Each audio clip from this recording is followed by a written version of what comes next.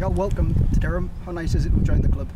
Yeah, it is. As I said, it was a bit of a travel and some bag issues, but eventually being here, it's lovely. Now seeing the ground as well.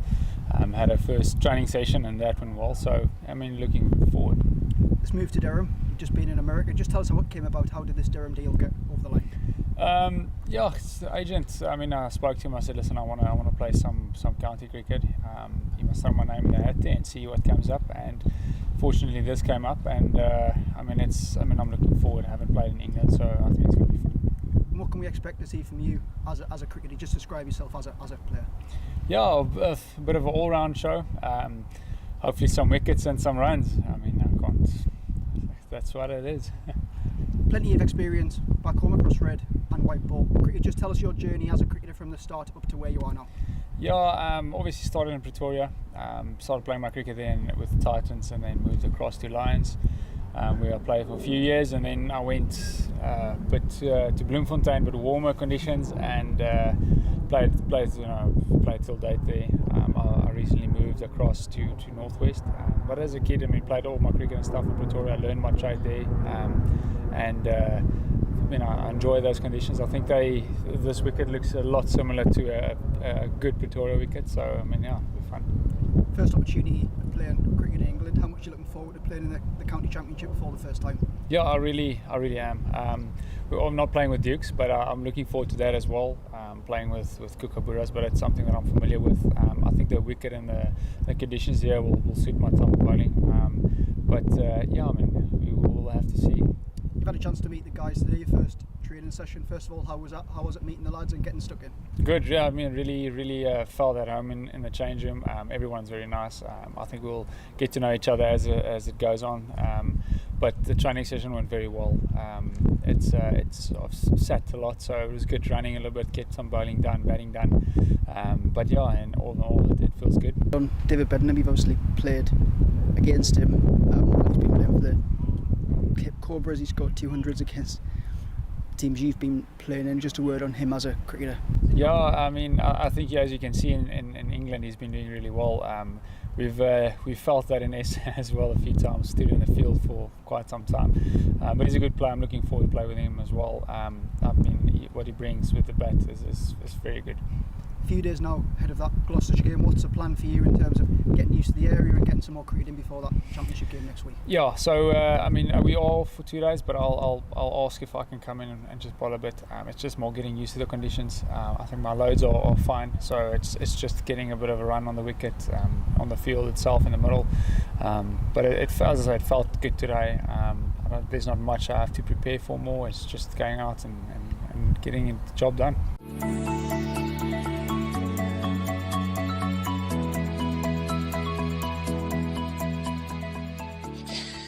This is pushed away by... The bar's open again. Yeah, the bar's open again. It's gone to vacant third man for 4 more off Dent. Here's Potts starting his 4th over. He moves into bowl on the leg stump to Charlesworth, who's turned it in the air and is caught at mid-on. And that is the first wicket. Matt Parkinson taking the catch.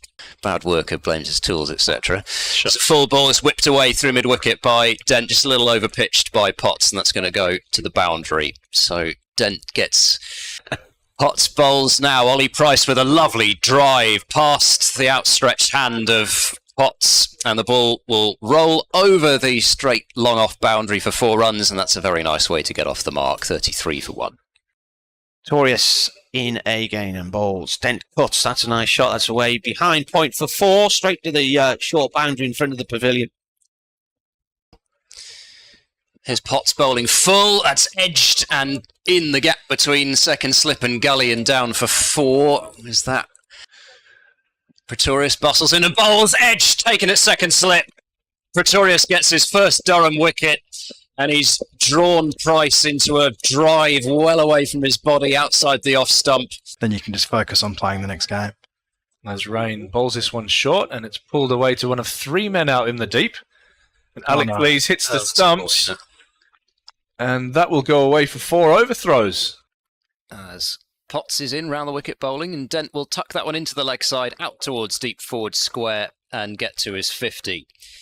It's the 3rd 50 of the season for Chris Dent.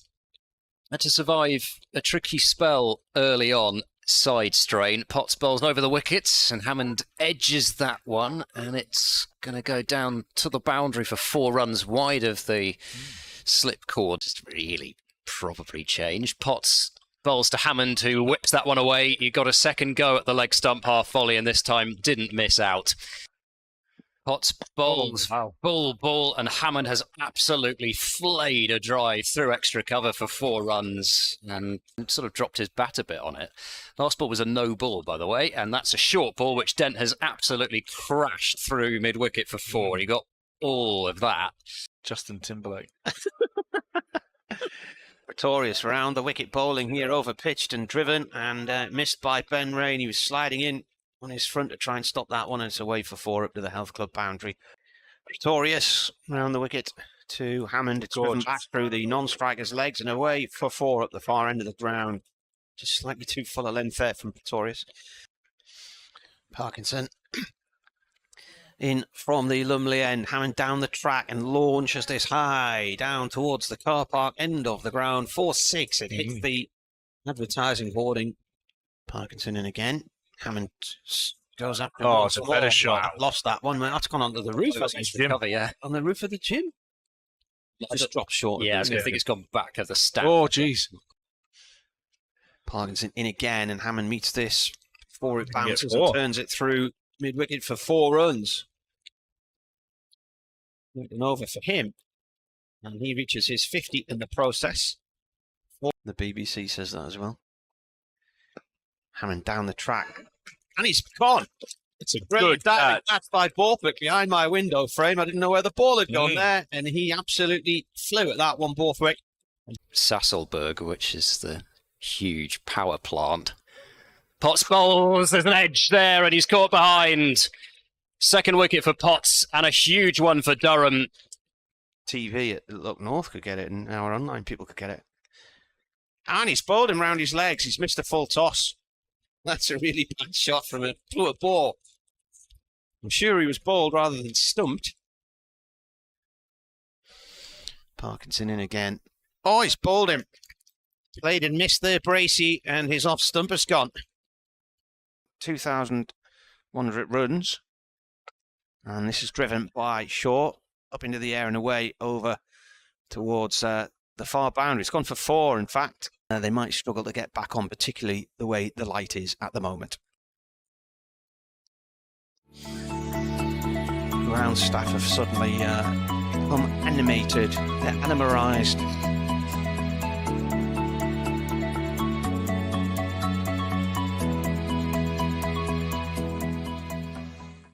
It was lovely weather and great batting weather.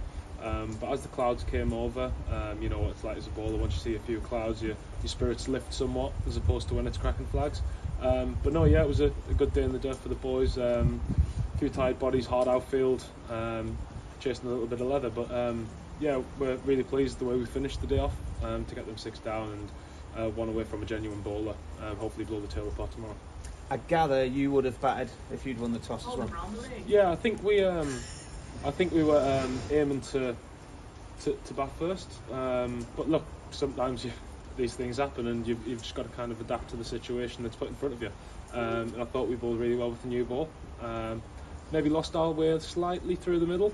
A few slow overs, our fielding maybe lacked from our usual standard, which we then addressed when we came back out after tea. And then we got that pull that we needed.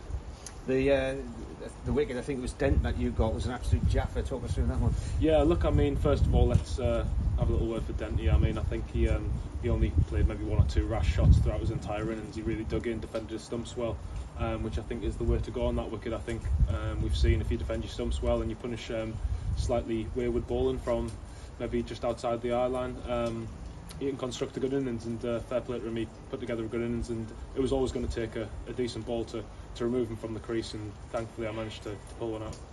Yeah, he faced 164 balls in my end of play report. Talked about how he battled away. He was methodical, meticulous. Yeah, I think he almost kind of got to grips with the pitch pretty much straight away. He survived that new ball period, which is normally crucial. But no, he worked out a way that he was going to go about it and the way he was going to score, and I think that's much to the same sort of place that we're going to go with our batting as well. Tell us about this Kookaburra ball then. You didn't play in all of the game at Leicestershire, did you? You were the last 2 days there.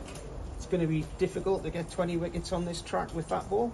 No, I don't think potentially it is. I mean, you saw in the little period that we've played there, I mean, what is it, just over 70 odd overs that we've played, and we've managed to get 6 wickets, and we're 1 away from blowing the tail away. So I don't think it's going to be as hard as we think. Obviously, spin comes into its own towards the end of the game, and I mean, they've got a good spinner as well in Zafar, and we've got Parky and Wolfwick as well. So I think it's just going to be different methods as to how we're going to take the 20 wickets, and we're always adapting. I think it's going to be an adapting kind of game. Almost, it goes through phases. The new ball does a little bit, and then you find nothing with the ball, and then that's probably where you get your spinners in, and then when it starts reversing, then you can construct a way of getting wickets. And that Matt Parkinson wicket, when he got Bracey, that came back a long way, didn't it, from way outside the off stump? Yeah, well, there's a little bit of rough to the left-handers that's developing, just from what we've seen, so hopefully that develops throughout the game and we can get our spinners into action.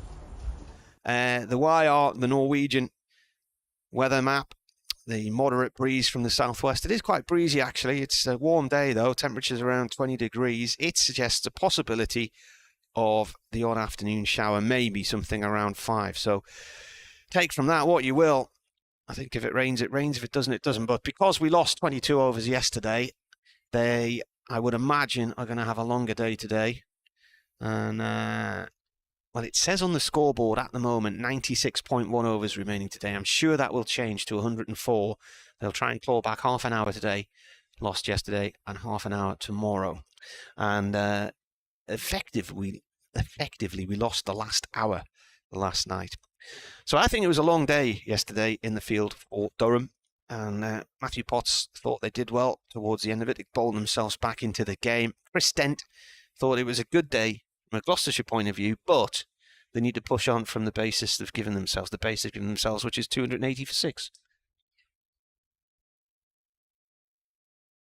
Yeah. Are you in there? Oh, hang on. That needs turning on.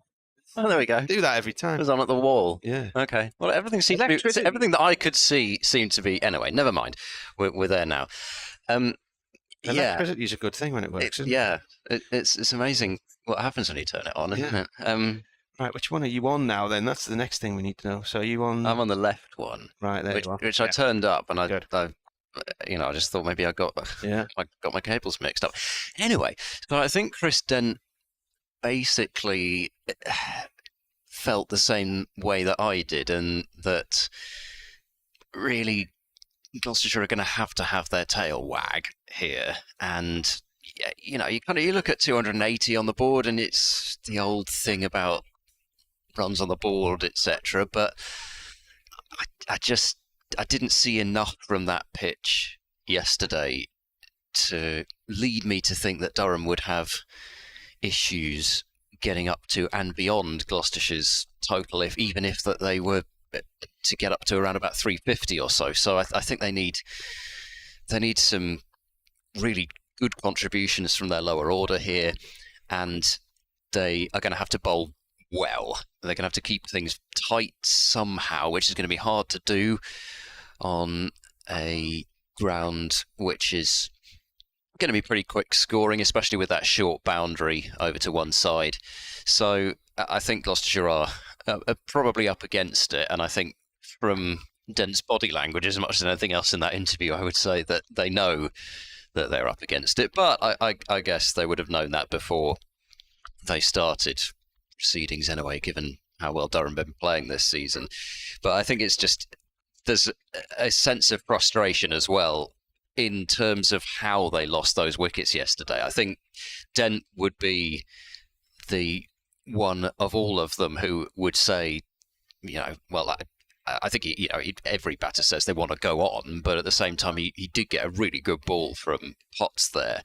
But other dismissals, I mean, a chipped catch to mid-on, dancing down the pitch, caught mid-wicket, swinging over the top of a full toss, booming drive, turns back through the gate. I don't think, the one that came back through, which got Bracey, I don't think Bracey really tried to play at that. I think he was surprised because it came back in at an angle, and the angle that it did, but it stayed low as well. Mm-hmm. And that was one of the things that was mentioned by Matt Potts, the fact that, they saw good turn on day one. Yeah, I mean, Dent was saying, as in the interview that you would have heard, I asked him about turn, but he was still of the opinion that the majority weren't doing anything, and so I think it was just basically not offering any excuses really. So yeah, it's frustrating in that you feel that runs have been left out there, but we'll see. It may be that I'm reading this pitch and match situation completely wrong, and it could go in a completely different direction. I just think with the Kookaburra ball, it looks a fairly flat track. Getting the 20 wickets over the 4 days is going to be the key. Here's Michael Pretorius to start the day's play, bowling here to Shaw from the hour end, and that's the end of the over that he started last night. So he had 1 ball left when they went off. Somebody complained to us last night that by putting the covers on, they'd taken out of the equation any chance of getting back on. And I said, well, that's because it's about to chuck it down, and then it did. So they then came back and said, yeah, the Met Office was right then. So we started slightly early. We started there at about 10:58. So Matt Parkinson is going to continue his spell from the Lumley end. The men out there, Zafagua on 13, and Josh Shaw, the former Yorkshireman, is on 8. 280 for 6. 1 batting point in the bag so far. Durham are 3 wickets away from their 3rd and final bowling point, and there's still lots of time to get there as well, because we only had 74 overs as Parkinson bowls here. It's turned by Goer out through deep mid-wicket for 1 run to Lees with his wide-brimmed hat on. The cut-off point for bonus points is 110 overs, so still quite a long way from there. That's 36 overs, isn't it? Something like that. So. Yeah, Hammond batting quickly in particular. It was a pretty fast-scoring day. Parkinson in again, and forward comes Shaw, defends, round about the off stump. It really wouldn't surprise me to see Durham batting at about 5 and over. And we'll see. Maybe Gloucestershire can keep it tighter than that, but a hard lineup to contain. Parkinson jogs in, bowls, floats that up, and that's lobbed over the top of Cars at mid-on, and he chases it up towards the Health Club boundary. 2 runs there for sure.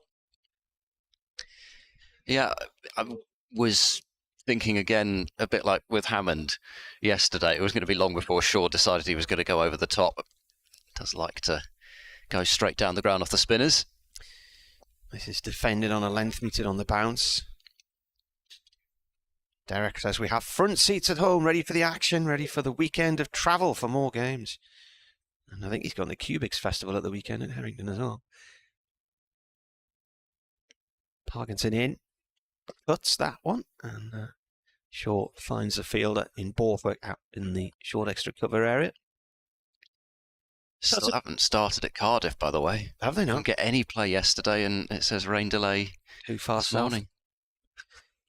Parkinson in, and a little nudge towards point there to Pretorius by Shaw, and that is the end of the first full over of the day here on BBC Radio Newcastle, BBC Radio Bristol. The 11 o'clock news has begun, and according to my clock, it's 2 minutes past, so my update will be about 7 minutes past then, I would imagine, so fill your boots, Bonnie lad, fill your boots. Well, you know, it's obviously one of those mornings, isn't it? We started here 2 minutes early, and, you know, it's just movable feast. Que sera, whatever. So, we've got a change of bowling. Pretorius has bowled 1 ball, and he's been whipped out of the attack. So Bryden Clark didn't bowl many yesterday, did he? No, he just bowled 2 4-over spells, 8 overs for 26 overall. Yeah. Had a few no balls, which, you know, he's obviously no bowler wants to be bowling no balls, but there's a bit more of an excuse when you're trying to work yourself back, you know, sort of rhythm issue. Cast bowls over the wicket to the left-handed Zappa, who's defending forward into the offside, out towards Potts at extra cover. Cast bowled 4 no balls in his 8 overs, but if you take out those 8 runs, they only scored 18 runs off the bat in his 8 overs. He did bowl very tight lines. At that pace, you can't really afford to be too wayward, and he certainly wasn't. So he's on for a burst this morning. He's in over the wicket, bowling to Zafar, who drives pleasantly through extra cover, and that's going to run away to the boundary for 4 runs. It's stopped just about by the advertising sponge over there, which saves Alex Lees a run over towards the scoreboard. So it's an early boundary for Zappa, who moves to 18, and Gloucestershire 287 for 6. Graham Lloyd's just got one of the bails off the stumps at our end here and has scraped a line across the crease. And Matthew Potts was saying some footholds had already developed at this end of the ground. It was quite dry, and that was what Parkinson was going to try and target. Carse accelerates to the crease now. He bowls full. Zappa has guided that one down towards third man. There is no third man. It's just about going to go to the boundary, I think. Yeah, crosses the rope. So it's back-to-back 4s for Zappa, who moves into the 20s. 22 to him, 291 for 6, just using the pace of the ball there, Zappa. And there's been no third man, I think, really throughout from Durham. Vacant third man has been well and truly open this week, hasn't it? Open in its vacancy. So a slip and a gully. We've also got, when I say slip and a gully, it's more like a slip and a third slip, really. Carse bowls short to Zafar. Didn't think it'd be too long. Pitched a couple up and gone to the boundary. It's time to bang one in short, but Zafar ducked under it. See the minimum remaining overs now? Yes. They've clicked it up to 104, haven't they? Well, it's not quite the longest day I've done this season. I've done a 104.5 over day. Just do an update now. Yeah, a long day this one in store because they lost an hour of play last night to rain, so they're going to try and claw back 8 overs today and 8 overs lost tomorrow, so that means 104 over day. Gloucestershire resuming this morning in their first innings, having won the toss yesterday on 280 for 6. They're currently 291 for 6. Zafar has 22 of those, and Josh Shaw has 10. There's commentary on the BBC website and the sports app.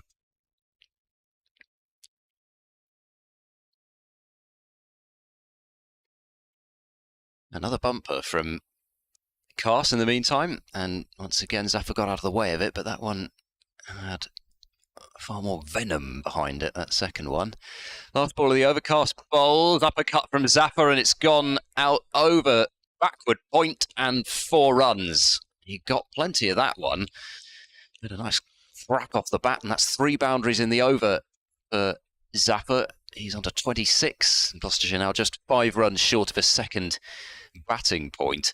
And you kind of thought that potentially Carse had come on for a bit of shock tactics before that second new ball is available. Just 4 overs away now.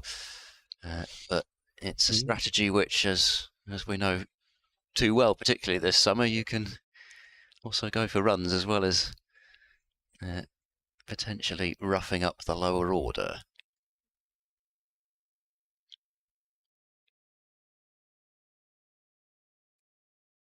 Parkinson then from the Lumley end, bowling to Shaw, who goes big and thanks him up to the boundary of the Health Club for 6.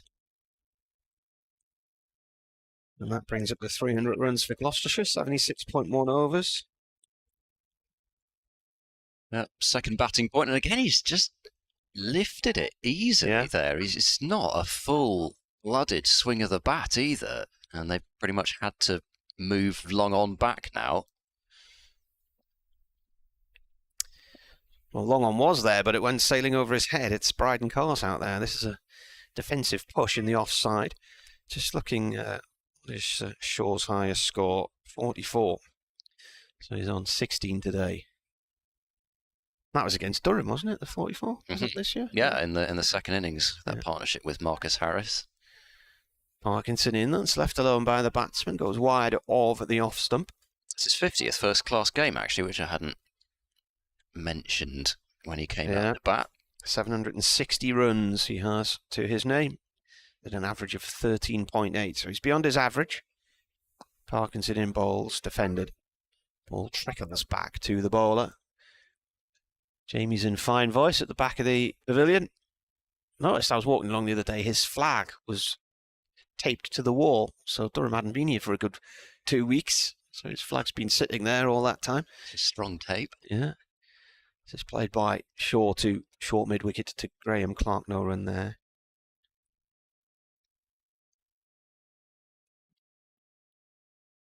$301 for 6.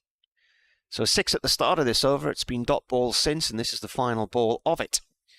Shaw defends. That's the end of the over. It runs out towards the offside. Who's the Gloucestershire bowling coach? Robbie Joseph. Right. Former Kent seamer. I remember him. He was with Melvin Betts a little bit earlier on. Melvin Betts was a Right, yeah. back bowler here they know each other from their Kent days, I guess. He played for Kent as well, didn't he, Melvin Ooh, Betts? did he go down there? He might have ended up there. He was at Warwickshire, I remember, for a period. Where did he go to Kent? I'll have a look.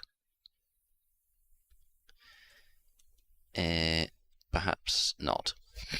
For some reason, I thought he played for Kent as well, but I don't think... No, he didn't. No, I've made that up. Okay. Anyway, never mind. One way or another. Everybody knows each other in this world. He's the coach at Durham Uni now. Aha.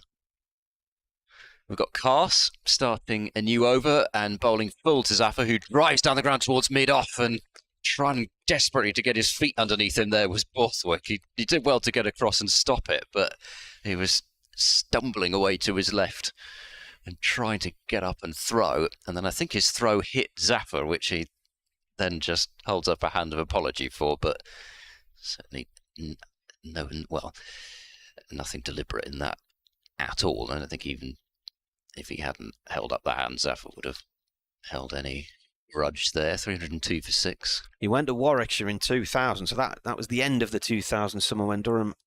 That was the first year of Divisions 1 and 2, so Durham finished 9th in 1999, which was the highest finish in the county championship, and ended up in Division 1 the following year.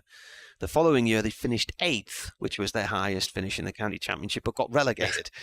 And that was the year that Melvin Betts left and went to Warwickshire. And then he joined Middlesex, and he was there in 2004.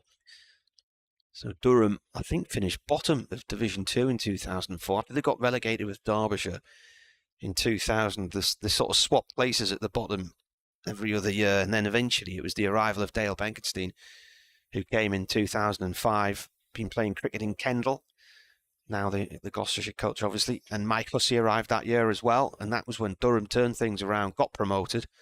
2006, they stayed up in the final day of the season by half a point, and then that was when everything started heading in the right direction. They won the One Day Cup in 2007, finished runners-up in the Championship, won the Championship the next 2 years after that, then again in 2013, won the One Day Cup in 2014, but it was all financially unravelling by then as well. We've got a short leg in for Cars, who's bowling to Shaw's down the leg side. Shaw's flicked it through to the keeper, and there is the 7th wicket for Durham. So the short ball ploy works straight away to Shaw. They got the short leg in. They had a leg gully initially, and Cars banging one in of not really quite a genuine bouncer, but just around about that ribcage area. Shaw moved across to the offside to try to help it leg side, but has only succeeded in getting it through to the keeper. I just don't think he could get out the road of it, to be honest with Yeah. you. It followed him as a sort of bodyline delivery, wasn't it? But he's gone, and so he finishes on 16, so that was the last score we mentioned him being on, just slightly above his average, and off he goes. Yeah, so he's come in ahead of Matt Taylor, Dom Goodman, and Zaman Akhtar. I was really not sure what order those four would come in, and Shaw getting in ahead of Matt Taylor, I guess, because of his second 11 form, the runs that he scored against Durham last time. But Matt Taylor is more than capable with the bat. He's got his career best score of 57 not out this year. That came at Derby, but I think he's going to be facing rather quicker, bouncier bowling than he did on that day, and it's going to be pretty much the same strategy, you think, with a short leg, a leg slip, a gully, cast ball to Taylor, who has gone first ball. He's walking. It was another ball back of a length, and it really rose up that one. And Taylor has got maybe shoulder of the bat, whether it was glove, something on it, through to Robinson again, and Cass is on a hat-trick, and we could have a hat-trick of caught behinds as well. Yeah, identical delivery, wasn't it? And the last hat-trick from a Durham point of view, I think, was Chris Rushworth across 3 overs and 2 innings at Hampshire. So there've been 3 in all. So Chris Rushworth, 2015 at Hampshire, he got James Tomlinson, LBW, with the final ball of his 21st over, then bowled Gareth Berg with the first ball of his 22nd. That ended Hampshire's first innings. He then had Michael Carberry caught behind first ball next innings to complete the hat-trick. The first player to do that in England since Tony Locke for Leicestershire against Hampshire in Portsmouth in 1967. Steve Harmison got 2 hat-tricks. Worcestershire here in 2005, which I saw, and Sussex at Hove in 2008. Zaman Akhtar, who's going to have to face it, out at number 10. Tom Price's hat-trick earlier this season was a hat-trick of caught behinds. Oh. It's Worcestershire. Well, the punters are up for this one. There's a decent crowd in this morning. Zaman Akhtar is the man who's going to face this. Bryden Cass coming in from the Pinkill end. He bowls, and it's played off towards point. How many times do we see that happen? The amount of times I've read those stats out over the years and then nothing happens next delivery. And in fact, sadly, when Chris Rushworth got that hat-trick, none of us on commentary, hardly anybody in the ground realised he'd done it because there'd been some issues with the online scorecard in the first innings. And when wickets were taken and I was writing down what was said on the online scorecard, it was the wrong deliveries of the overs. Oh, right. Okay. We've got Cass then bowling to Akhtar. His glove down the leg side again. Is it not out this time, says the umpire. Durham liked it, but I think there was a general acknowledgement from Robinson didn't look quite as aggrieved as some of the others, and Cass had gone wheeling away, which I was just watching him really thinking, that's another one. And especially when you've seen 2 in the over, you just kind of think, well, here we go again. But this time it wasn't gloved down the leg side, whether it just flicked something else or whether it was through cleanly. I'm afraid I couldn't tell. But Cass is just hitting the right part of the pitch here. He goes in now to bowl to Akhtar, playing a miss. God, Robinson's almost missed that. He's done well to take that. And in fact, he hasn't taken it. He has missed it. Yeah. And it's gone through. And that flashed to the boundary before I could really see where it had gone. I wonder if he got an inside edge there. And he signalled it buys, yeah. So 4 runs to the total, 306 for 8. And Cass, well, he's potentially going to have to keep going here if they take this through. Then he would only have 1 more over before the second new ball, but I reckon you'd be wanting to give him another over. He's been bowling 4 over spells, assuming that this over from Parkinson and the next one from Cass isn't enough.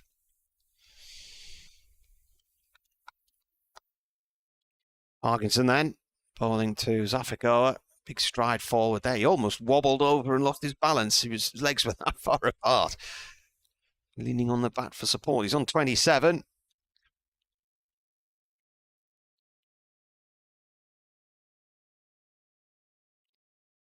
Parkinson in again. And this is cut off the back foot, out through the covers. That could go for 4, should go for 4. It's gone for 4. Yeah, nice shot from Zafar. I mean, it didn't bounce a great deal, and it also didn't seem to be from this slightly off angle as we are, particularly genuinely wide either, but he's done well to not only play that shot, but find that gap. Parkinson in again. Batsman big forward stride there to snuff that one out.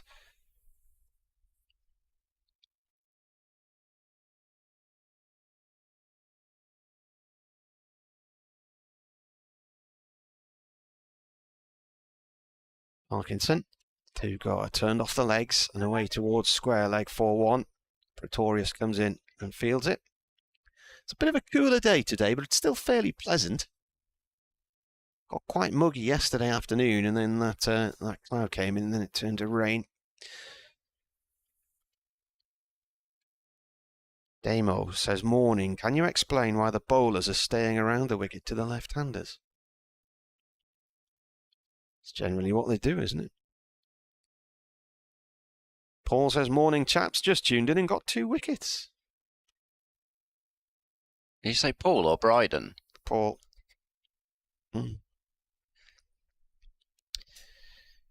balls left of this over. Parkinson to Zaman Akhtar.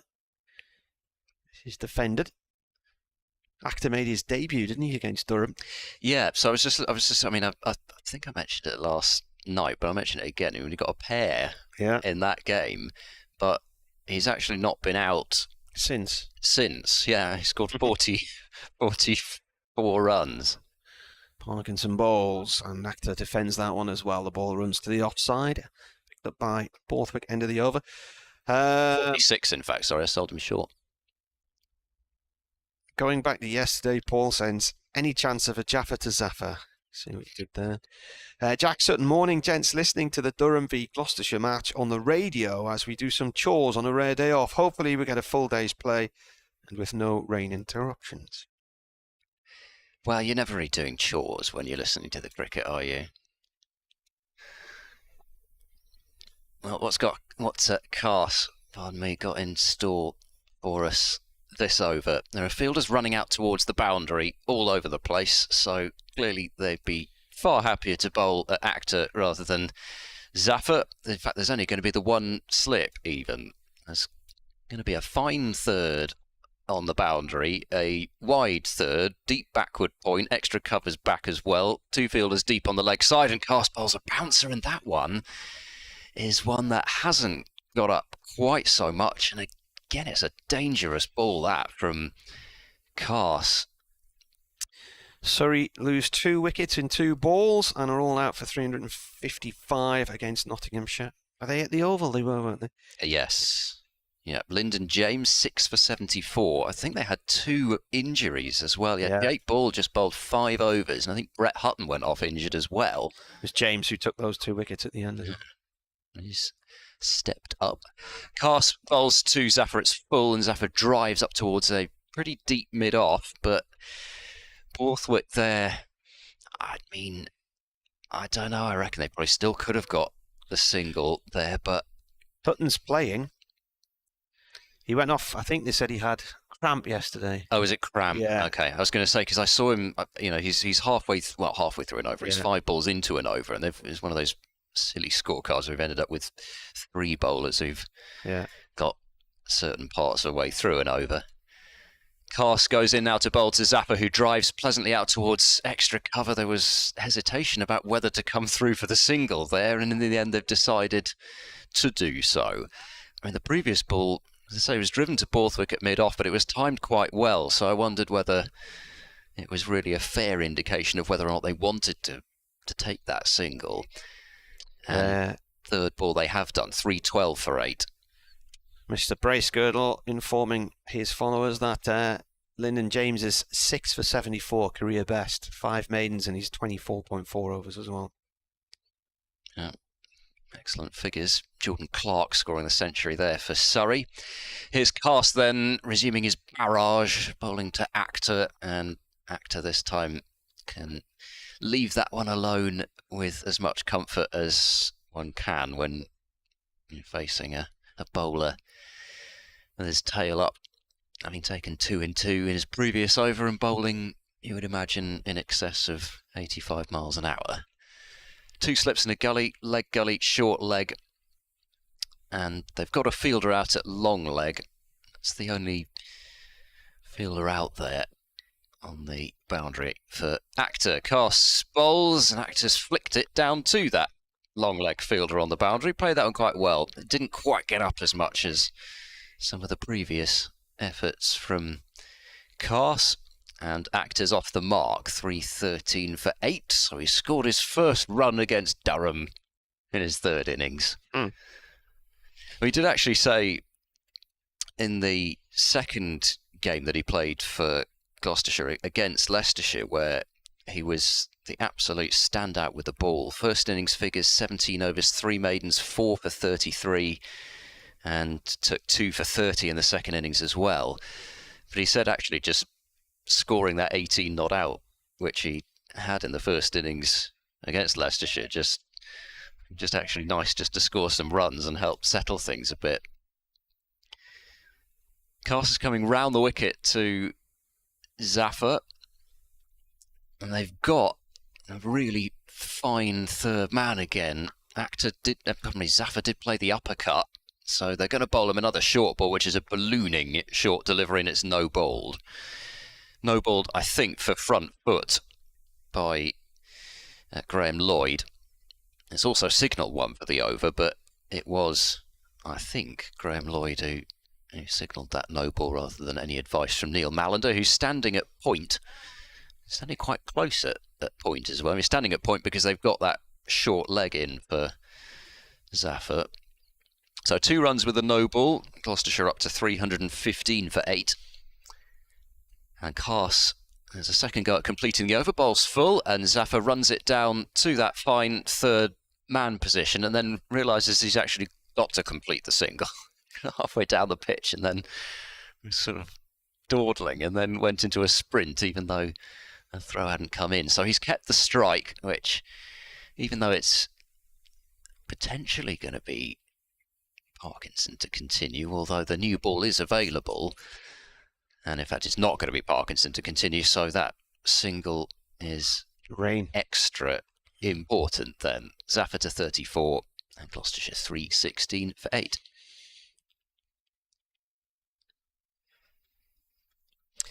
So we've got, the new ball's being waved, so it's been taken straight away.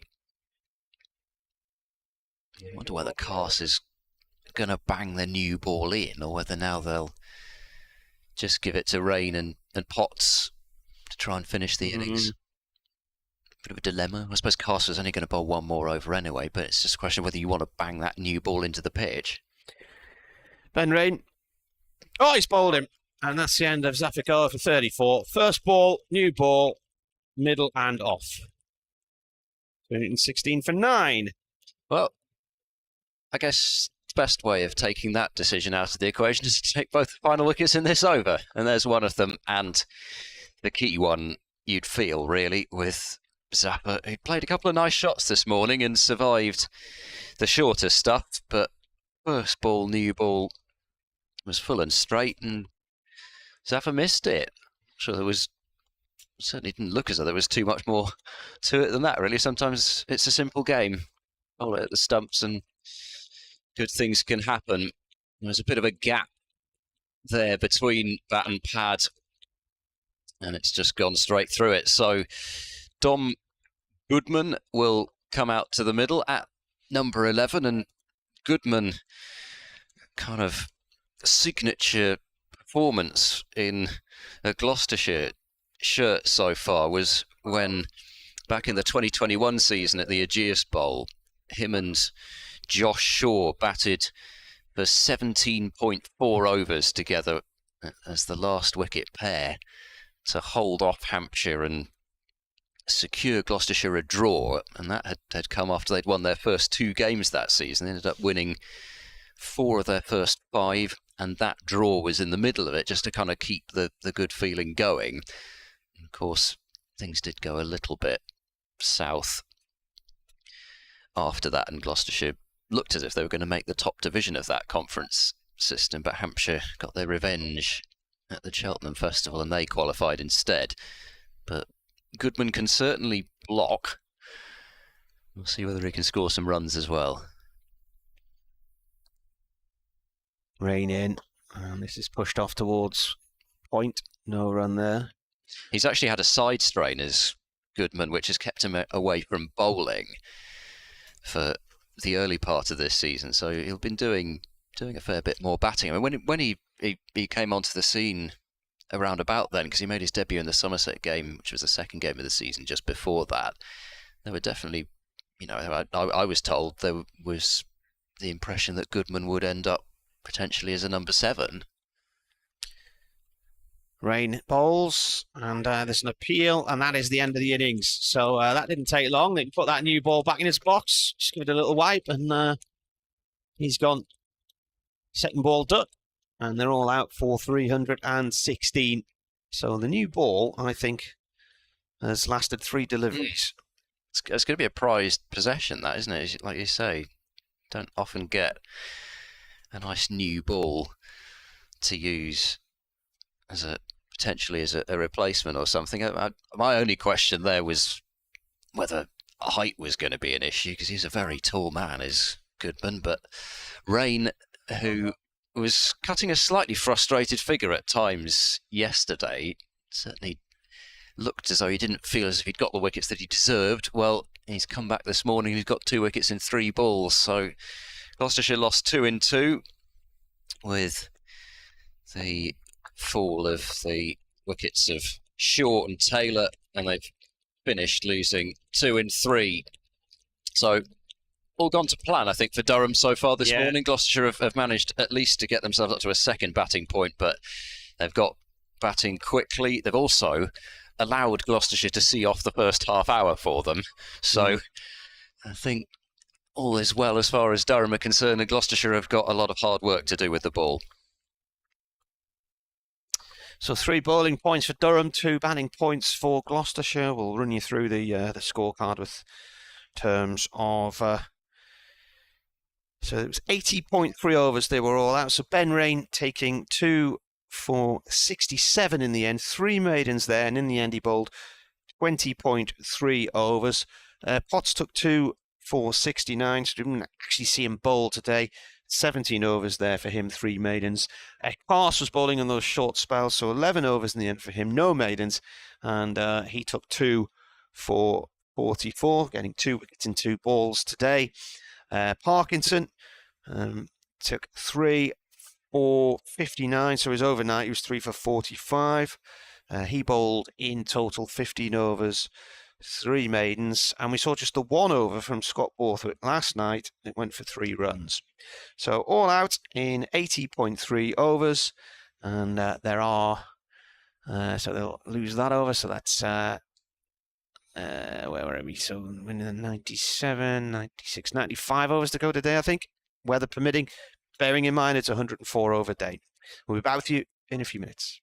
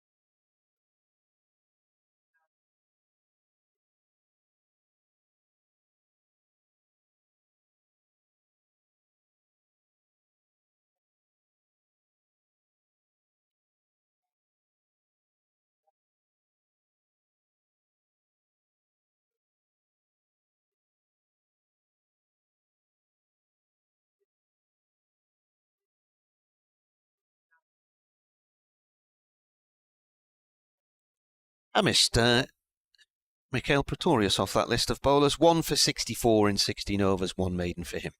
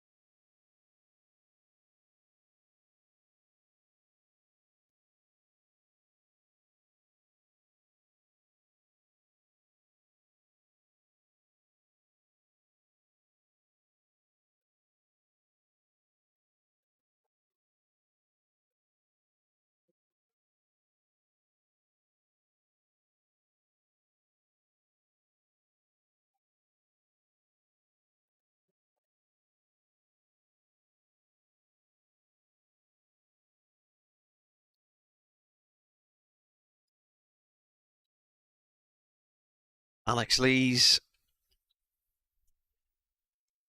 opening the batting for Durham with Michael Jones. Just a little bit of cloud cover coming over now as well, interestingly.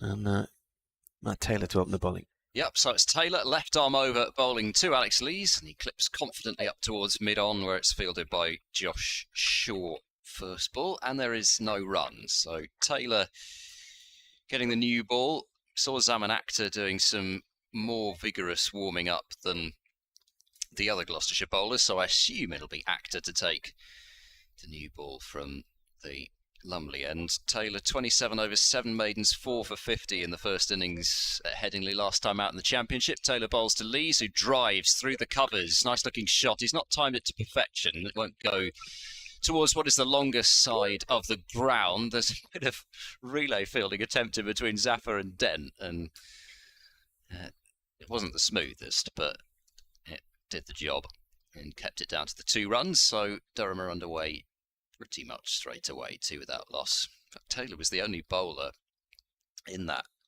first innings at Headingley where Yorkshire made 550 for 9 declared. He was the only bowler that went at less than 3.5 and over, as well as taking the 4 wickets. And here he comes, left arm over into bowl to Lees, who's struck on the pad. There's a shout for leg before wicket, but given the angle that ball's gone down at, not sure that had masses going for it, but Graham Lloyd did at least consider that one a little bit longer than some of the other leg side ones in the first innings, where he moved immediately. The ball went down to fine leg for a leg by. Durham 3 without loss, and already looking to score. Pretty much been a scoring shot attempted off first 3 balls, and we'll see whether Michael Jones keeps that up. But Gloucestershire are going on the attack. They had to hunt early wickets. They've got 3 slips and a gully. This must be one of the taller slip cordons that you'll see about, really, with it's Charlesworth at first, Ollie Price at second, and then in fact Goodman's down at fine leg, so it's not quite as tall as it could be. Taylor bowls to Jones, who's dabbed that one away past gully. Hammond dives after it and can't bring it in, and there's no catching it really once it goes down to that part of the ground. And Durham are now 7 without loss after 4 balls, and this is pretty much exactly what the problem's going to be. There was nothing wrong with that ball really, but Jones, he's played it nicely, he's trusted the bounce, and he's got 4 runs for it, not really doing much more than guiding it away. Here's Taylor running in, left arm over to bowl to the right-handed Jones, who's forward. Again, he's looking for a single into the offside. He's not just content to keep the ball out. He's looking for the extra cover gap for 1, even with a defensive push, but got it back to the bowler. In the last match in the Championship, Alex Lees became the 6th Durham player to score 100 in each innings. He got 101 and 145 at Leicestershire, so 246 in the game. Sean Dixon did it last year at Worcester. Scott Borthwick's done it in recent years, and Keaton Jennings. Last ball of the first over then. Here's Taylor to Jones. Maybe a bit of in movement, but Jones works it away on the leg side to forward square, where it's fielded by Zafar Gohart, and 7 runs off the first over from Taylor. He didn't do much wrong, but there we go. It's just the way things are potentially going to go. Lees this year, 62 at home to Glamorgan, 70 at home to Worcestershire, 79 in the opening game at Sussex. Last year, 651 in 7 matches at an average of 59, including 182 not out at Glamorgan in the opening game, which is his highest score for Durham. Then he went off to play for England, so he was away with England quite a lot last year.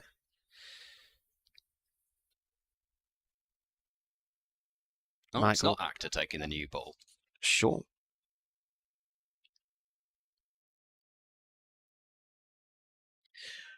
The Yorkshireman coming in here, right arm over, he bowls, and Lees, who is a New Yorkshireman as well, plays that ball away.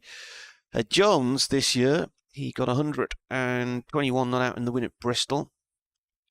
So he's had 3 centuries in all now, 12 half centuries. He's got 78 at Leicester. Last game, 56 in the win at home to Yorkshire, and 87 at Sussex in the opening game. And he had 69 in Cardiff, which was the second away game of the season. Shaw comes bounding in, bowls, turned by Lees, past square leg. And there's a chase on towards the boundary here.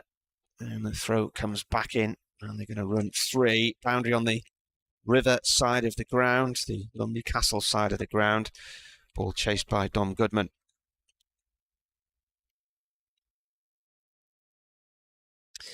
So England have named an unchanged squad for the next Test match against the Aussies, which is in Manchester next week.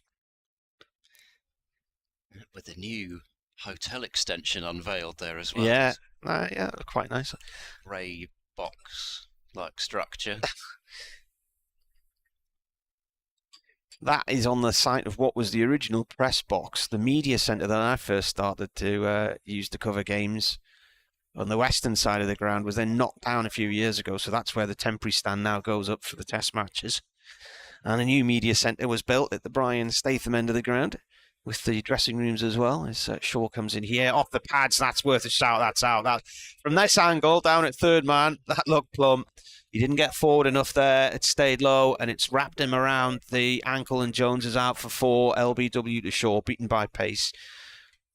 Yeah, it did stay down, didn't it? I mean, it was one of those ones where you could just tell from the fact that the feet hadn't gone too far, and then it did seem to keep a bit low. And we saw, I think in the first innings, after probably about 10 overs or so of Durham bowling, the ball did seem suddenly to start to stay down in a way that it hadn't done with the early new ball.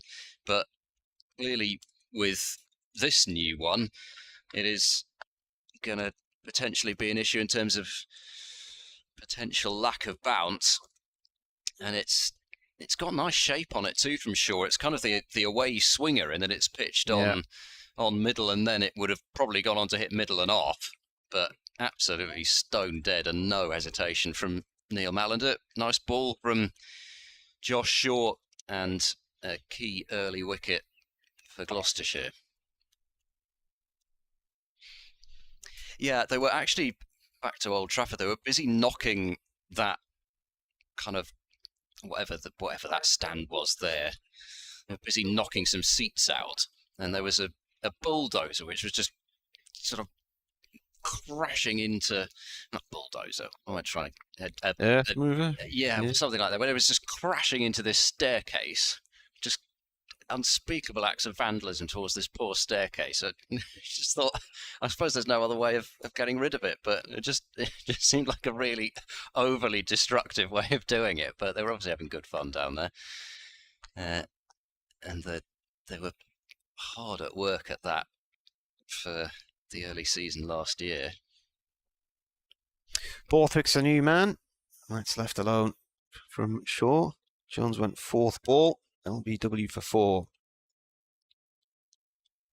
Yeah, and it goes back, I think, from, I mean, I must admit, I have the headset on for the entirety of the Potts interview, but he did say, I think, if I remember rightly, something about making sure that you do cover up and defend on the line of the stumps. So I guess he also would have felt that low bounce could be an issue. Borthwick looks to drive at this one. He plays it down into the ground, and it's a bump ball out towards mid-off. No run there.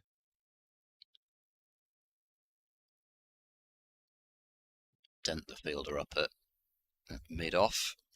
It's not so often found in the slip cordon anymore, is Dent. He would have been a fixture there early on in his career.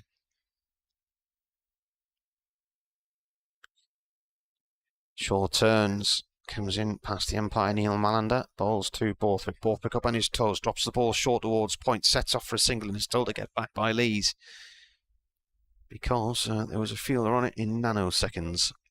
End of the over, so 3 from it, but importantly the wicket as well. Very good delivery, an in-swing and low, just around about the ankle height really. Jones just didn't react to it. He looks to be bowling with really good pace, that over Shaw. Just, he looks in so much better rhythm to me, and he can get it up there in terms of pace when he gets his head of steam up. He's just got to make sure that he keeps the accuracy There it was in that over. It's Taylor bowling to Lees, who chops that one into the ground, and it's really well stopped down in the gully by Hammond, who's wringing out his hand because that was travelling. It was hit pretty hard by Lees and landed a long way in front of the slip cordon, but they've got to be in quite close for the ball, which doesn't get up so much. But the occasional one just really shoots through, so I would rather not be in the slip cordon today, as Lees plays a really loose shot outside the off stump there. It was a wafty drive, and he's missed it. Went through to stand-in skipper James Bracey, who's got the sun hat on behind the stumps. That was a shot which really could have brought that cordon or even James Bracey into play. In comes Taylor then to bowl now to Lees, who throws that one into the ground, and it's gone over the top of the stumps. And he chopped on. Yeah, it bounced up and over them, I think, looking at the angle that's ended up at. I think he thought he was out there. Just got a really quite a hard landing. But Taylor is in a good rhythm himself this over, by the looks of things. Get the payoff. In comes Taylor to bowl to Lees. It's full, and Lees is defending up towards mid-off. And they started playing a shot pretty much every ball, but I think that dismissal of Jones is probably just kind of, well, I don't know, either the dismissal of Jones or that shot where Lees played and missed outside the off stump. Maybe just for the moment checked ambitions of a really fast start. Taylor bowls to Lees, who's in behind that one, defending up the pitch for Taylor to field, and there's no run. We've certainly got luckier as far as the weather is concerned than they have done down at Sophia Gardens. I can't remember if I mentioned this on air or off air before. I think it was off air, wasn't it? Yeah. So they waited basically a day and then another half an hour to get on at Sophia Gardens. Eventually they managed it. As Taylor is into bowl to Lees, that's a really pleasant drive through the covers. All timing, and he just allowed that ball to come to him. The ball's running out towards the rope. Dent is really fast, and he manages to get there before it crosses either of the ropes down there. It's a canny beard he's sporting there. He looks like the lead singer from Sleaford Mods the other night, actually. Well, yeah, he's a stylish man, is Chris Dent. And Lees picks up 3 runs there, and it was just again out to that really particularly long corner of the rope, because it didn't go round in a smooth curve. It's got quite a V, isn't it? There, yeah. So if it went more just the right part for Gloucestershire to keep it from being a boundary. Yeah, a yard either side, it's a 4, isn't it? Yeah. 13 for 1 then. So England have named the same squad for the 4th Ashes Test, which starts next Wednesday, 19th of July at Old Trafford. The women's Ashes, the Washes as they're calling them, as Shaw comes in here to bowl to Lees. Get after that. He's absolutely smashed that out of sight there. Threw everything at it. The kitchen sink, the cupboards, the pantry, the coal house. It's gone for 4. He's absolutely hammered that through. The air fryer? The air fryer, yeah. And a box of eggs. Yeah. So the women's Ashes reaches its climax this week. There's 3 one-dayers, so Wednesday, Sunday and Tuesday. It's a multi-format series. So at the moment, the Aussies are leading 6-4. So if they win one of the 3 remaining games, they retain the Ashes. Same shot again. Clubbed hard, met on the bounce, right out the middle of the bat, and thumped through the covers for 4. Yeah, a half volley and wide, and you just can't be doing that. Not that had a packet of cornflakes in that shot as well as the eggs. Yeah. Maybe a bag of flour as well. You can't do that on any surface. You can't bowl full wide half volleys, I'm afraid. And it's just going to go the distance. Now then, what does he do here? Does he think, well, I've got my 2 balls on the card for this over? Or does he try to attack again? Or is he sensible? He's coming right round the wicket here. And this is played by Lee's out through mid-wicket. That might be 4 more. It's been chased by... is it going to go? What? Yes, because whoever it is has clattered into the rope with the ball. Goodman. I can't see. Where is he on my... No wonder I couldn't see him. The score... My notebook's fluttered a few pages back because of the wind. Who was playing? Sussex? Warwickshire were playing. Warwickshire, okay. Wow. I'm looking, thinking there isn't a number 83 on here. What's going on? You're getting ahead of yourself, Marty. Yeah. Taking promotion for granted now.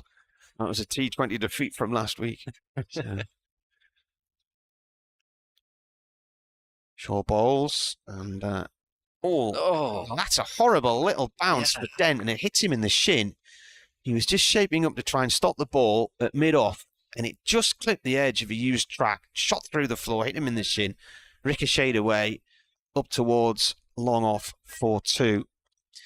So this over 4-4-4-2. Durham 27 for 1, Lee's 22 from 15. This is like T20 stuff, this. We've got Goodman down at deep mid-wicket now.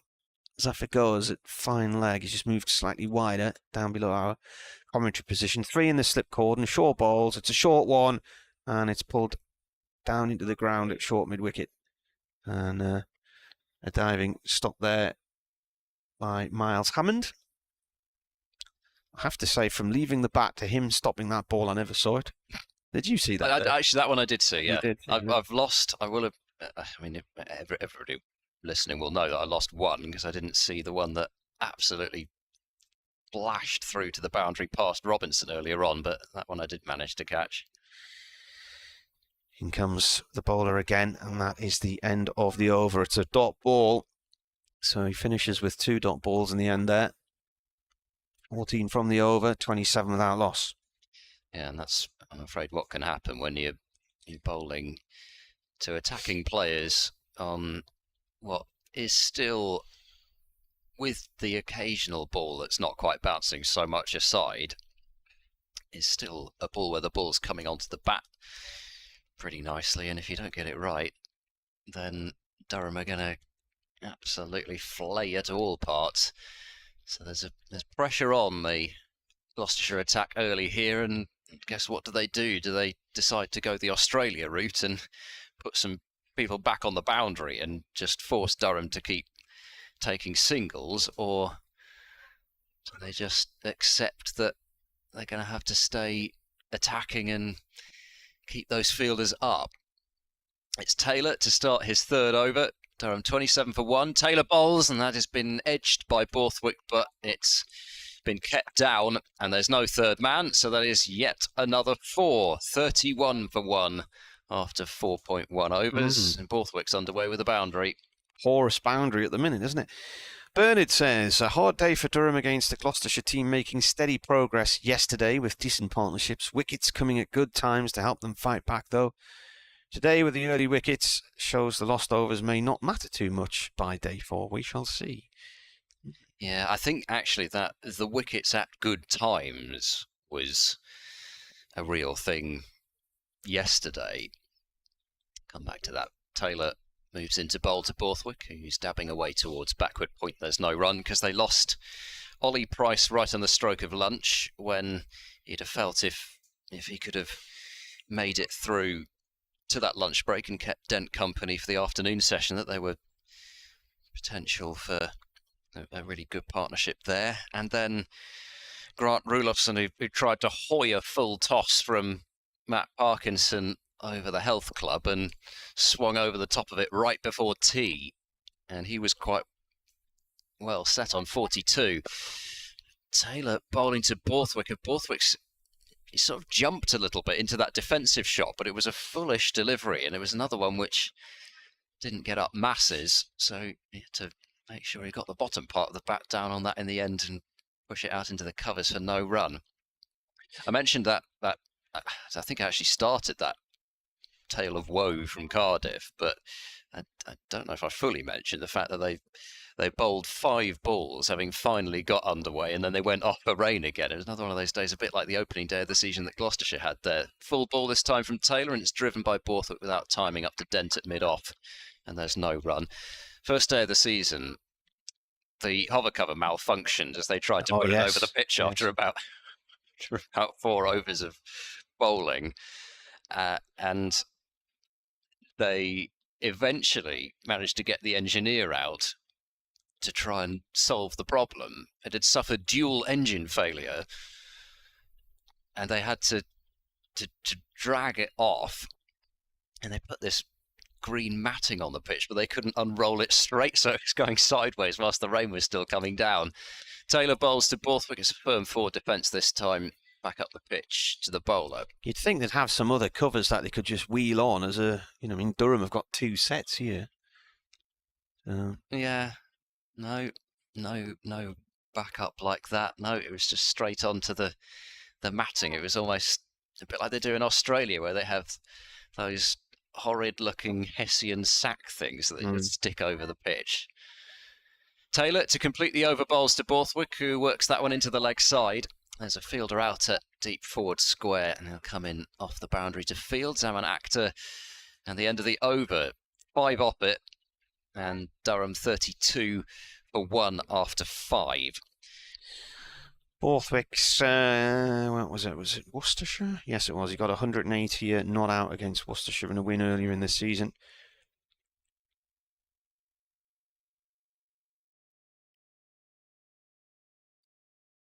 Elizabeth Cruikshank has emailed. She said, I'll not be able to get down to the ground today, but as ever, enjoying the commentary. Just to make you and the listeners aware that my sister and I did not travel to Belfast for the Titanic exhibition, just a relatively short car journey to the Dorman Museum in Middlesbrough.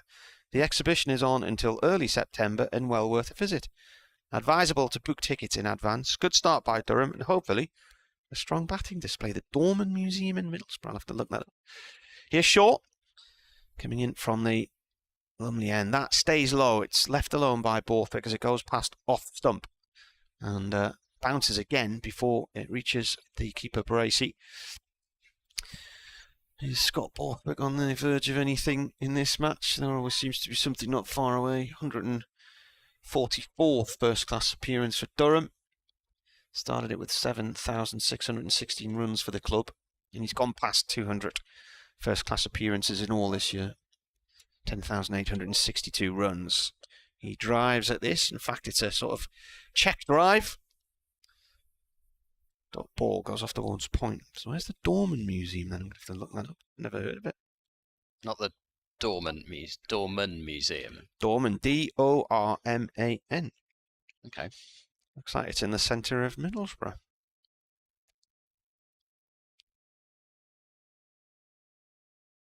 Might be worth taking the kids to one day, that one actually.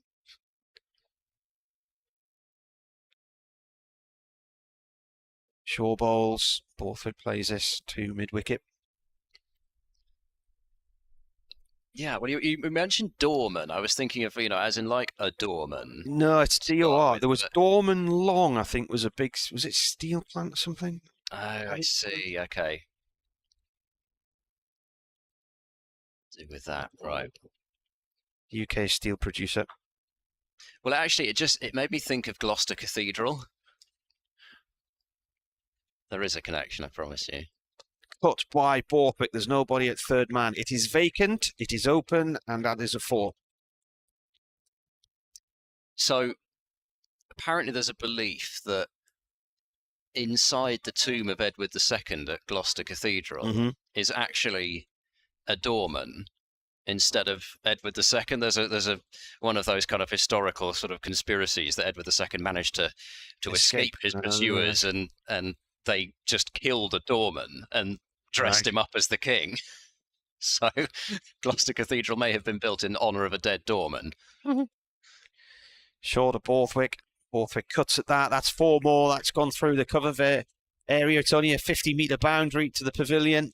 And there's quite a big gap there. There's only actually on that offside fielding out there Zaman Akhtar. So you don't need to be bowling where you're bowling, Josh Shaw, if you've only got that one fielder to protect that cover area. Yeah, you wonder how much longer Gloucestershire can... Well, how much longer they can afford not to have somebody protecting that boundary, or whether they'll need to make a bowling change. Last ball of this 6th over. Borthwick flashes at one going down the leg side. It's taken by the keeper, end of the over. 40 for 1. So there'll be an update coming for BBC Radio Newcastle in a moment or two. Already at 12 o'clock. Yesterday just seemed a really slow day. The afternoon session was about 2.5 hours, wasn't it? The over rate ended up at about -3 at one point. I'm not sure if they managed to wrestle that back or not, really. They probably didn't have time to do much about it this morning because it was all over in about 7 overs. Yeah, I didn't actually catch a look at it on the board. They'll certainly have got it up a bit because Parkinson was bowling a fair bit. Endless tweaking with the fielding positions and... And we've got a fair bit of tweaking going on here as well. And decided, James Bracey, that it's time to dispense with the 3rd slip. So Rulofsson is going to go into cover, and it is just the 2 slips. Taylor bowls to Lees, who defends with a full face of the bat out towards Rulofsson in the covers, and there's no run. Still a fairly decent breeze out there, with it being I mean, it's not cold. It's noticeably cooler than it was yesterday morning.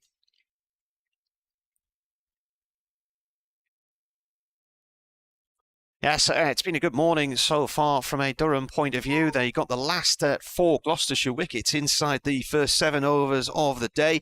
Bryden Castle was on a hat-trick at one point as he got Josh Shaw caught down the leg side by the keeper on 16, and then the same thing happened to Matt Taylor first ball. He didn't get the hat-trick, but it was Ben Rain with the new ball who then saw off Zafar and Dom Goodman, 2 wickets in 3 balls. He bowled Goa for 34, Goodman LBW. So they were all out for 316. Durham have lost Michael Jones in the 2nd over of the day, LBW to Josh Shaw for 4, but there's been some pretty expensive bowling from Gloucestershire since then. Durham are now in the 7th over of their first innings. They're 40 for 1. Alex Lees has 22, Scott Borthwick 13.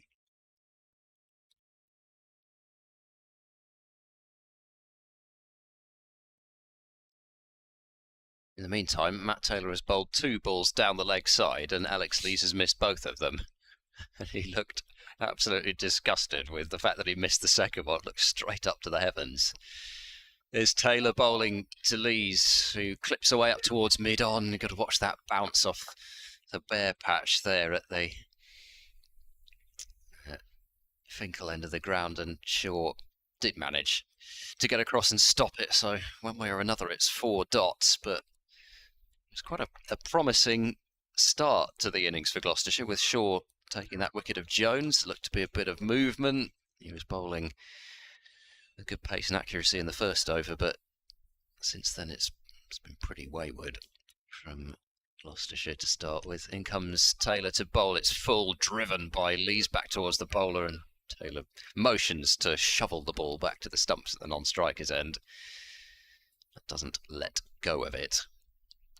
Yeah, you mentioned the women's Ashes as well, so I think England have to win 2 of 3, but a no result is all right. That's the bottom line. So they can't lose. If one were to get washed out, they would still have a chance. First of those matches being tomorrow at Bristol. So if you've got tickets for that, I hope you have a very nice day. There's a shout for leg before wicket here, but it looks leg side-ish. And Graham Lloyd said not out very quickly. Lees was looking to whip it into the leg side. He's missed a couple on his pads there and had 2 shouts against him, but I don't think either of them were particularly close. It does go down as a maiden over, though, from Taylor. 4 overs for 14. And it does look as though we're going to have a bowling change from the Lumley end. Zaman Akhtar is striding towards his mark. He's got a big white sweatband on his left arm. Don't think he's had a sweatband on before, but obviously it's a much hotter day than it was at Headingley. I don't know, but all the bowlers seem to have a sweatband today. Taylor usually does, but I remember Akhtar having one before.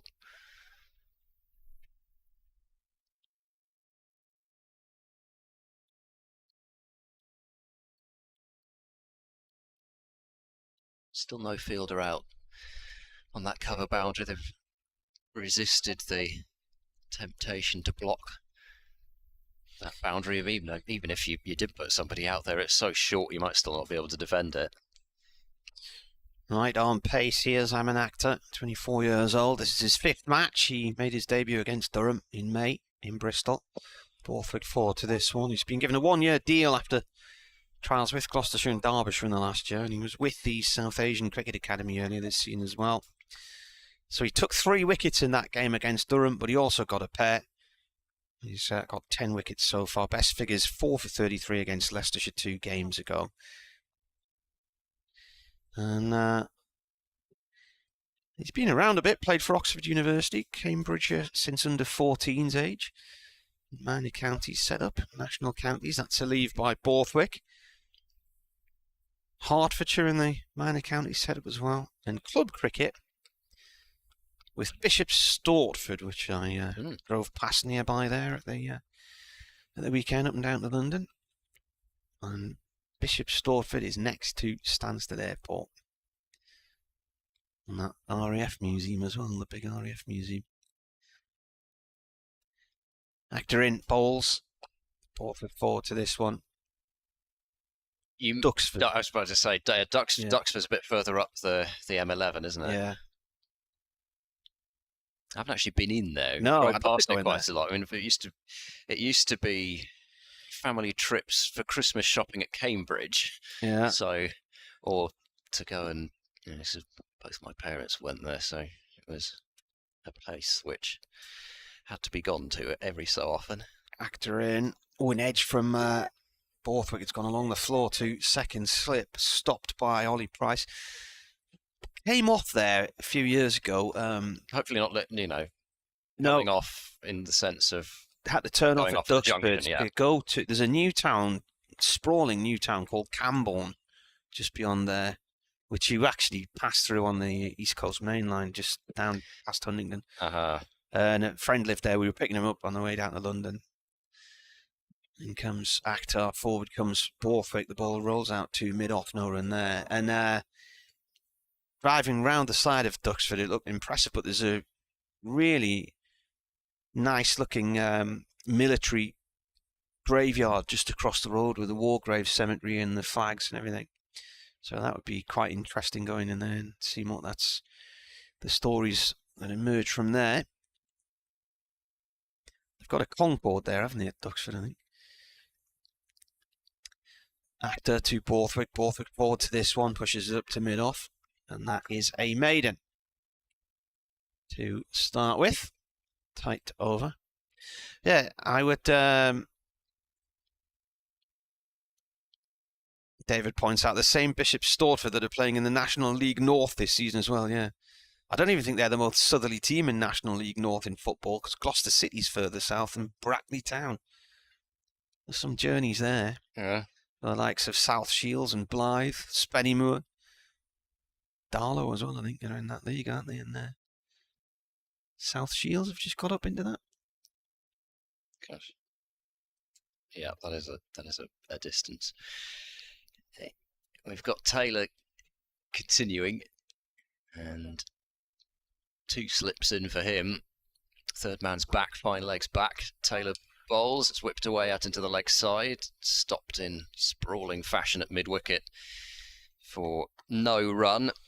Speaking of playing graveyards, one of the great places to drive past is, well, I think it has various names over the years.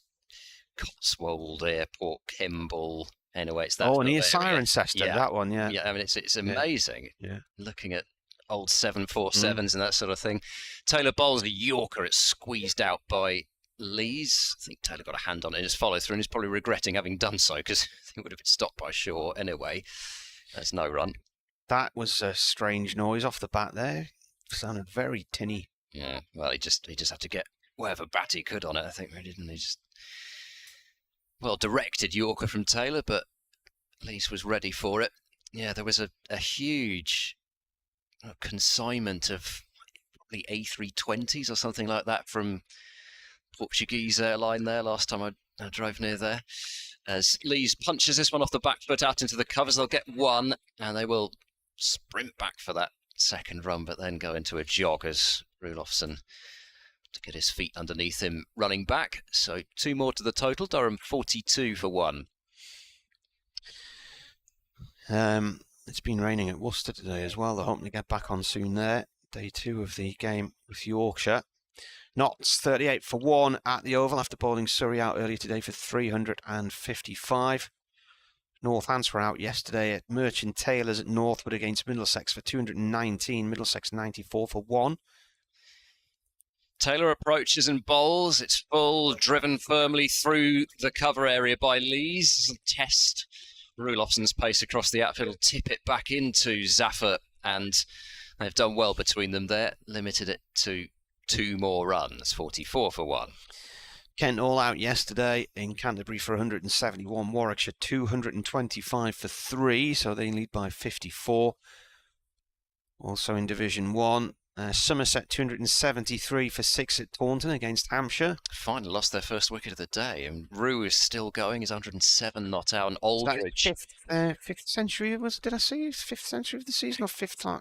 Could be close to him. He's patient as well. He's not your flashy modern day sort of Bazballer type, as Lees comes forward to this one and pushes up to Dent at mid-off. There's no run. Aldridge is the man out for 88, so his batting seems to be coming on, and Dom Bess has just come out to the middle there, back in Somerset colours.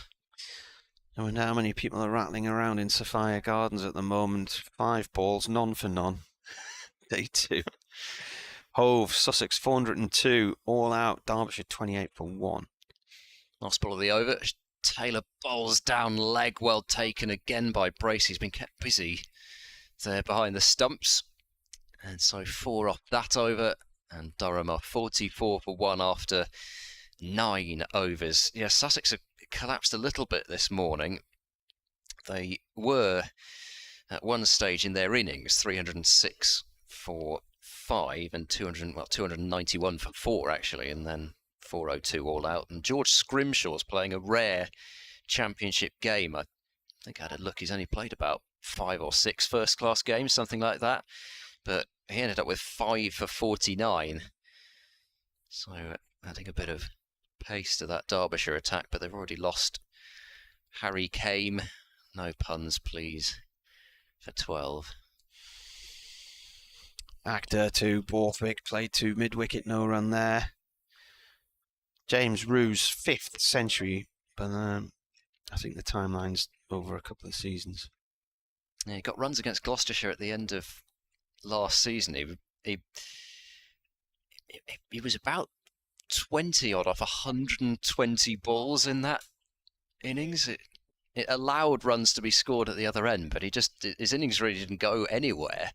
But an absolute run machine this year. Borthwick plays this nicely back past Actor, a lovely straight drive, and that's gone between the bowler and mid on and away for 4. Very little margin, haven't you? I mean, it was over pitch, but it wasn't an absolute throwdown length. But it just seems as though there's a patch where if you're going to bowl full, you have to hit where it's probably hitting the top of the stumps. And if you're any fuller than that, then the drives are being got away with some ease. Rue's the leading run maker in Division 1, 838 runs. Chris Rushworth, former Durham man, 39 wickets, the leading wicket taker for Warwickshire. Actor in, that's left by Borthwick.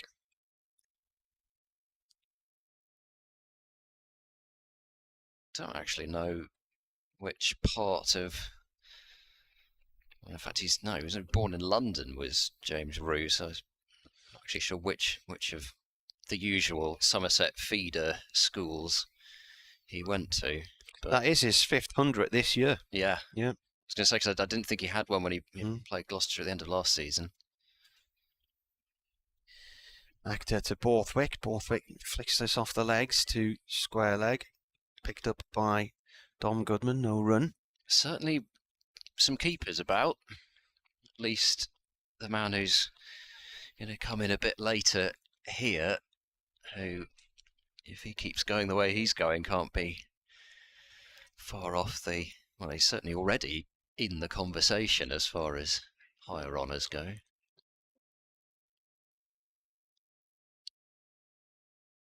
Borthwick forward to this one from Actor. Spins away on the offside along the floor. Rose miles ahead of anybody else. Most runs in the County Championship Division 1. Rue has 839. And Tom Kohler Cadmore 476 is the next one. Is that not just Somerset? Oh, it will be, won't it? Yeah. I thought I clicked on the whole division, but no. Actor in, and that's drilled away for 4 by Borthwick through the covers. Nice shot. Yeah. So, he's miles ahead of anyone else in his team. Let's go to records. Team 50 up for Durham. 10 overs, 50 for 1. Yeah, Tom Westley's second on that list. He's got 781, but James Vince third, 614. So Rue's over 200 runs ahead of third place. Westley 2 tons, 350s, but James Rue with 5 tons. Nobody's even got 4 in Division 1. David Beddingham 2 years ago was the first player in the country past, I think, 700, 800 and 900 runs, and then he got pipped to 1,000 by Tom Haynes of Sussex. Wow. It's, of course, we've got fewer matches now, but it's been a pretty rare thing, even 1,000 runs in a season of late. In goes Taylor, starting his 6th over, bowls inside edge onto pad from Lees, and he then decides to go for a wander out of his crease. I don't know whether Taylor will say he deliberately missed kicking that ball towards the stumps or whether he did genuinely miss it, but it was well bowled by Taylor, and I think that is the exact line and length that really you have to be bowling. It was that similar length that got Jones LBW. And I think if you're any fuller than that, he'll be driven for 4. And if you're any shorter than that, then you're going to take modes of dismissal out of play. Just a fairly thick inside edge in the end there, saving Lees. Taylor runs in, past umpire Lloyd to bowl to Lees. It's on leg stump, it's a half volley, and that will get the treatment. 4 runs through mid-wicket. And Lees moves up to 30. 30 from 31 deliveries. 56 for 1. I mean, 1,000 runs in the Championship. I seem to remember back in 2019 there was only a couple of players did it, even in a season. Never mind the old 1,000 runs before the end of May business, which Ben Compton threatened last season. Taylor bowls, it's full, driven, timed decently by Lees, but he can't quite find the gap wide of Dent at mid-off.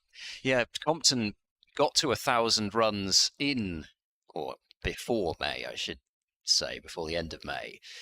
But he played for that county select 11 against India as their warm-up for that test match. And he was denied that feat because of the fact that the match didn't have first-class status because teams were using 13 players rather than 11. Flicked away backward of square this time by Alex Lees. He'll get one more run towards the fielder running round from long leg. 57 for 1. And his cousin Nick, I think it was 2012, was denied the 1,000 runs before the end of May by the weather at New Road. There was that picture of you know, that one of those cricket photos you remember of Compton on the balcony, kind of staring out over the rain, washing away his bit of history, and he reached it at something like 11:05 on the next morning. Maybe it wasn't quite then, but it was soon on the morning of 1st of June. Short mid-wicket in place now for Borthwick. In comes Taylor to bowl to him. Borthwick plays it straight to that short mid-wicket with the roll of the wrists, and there is no run. I think I'm right in saying, and I said this at the start of the season, Gloucestershire are the only county that have two different players who've achieved the 1,000 runs before the end of May, and WG's bat with which he did that, I think I'm right. No, it was his. No, I'm wrong. It was his 100th bat that we saw from the Gloucestershire Museum earlier this season. Forward goes Borthwick to play the ball up towards mid-on, and there is no run to complete the over. Taylor's 6 overs for 23. Durham are 57 for 1 after 11 overs of their reply to Gloucestershire's 316.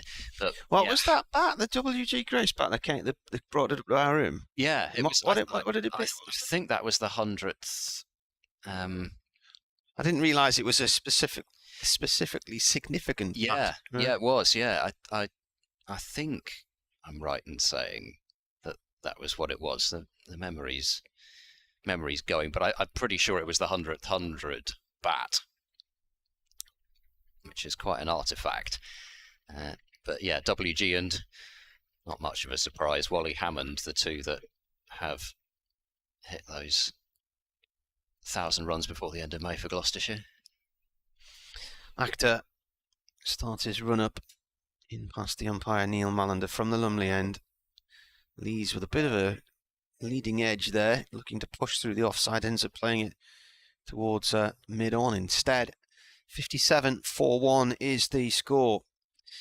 And Damo says Duxford is a lovely place. Used to live in the next village over, and you could get a decent view of the plains from the top of the village on airshow days.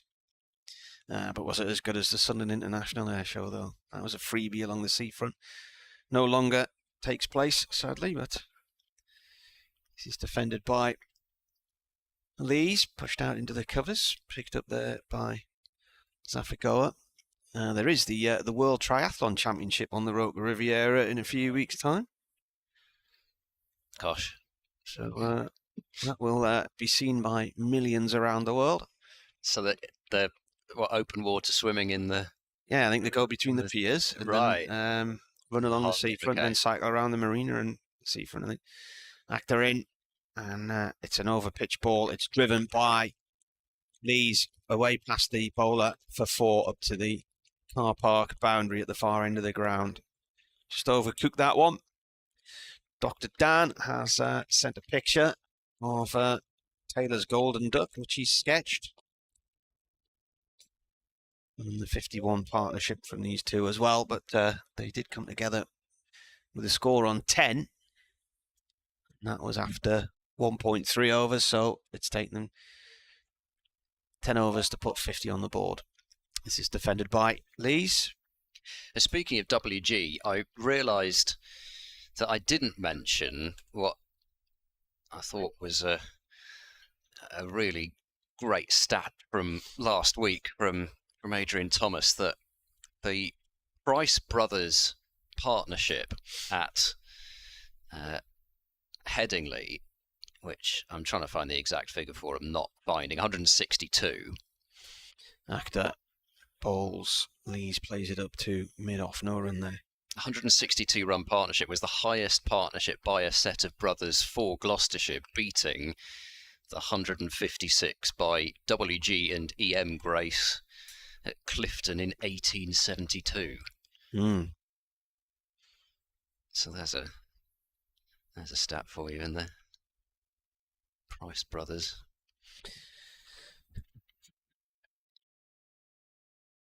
Lees waits as the bowler comes in and then plays it back to him along the ground. End of the over, 61 for 1. Elizabeth's been back on. She says, have you heard of Dorman Long Steel? Yes, well, I said I thought it was something to do with that. She said Mr. Dorman's son died and he built the museum in memory to him. A lovely gift to the town of Middlesbrough. The museum is adjacent to Albert Park, which is fairly central in Middlesbrough. So if you have a bit of time on your hands, September, that Titanic exhibition is on there.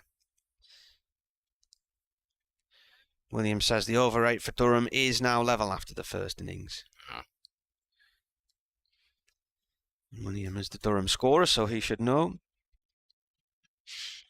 Bernard's been on. For many years, Dorman Long supplied rails, which were made in long welded rail and then continuous welded rail as the joints were eradicated from the faster railway lines. All right, so does that mean that you stopped getting the clickety-clack? Yeah, probably, yeah. But he said there is still plenty of their rail on the railway line, but modern casting of rails has largely removed any defects. Change of ends for Shaw, who's back, and he bowls full and straight to Borthwick. A nice start there, but Borthwick is keeping it out immaculately. Goes up to mid-off. Bernard worked on the railways. Dr. Dan's emailed, "Good afternoon, gentlemen. I've just tweeted you my morning sketch of Matt Taylor's Golden Duck. I've caught Taylor standing rather straight. Pity no hat-trick for Bride and Carson. Perhaps a pity Gloucestershire couldn't hold on for a few more overs." Shaw bustles in. He's there now to bowl to Borthwick, and Borthwick again comes forward and meets it in defence. Ball's kicked about a bit by Roelofsen in the covers, but he'll stop it. He said, "I've now got two hopes. One, Durham not to lose another wicket before lunch, and two, that I'll be able to hear your excellent commentary for most of today, uninterrupted by rain." There's nothing in the sky that's worrying me at the minute, I have to say. It's a sort of bit of fluffy cloud, the odd little bit of greyness here and there, but quite a lot of blue on show as well.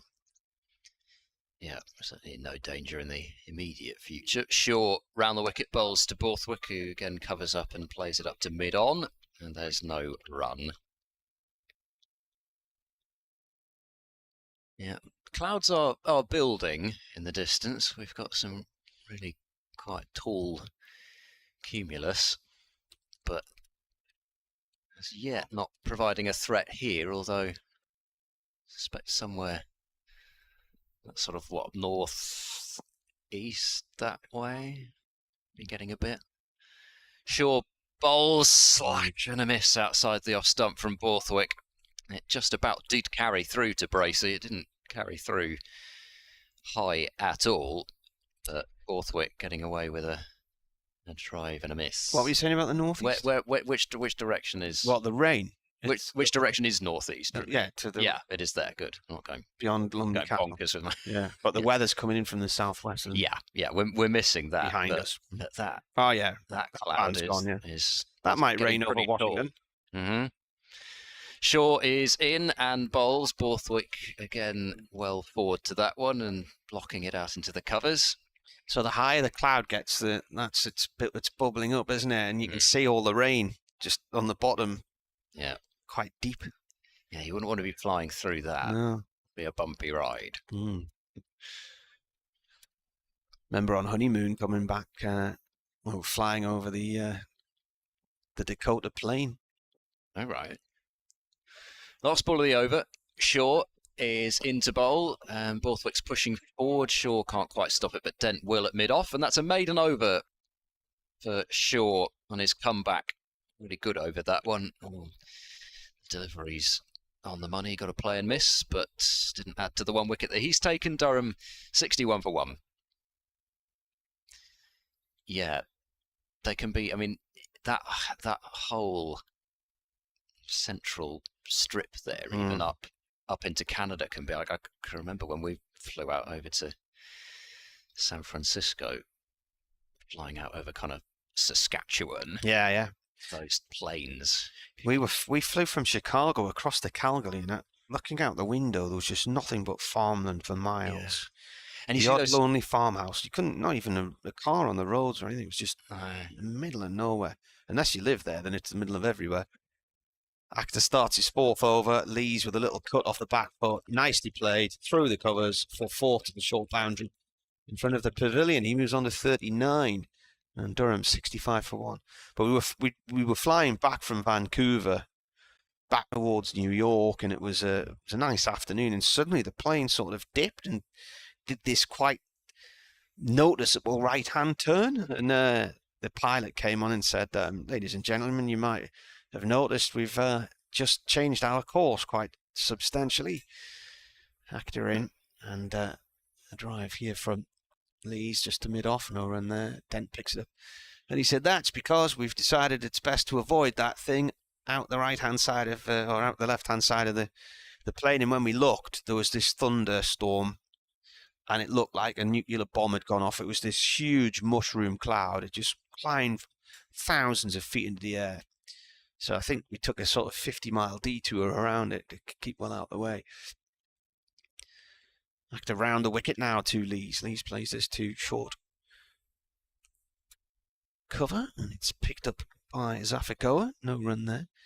That's the hurricane belt, isn't it? The storm belt down there. Yeah, well, it's so I mean, like further south would be kind of tornado alley. Yeah, and it just the winds sort of rush off the Rockies, and it sort of swirls around in that plains area, the central belt.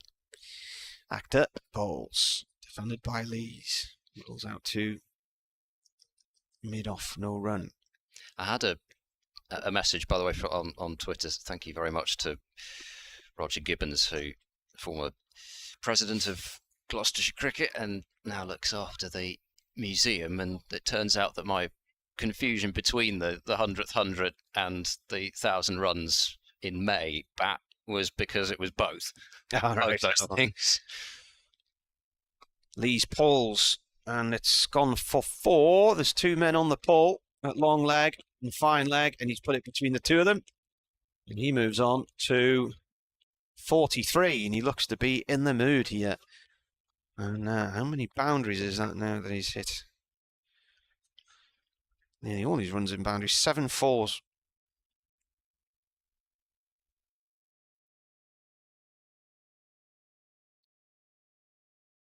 Yeah, I'm glad you caught that ball, because I must admit I didn't see it until after it went over the boundary. But then I feel a bit better about that, because I don't think Dom Goodman saw it either. No. I was just looking to see which fielders were moving. I knew generally in which direction it was heading, but Scott Goodman at long leg, deep backward square leg. Yeah, Shaw's at long leg. And got Goodman just backward a square. Both on the boundary, right in front of our commentary position. Act out round the wicket again. Last ball of the over. Lees pushes it through. The covers for 4 ball. Alan Walker, the Durham coaches, paced out the boundary on that pavilion side yesterday morning for me. And he reckoned it was 53 metres, and he said he's got a very good yardage, meterage in his pace. He can do a good, fairly accurate meter pace, he says. So the minimum's 50. So the score moves on to 73 for 1. Paul says Dorman is a traditional South Durham Tees surname. He said we've actually got relatives in Seaham who are Dormans.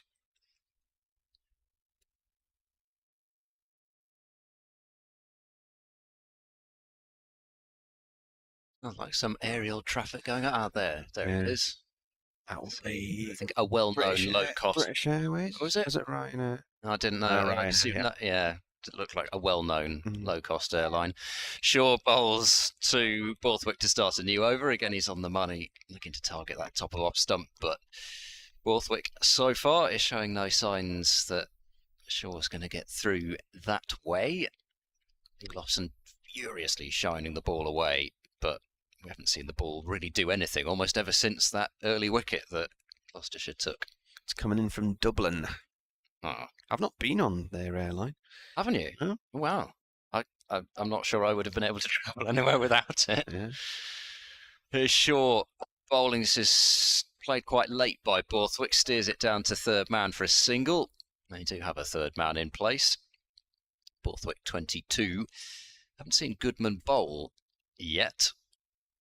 Shaw's had the change of ends before Goodman's come into the attack, but you'd imagine he'll get a bit of a burst before the lunch break. They've got Ben Charlesworth who could come on and bowl some seam as well. Charlesworth actually took wickets with both his first balls of his 2 bowling innings at Yorkshire.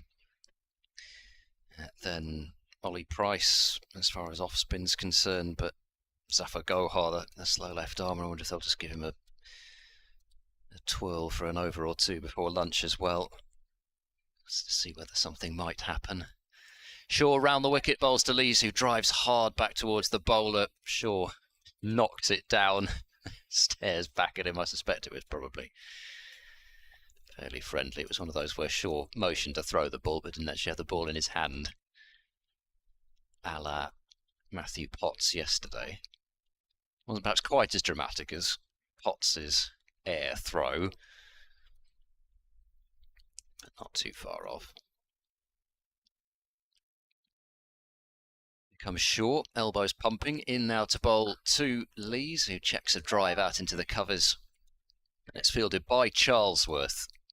And those who've been keeping a keen eye or ear on things recently, knowing that Charlesworth has been installed at first slip of late, will realise that this therefore means there's only one slip in place. Ollie Price is kind of regarded for right reasons as the safest pair of hands out there as far as the slip cordon goes. Lees pushes that one away out towards cover point. Rulofsson cuts it off though and prevents runs. So already Lees has pretty much got Gloucestershire on the defensive, and he's hit 8-4, scoring at a run a ball.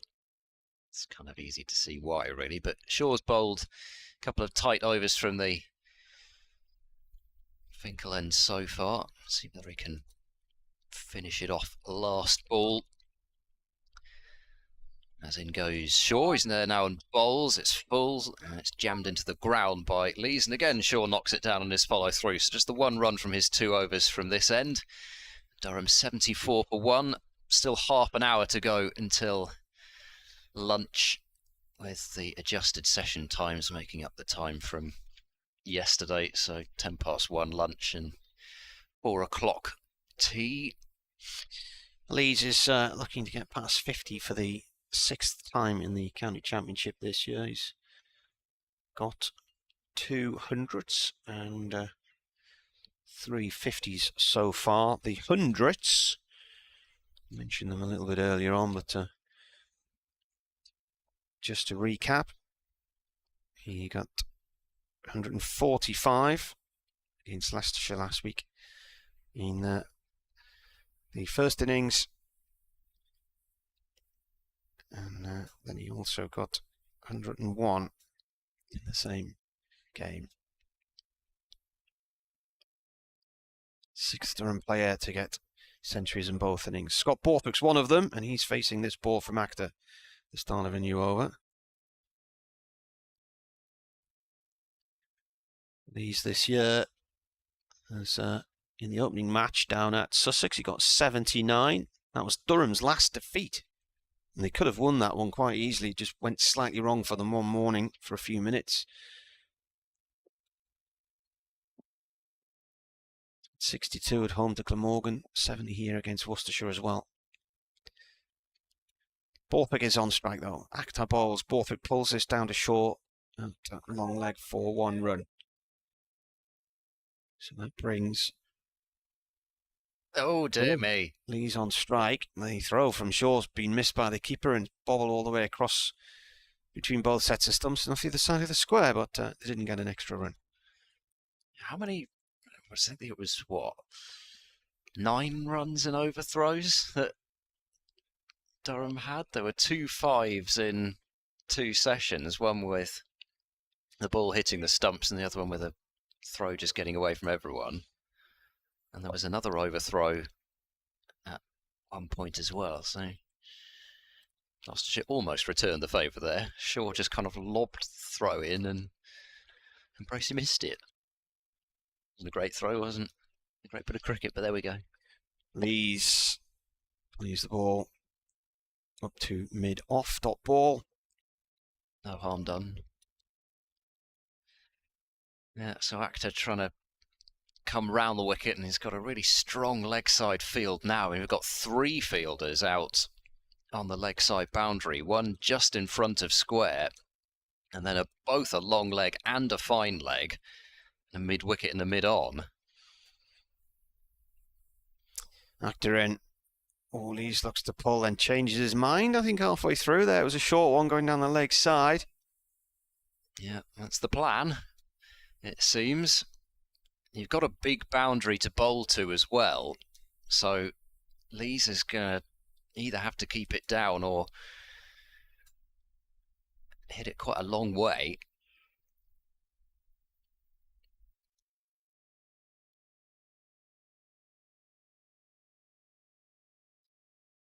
Lees tickles it down towards fine leg, but it'll not go for 4. Shaw is there. It's just the one run. He moves on to 48.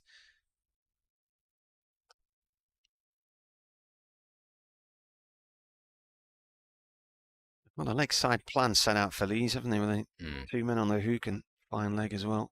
Because if it's going to change for Borthwick, though, because they feel he's a bit less inclined to take it on. Not sure where Hammond's going to stroll to, though. So I mean, he's bowling over the wicket, but Hammond does look like he's going to stay in at a leg gully.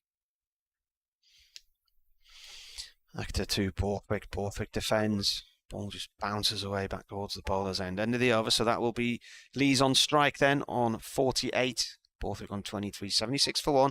BBC Radio Newcastle, BBC Radio Bristol. And we've got about a quarter of an hour. Oh, no, we haven't. We've got longer than that. 25 minutes. 25 minutes to lunch. Because it's 1:10 lunch. And there seems to be a bit of a conference here. And I think it does look as though it's going to be sure to continue.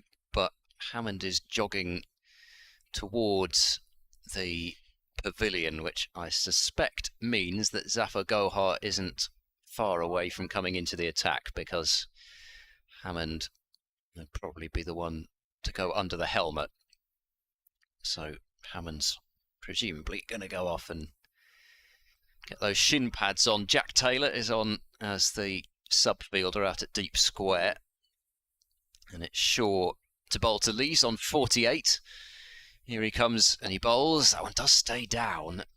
Lees has been in enough to be able to make sure that he does work it away leg side and does keep the ball from hitting his pad. Might have been going down the leg side anyway, but that was one of those balls which seemingly out of nowhere does just stay down enough that it could cause a problem.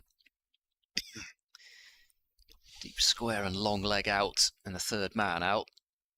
Shaw is in, and Lees tucks that one past the dive of Goodman at short mid-wicket, but such are the angles that Taylor J, that is, can get across quite easily from the deep square rope. So 77 for 1. Lees moves within 1 of his half-century. in this innings, Lees has actually passed 3,600 runs for Durham. When did he join again? August 2018. Shaw bowls now to Borthwick. It's short. Borthwick's gone right after this. Is out towards deep square and it's been caught by Jack Taylor on the boundary.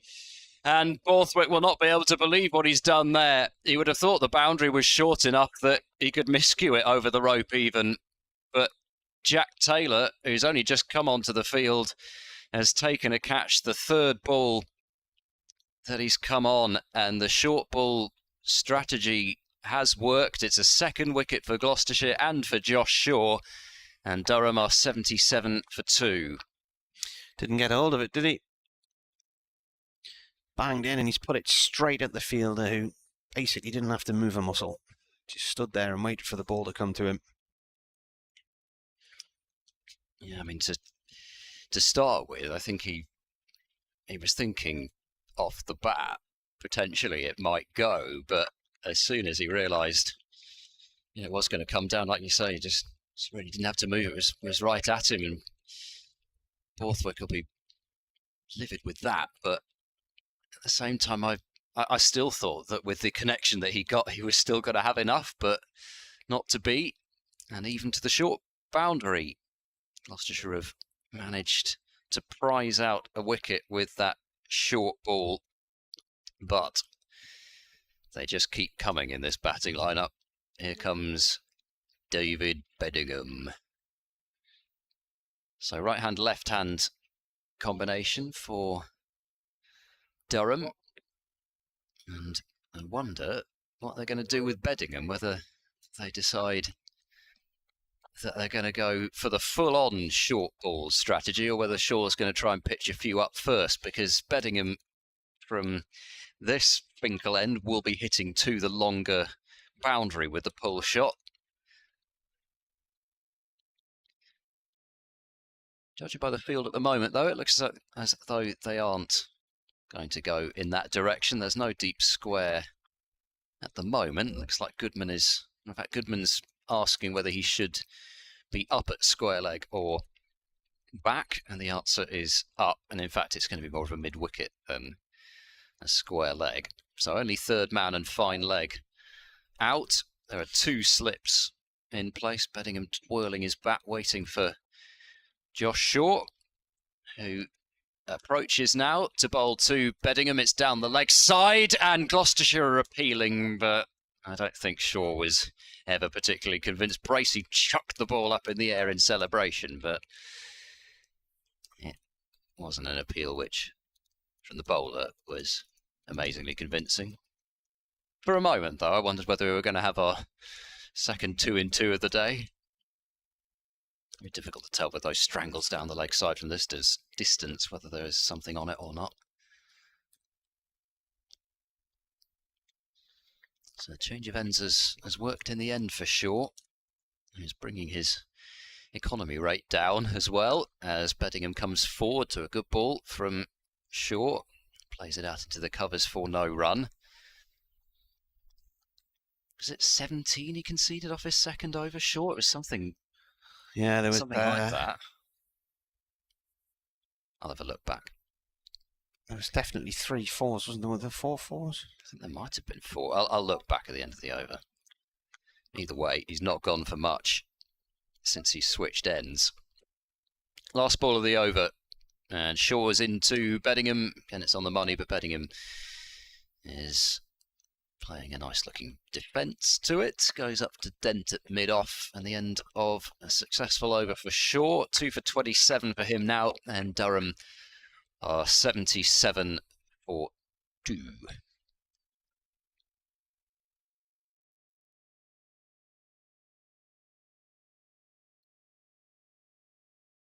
It takes forever to scroll back in this over by over bit.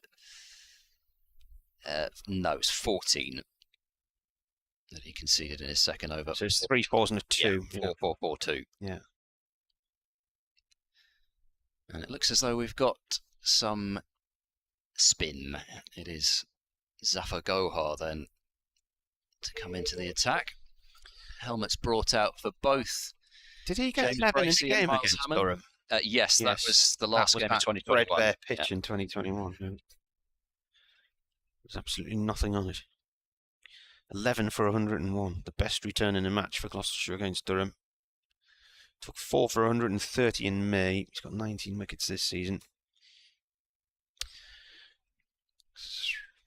These is on 49. So another run, and it'll be the 6th time that he has reached 50 for Durham this season, and the 28th since joining them in August 2018. Go on then. Comes in. Leaves with a little nudge back to the bowler.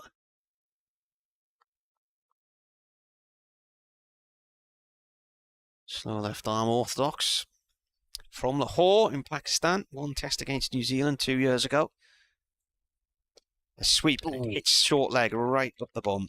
And there's a 50 for Alex Lees. That comes in, I think, 55 balls, 56 balls, 8 fours.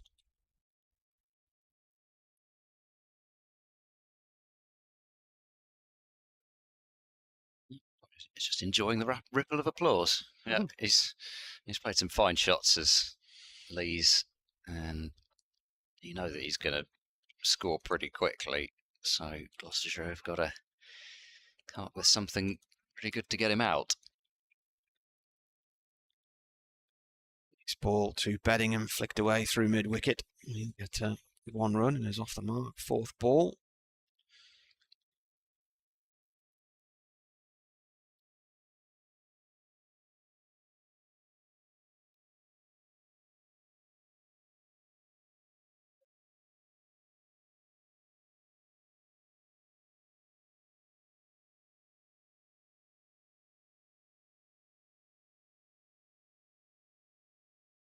Gorin.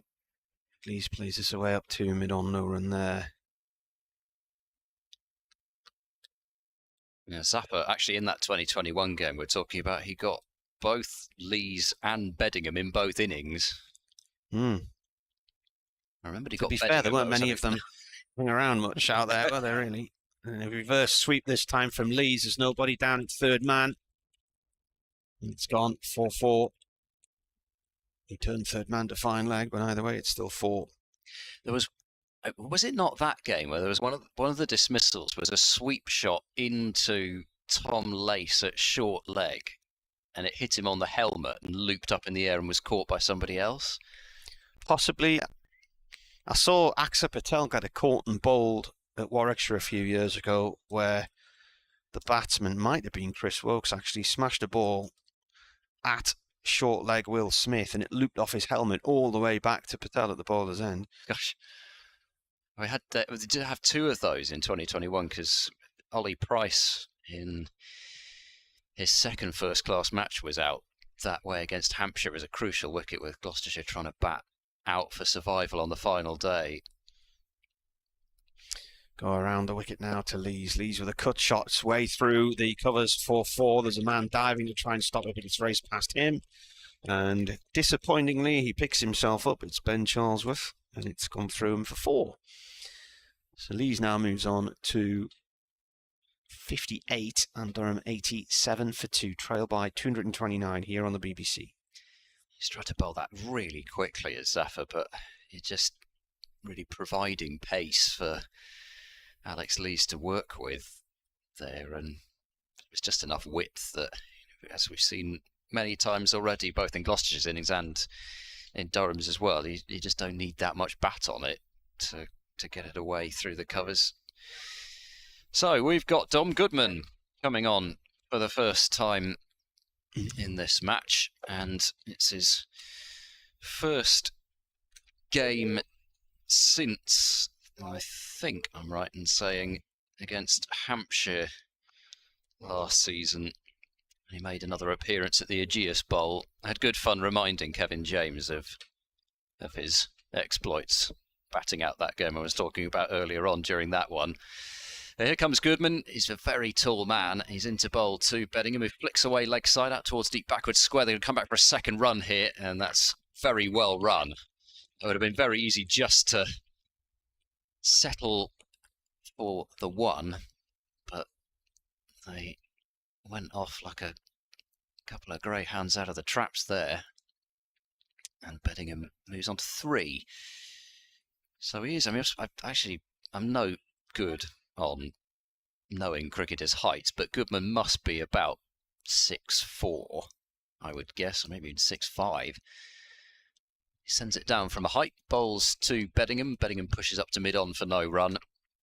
He's not of express pace, is Goodman, but equally is a young man who's got some height to use, and that ought to be an exciting proposition for the future. He's been studying at Exeter University the last few years, so it's one of the reasons why he hasn't made as many first-class appearances as he might have done. He bangs that one in short. It's been top-edged by Beddingham, and it's going to go for 4 runs. Very fine. I think he was really in full control of that one, but he got enough bat on it to send it away, and I guess that's why, if you're going to go for this short ball strategy, I actually do quite like having the long stop back there. Quite sure where exactly you'll take him from, but Goodman's clearly going to use his height to try and get it up there. And he got pretty much what he was bowling for. He just got really, by the looks of things, a genuine top edge on it. So Beddingham's on to 7, Durham 93 for 2.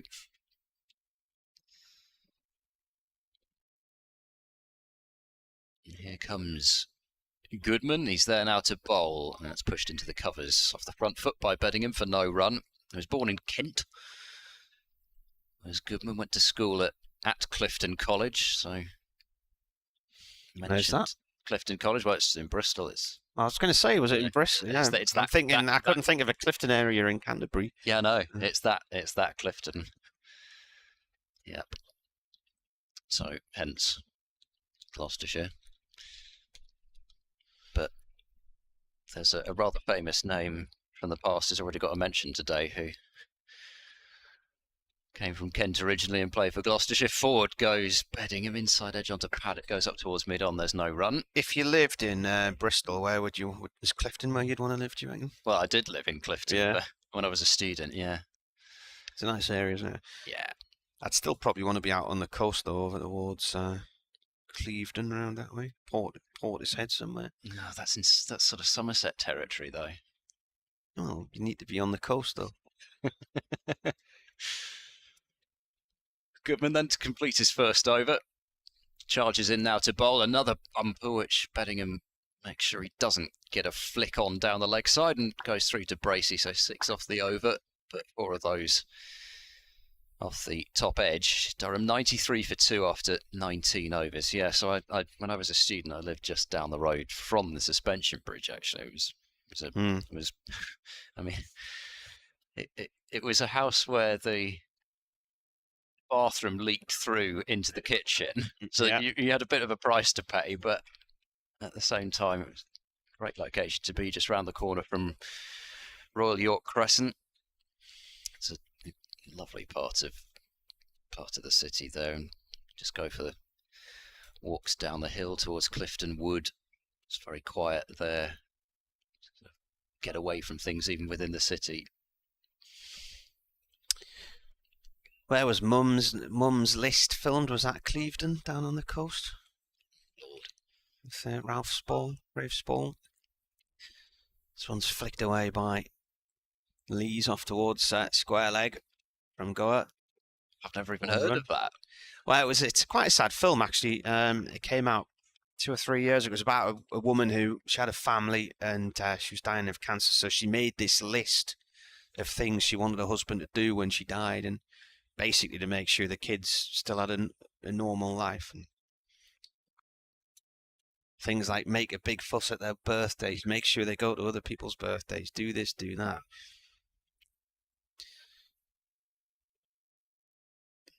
It's a defensive shot there from Lees.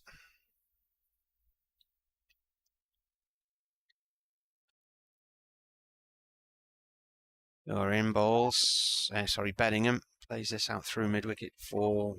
It's not through mid-wicket, it's through the covers for one. Because he's a right-hander, not a left-hander. Got your mirror out. Yeah, I was still thinking that it was Lees at the... on strike. It'll be, actually, if you put Lees and Beddingham in the mirror, I mean, they're both quite well-built players. Use the same bat manufacturer. Lees with a little push up too long on for one.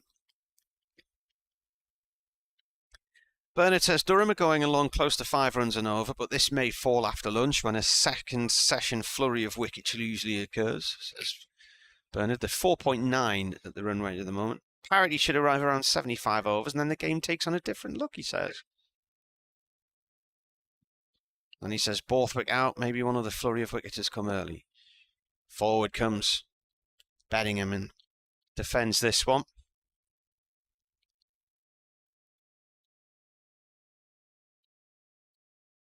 We've seen much sign of turn yet. I mean, not that we're in the best position to see, but Beddingham with a defensive shot to end that over. His best score this year, 151. In the draw against Glamorgan here, that was 2 games ago. Then he also got 145 not out at Leicester in the last match. And he's had 118 here in a win against Worcestershire earlier in the year.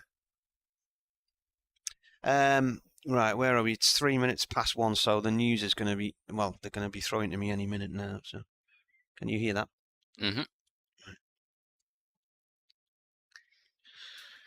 Sunderland City Council's bought the old Joblings department store in Sunderland City Centre, which has been sitting empty for many a year. I did an interview with some property developers from Liverpool a while ago. Goodman starts a new over here, bowling to Lees, that's played the backward point, and they were going to turn it into a hotel. I think Hilton were listed as the sponsors of the deal, and then it never happened. Here we go.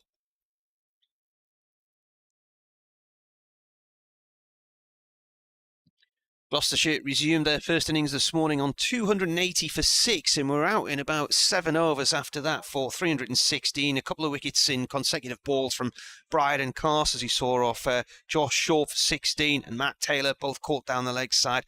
Taylor going for a duck, and then Zafagoa bowled by Ben Rain for 34, and Dom Goodman got an LBW for a duck to Rain 2 balls later. Since then, Durham have lost Michael Jones in the second over, LBW to Josh Shaw for 4, and Scott Borthwick's just gone, caught on the square leg boundary offshore by Jack Taylor for 23. But Alex Lees has made 60, and Durham are currently 96 for 2.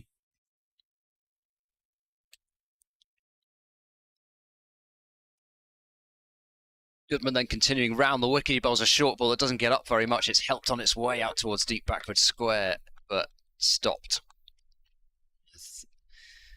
Got Zappa out there. Yeah, it is Zappa Gohart scuttling round the boundary. And Lees is up to 61, 97 for 2. Still got that kind of bank of cloud away towards the north, but we've done quite well, really, because that entire line is just, it does just seem to be continuing to be a line of cloud, and we've got mostly a line of blue here.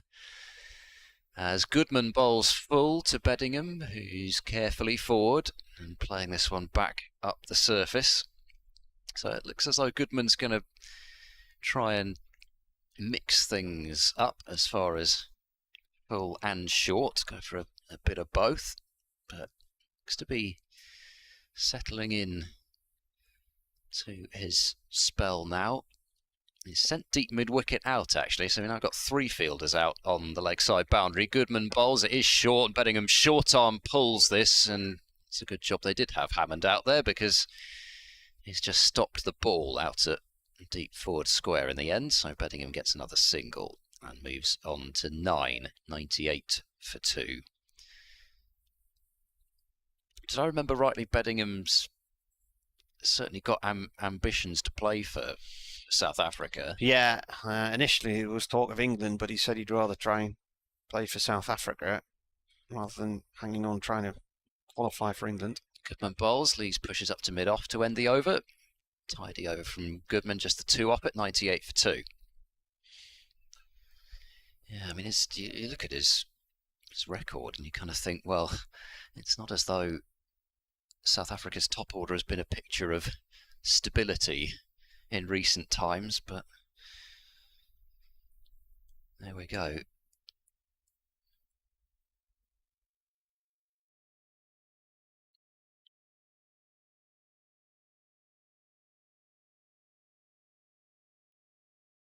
So this could well be the last over before lunch. Go around the wicket, left arm round, and playing a miss there from Lees. Keeper had the bails off in no time there. Beddingham, I keep saying Lees, Beddingham. It's the bat that's confusing me. Have they both got this? Did they have, both got the same bat? Well, they certainly got the same manufacturer. It's pretty similar, isn't it? Beddingham looks to turn this to the leg side. It hits him in the pad. Was going leg side. It did turn that first ball as well, just enough. I mean, well, I say just enough, actually. In some ways, maybe too much because it beat the outside edge, but there's turn on offer from the straight. Both got Gray Nichols bats as bowler comes in. That's cut the backward point, no run there, picked up by Dom Goodman. Beddingham's has got a white handle, and Lees has got a yellow handle. 98 for 2 the score. Bowler comes in again, takes a little hop and then bowls. Beddingham pushes the ball nicely out through the covers for 1, all the way out to that boundary. Next inspection in Cardiff, 2 o'clock. Oh no. It must have tipped down again then, goodness me. The weather when Durham have been down there the last 2 years has been pretty manky. Quite a bit of rain. Rain wiped out any hopes of Durham winning on the final afternoon this year. And then they had hailstorms last year, and such was the extent of one of the hailstorms as the hail came down one lunchtime, they never got back on that day. The ground staff moved it all off the covers, and the pile of hail remained frozen at the side of the field for the rest of the match. Wow. So that was the opening game last year. sweep shot there from Lees down to Goodman at long leg, and that's the 100 up for Durham. 100 for 2, 21.5 overs.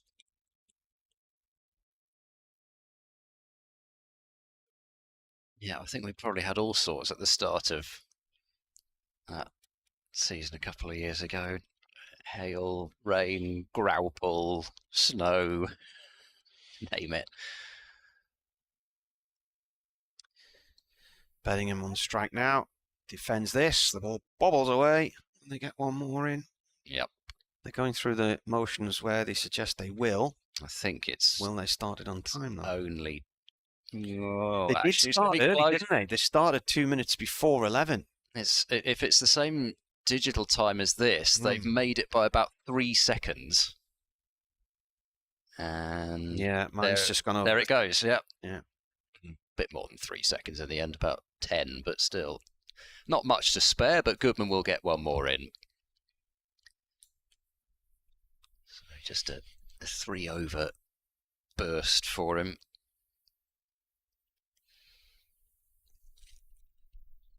Round the wicket, he will come to Alex Lees. Lees punches off the back foot, couple of bounces back to Goodman, who's one of quite a number of 22-year-olds that Gloucestershire have on their books at the moment. Both the Bens, Charlesworth and Wells, Wells played a significant part in the latter part of Gloucestershire's T20 campaign, played in the 50-over game up here. And Charlesworth, of course, playing in this game. Goodman bowls. This is glided down to third man by Lees. No gully in place, only the one slip as far as catches are concerned. So a shot that you can play with a bit more freedom. 101 for 2. Lees moves on to 63. And Ollie Price, also 22 years of age, having had his birthday basically a month ago, and scored what was at the time his highest first-class score on his birthday at 85, but has since been surpassed by the maiden century at Headingley. 2 slips in as Goodman approaches now, bowls a very full ball, which Bedingham manages to assist up towards mid-on. Again, really having to make sure he got the bat right down on that one. Whether it was quite a genuine Yorker, I'm not sure, but close enough to, fielded by Shaw. So 3 balls then to go until the lunch break, unless Gloucestershire can manage to get a wicket on the stroke of lunch, but Bedingham does look to be playing with the awareness that that lunch break is about. Having said that, he's going to take on the pull shot and he's going to be caught out at deep backward square leg, and Goodman's got the wicket. He was playing with such discipline off the front foot, but Goodman's banged one in short and Bedingham could not resist, and he's pulled it straight down the throat of, I think that's Matt Taylor out there at deep backward square, and Goodman absolutely thrilled with that wicket. He's only taken 2.4 overs, I think, in the end to strike, coming back into the side, and he's missed a good amount of time this season. So to get a chance back in the first team and to get a man of the calibre of Bedingham will really give him a boost. And the theme of wickets falling right towards the end of sessions has continued. So Bedingham has gone for 10 from 23 deliveries, and after 22.4 overs, Durham 101 for 3, and that will mean that Goodman will have the chance to do some more bowling after lunch, because he's grabbed the wicket in that over there. Disappointment for Durham there then. 2 wickets to fall just before the break. 101 for 3, and we'll be back with you in 40 minutes, and I can't even begin to work out when. That's nearly going to be 2 o'clock, isn't it? So we'll see you then. Goodbye.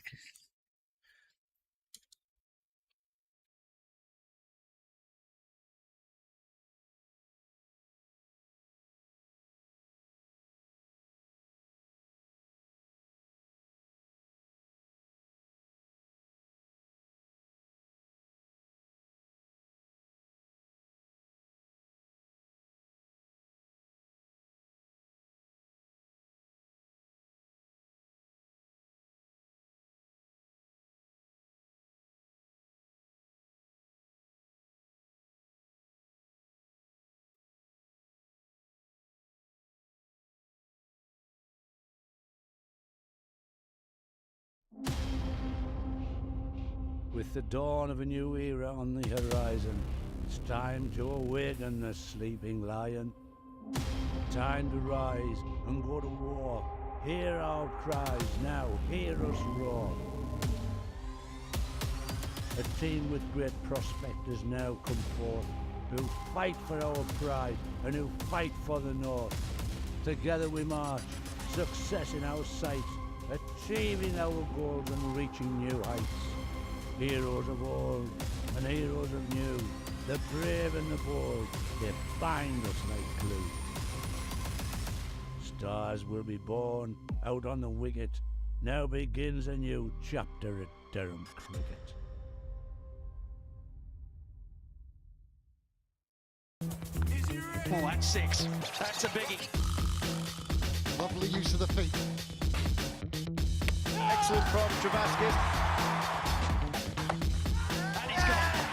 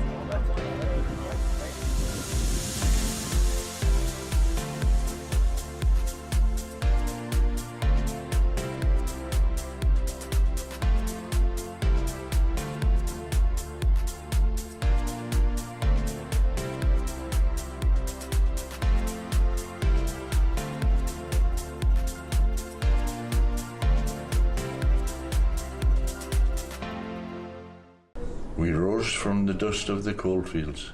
A dream of bringing professional cricket. 30 years later, we stand together. With many successes on and off the field. A trophy cabinet full of silverware.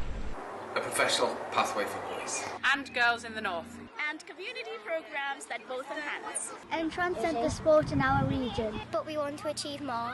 We want to reach every corner of society. Welcoming players for people of all backgrounds. Supporting the community to which we belong. We want to be at the forefront of inspiring generations. Inspiring people to be better players. Better people. Better members of society. We are working hard to welcome everybody. Developing inclusive environments. With a commitment to encourage equity, diversity, and inclusion in everything we do. We aim to make a positive change across cricket. Our wider community. We must be accountable. Cricket is a game for everyone. Our programmes are for everyone. Seat Unique Riverside is for everyone. Durham Cricket for the North, for everyone. Durham Cricket for the North, for everyone. Durham Cricket for the North, for everyone. Durham Cricket for the North, for everyone. Durham Cricket for the North, for everyone. Durham Cricket for the North, for everyone. Durham Cricket for the North, for everyone. Durham Cricket for the North, for everyone. Durham Cricket for the North and everyone. Durham Cricket for the North, for everyone.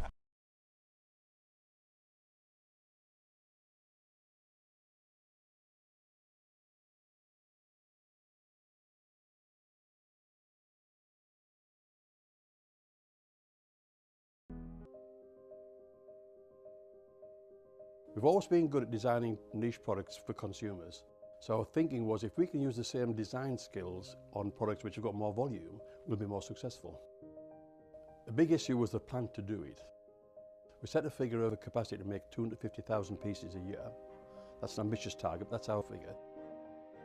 So we then worked with the machinery designers to make the washing machines. Number one in this product, it's got to be reliable. A washing machine has a lot of hard work to do, and it's a very important part of most households. So reliability was a big issue.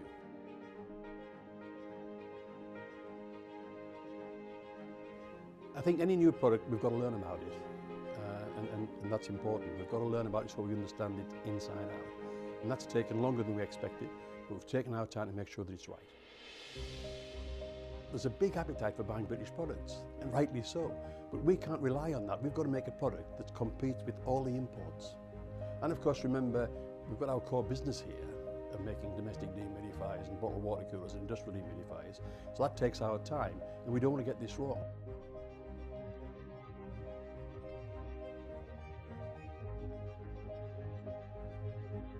We've done 120,000 hours of testing washing machines here to make sure that it's absolutely reliable and does the job.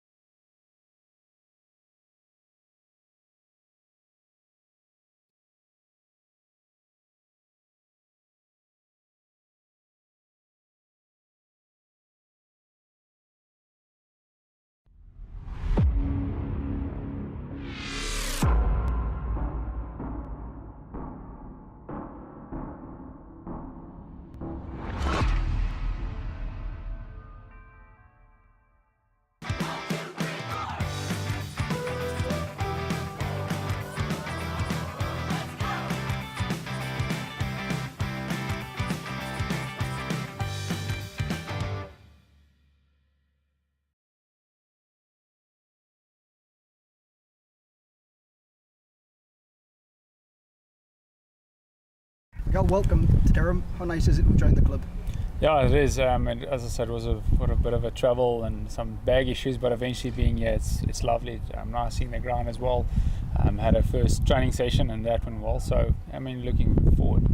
This move to Durham. You've just been in America. Just tell us how it came about. How did this Durham deal get over the line? Yeah, the agent. I mean, I spoke to him. I said, listen, I want to play some county cricket.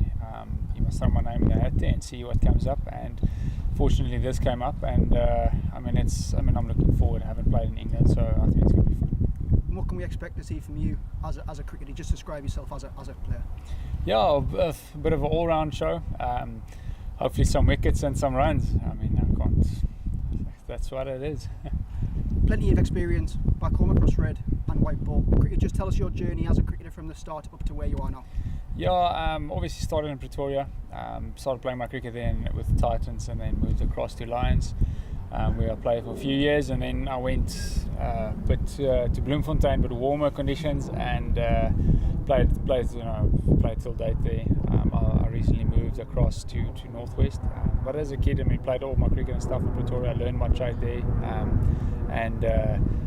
I enjoy those conditions. I think this wicket looks a lot similar to a good Pretoria wicket, so I mean, yeah, it'll be fun. First opportunity of playing cricket in England. How much are you looking forward to playing in the county championship for the first time? Yeah, I really am. I'm not playing with Dukes, but I'm looking forward to that as well. Playing with Kookaburras, but it's something that I'm familiar with. I think the wicket and the conditions here will suit my type of bowling. Yeah, I mean, we will have to see. You've had a chance to meet the guys today, your first training session. First of all, how was that? How was it meeting the lads and getting stuck in? Good, yeah. I mean, really felt at home in the change room. Everyone's very nice. I think we'll get to know each other as it goes on. But the training session went very well. I've sat a lot, so it was good running a little bit, kept some bowling done, batting done. But yeah, and all in all, it feels good. David Bednam, you've obviously played against him.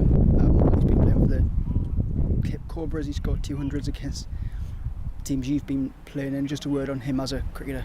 Yeah, I mean, I think as you can see in England, he's been doing really well.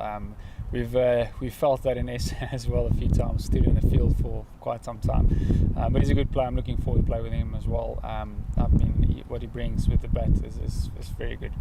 A few days now ahead of that Gloucestershire game. What's the plan for you in terms of getting used to the area and getting some more cricket in before that championship game next week? Yeah, so I mean, we all for 2 days, but I'll ask if I can come in and just bowl a bit. It's just more getting used to the conditions. I think my loads are fine, so it's just getting a bit of a run on the wicket, on the field itself in the middle. But as I said, it felt good today. There's not much I have to prepare for more. It's just going out and getting the job done.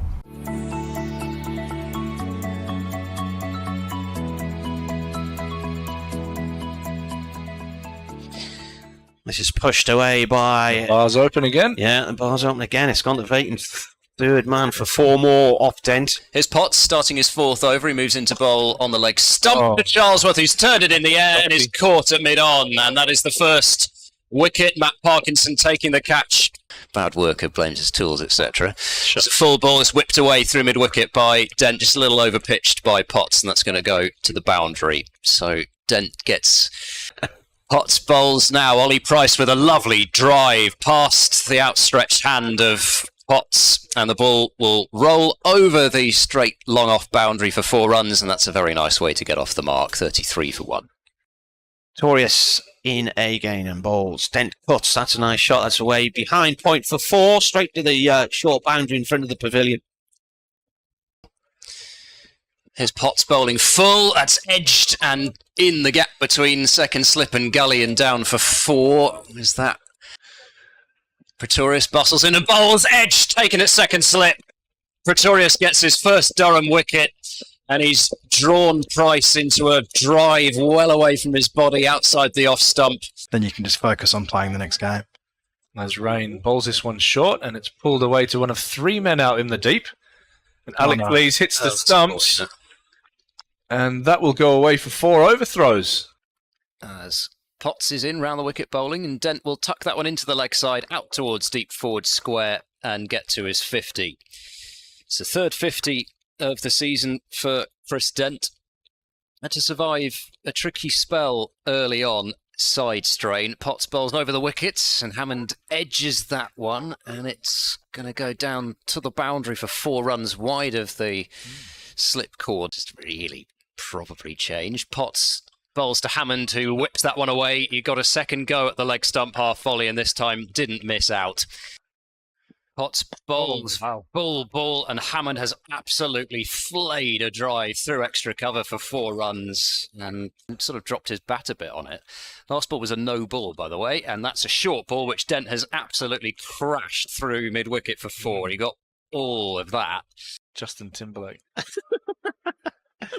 Pretorius round the wicket bowling here, over pitched and driven, and missed by Ben Rain. He was sliding in on his front to try and stop that one, and it's away for 4 up to the Health Club boundary. Pretorius round the wicket to Hammond. It's driven back through the non-striker's legs and away for 4 up the far end of the ground. Just slightly too full a length there from Pretorius. Parkinson in from the Lumley end. Hammond down the track and launches this high down towards the car park end of the ground. 4-6. It hits the advertising hoarding. Parkinson in again. Hammond goes up. Oh, it's a better shot. Lost that one. That's gone onto the roof. Cover, yeah. On the roof of the gym. Just dropped short. Yeah, I think it's gone back of the stand. Oh, jeez. Parkinson in again, and Hammond meets this before it bounces and turns it through mid-wicket for 4 runs. An over for him, and he reaches his 50 in the process. The BBC says that as well. Hammering down the track, and he's gone. It's a brilliant catch by Borthwick behind my window frame. I didn't know where the ball had gone there, and he absolutely flew at that one, Borthwick. Sasselberg, which is the huge power plant. Potts bowls, there's an edge there, and he's caught behind. Second wicket for Potts, and a huge one for Durham. TV at Look North could get it, and our online people could get it. And he's bowled him round his legs. He's missed a full toss. That's a really bad shot from a poor ball. I'm sure he was bowled rather than stumped. Parkinson in again. Oh, he's bowled him. Played and missed there, Bracey, and his off stump has gone. 2,100 runs. And this is driven by Shaw up into the air and away over towards the far boundary. It's gone for 4, in fact. They might struggle to get back on, particularly the way the light is at the moment. Ground staff have suddenly become animated. They're animarised.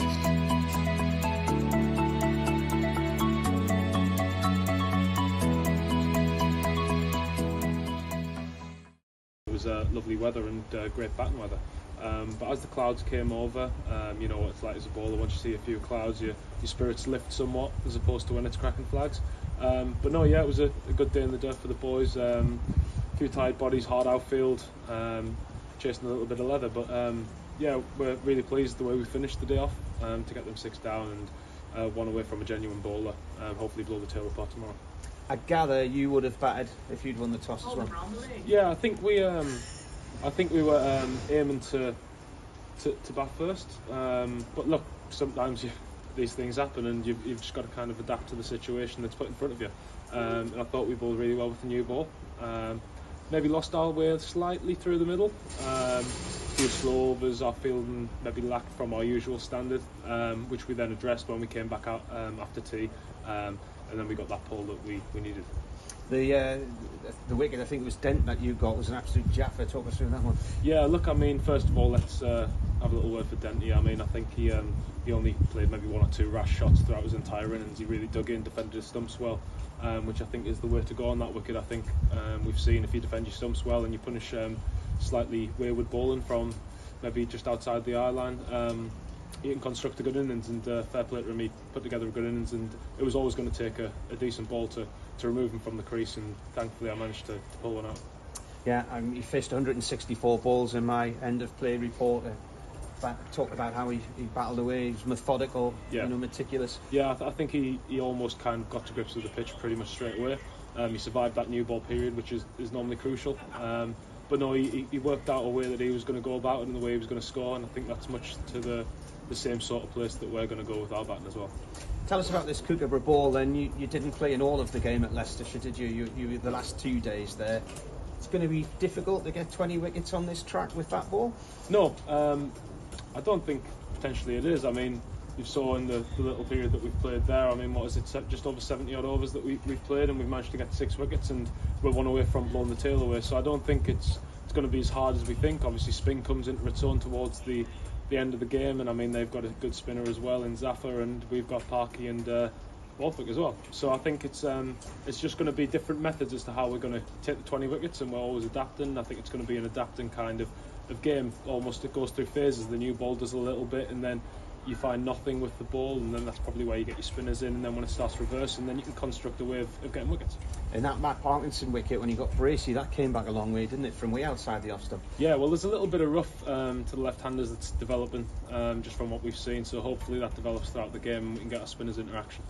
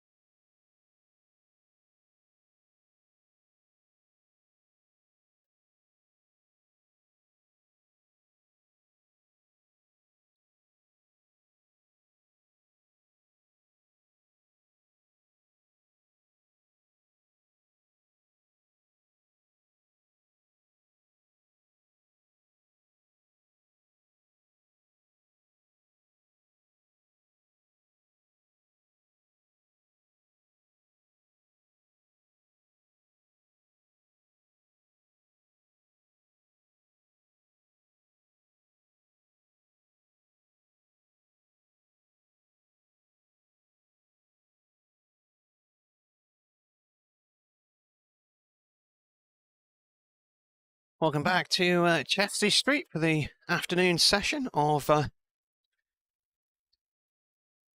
day 2 of Durham against Gloucestershire. Durham losing that wicket just before lunch of David Bedingham, so Ollie Robinson is the new man in.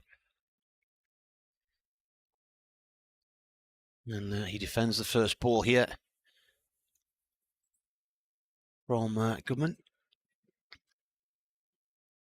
who has 1 ball left to finish this over. Martin Emerson with you, Ed Theborn, and the boy Ashthorpe. The boy. The boy has arrived. Very far from a boy, I think. So the seconds are playing at Scarborough, is it? They are indeed. Against Yorkshire. Mm-hmm. Yeah. And look at a couple of dismissals over the lunch break. Are you not happy? I'm not happy, no. Talk us through them in a minute then as the bowler comes in here, and Robinson is off the mark with a single out towards wide mid-off, picked up by Dent. So what's the score down there? They're around 90 for 2, I think. Harry Crawshaw going well on 40 not out. Travaskis, after spending some time out on the field here yesterday, travelled down to Scarborough last night and he's in. And the batsmen out are McKinney and Ross Whitfield. So, yeah, some quite expansive drives from the pair, the youngsters. 1 caught at first slip and 1 caught behind. Isn't this game moving forward, though? Yeah. Serious session this morning. Runs galore, wickets galore. Yeah, I mean, I think Gloucestershire will be rather pleased with getting the 2 wickets out with the bumpers that they have done. I mean, those... It's a big 15 minutes before lunch, wasn't it, for Gloucester? There have been a lot of wickets that have fallen because of the shots that have been played in this match, rather than necessarily entirely all down to the bowling. New over then. Is this Akhtar? It is. It is. There's nobody on the scoreboard at the minute. First ball from Akhtar this over to Robinson. Flicks it away for 1. We'll have to get on to Graham Madison, get that scoreboard updated properly. I think he's still upstairs talking about all the bad. Yeah, we've had a good chat about music, haven't we, over lunch? We're on a mission to get the set list from your Wembley trip over the weekend. Who is? He is? Yeah, we needed to find out what the set list was for Blur. I think it's on the Blur site. I can tell you songs 1 and 3 were noisy and I'd never heard them before. And song 2 was? Yeah. This is pulled away by... Like it. Lee's out towards mid-wicket. What did this? Song 2 was actually... The second song was their first big hit from 1991. Which I've forgotten the name of now. A lot of people think other bands did that first hit, like EMF or whatever. Oh, you'll have to get back to us.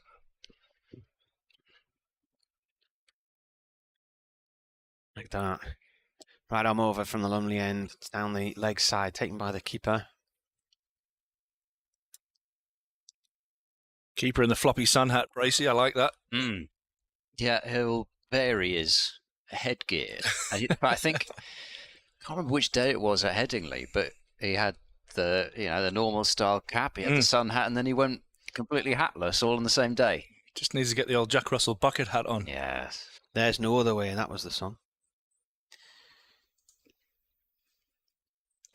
Actor to Robinson, this is defended. Got a silly mid-on in there, taking that one. Josh Shaw's normally got a bucket hat. He's down at 3rd man, but he's not got one today. He's gone with the cap. Traditional woolly cap.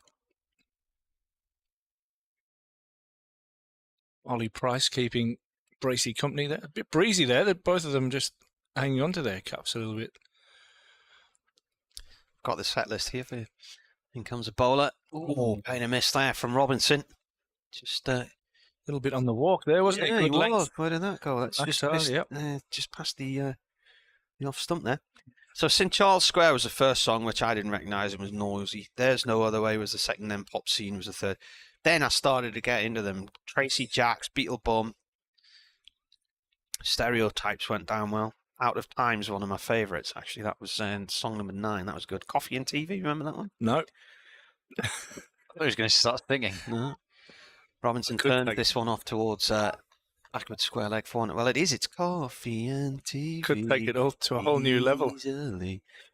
The video for that was it was about some missing people on, and it was these milk cartons with missing people on them. Okay, yeah. Out on the streets looking Yep. for the missing people. Yep. End of the century. That was good.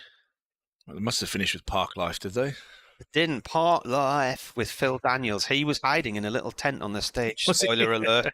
And then he came out to sing the song. That was the. I think that was probably the start of the encore. Song 2 was right at the end. So song 2 wasn't Song song 2 was 2. number 20. Yeah. It was number 19. Here comes Goodman. Then in now to bowl to Robinson, who plays Gorgeous. a flowing drive through extra cover and for 4 runs. Up to the ball and wallop. Yeah, beautiful flow of the bat there from Robinson. We've seen a lot of that this year. From the little Durham wicketkeeper, he's been exceptional since he's moved up here. Really making a mark.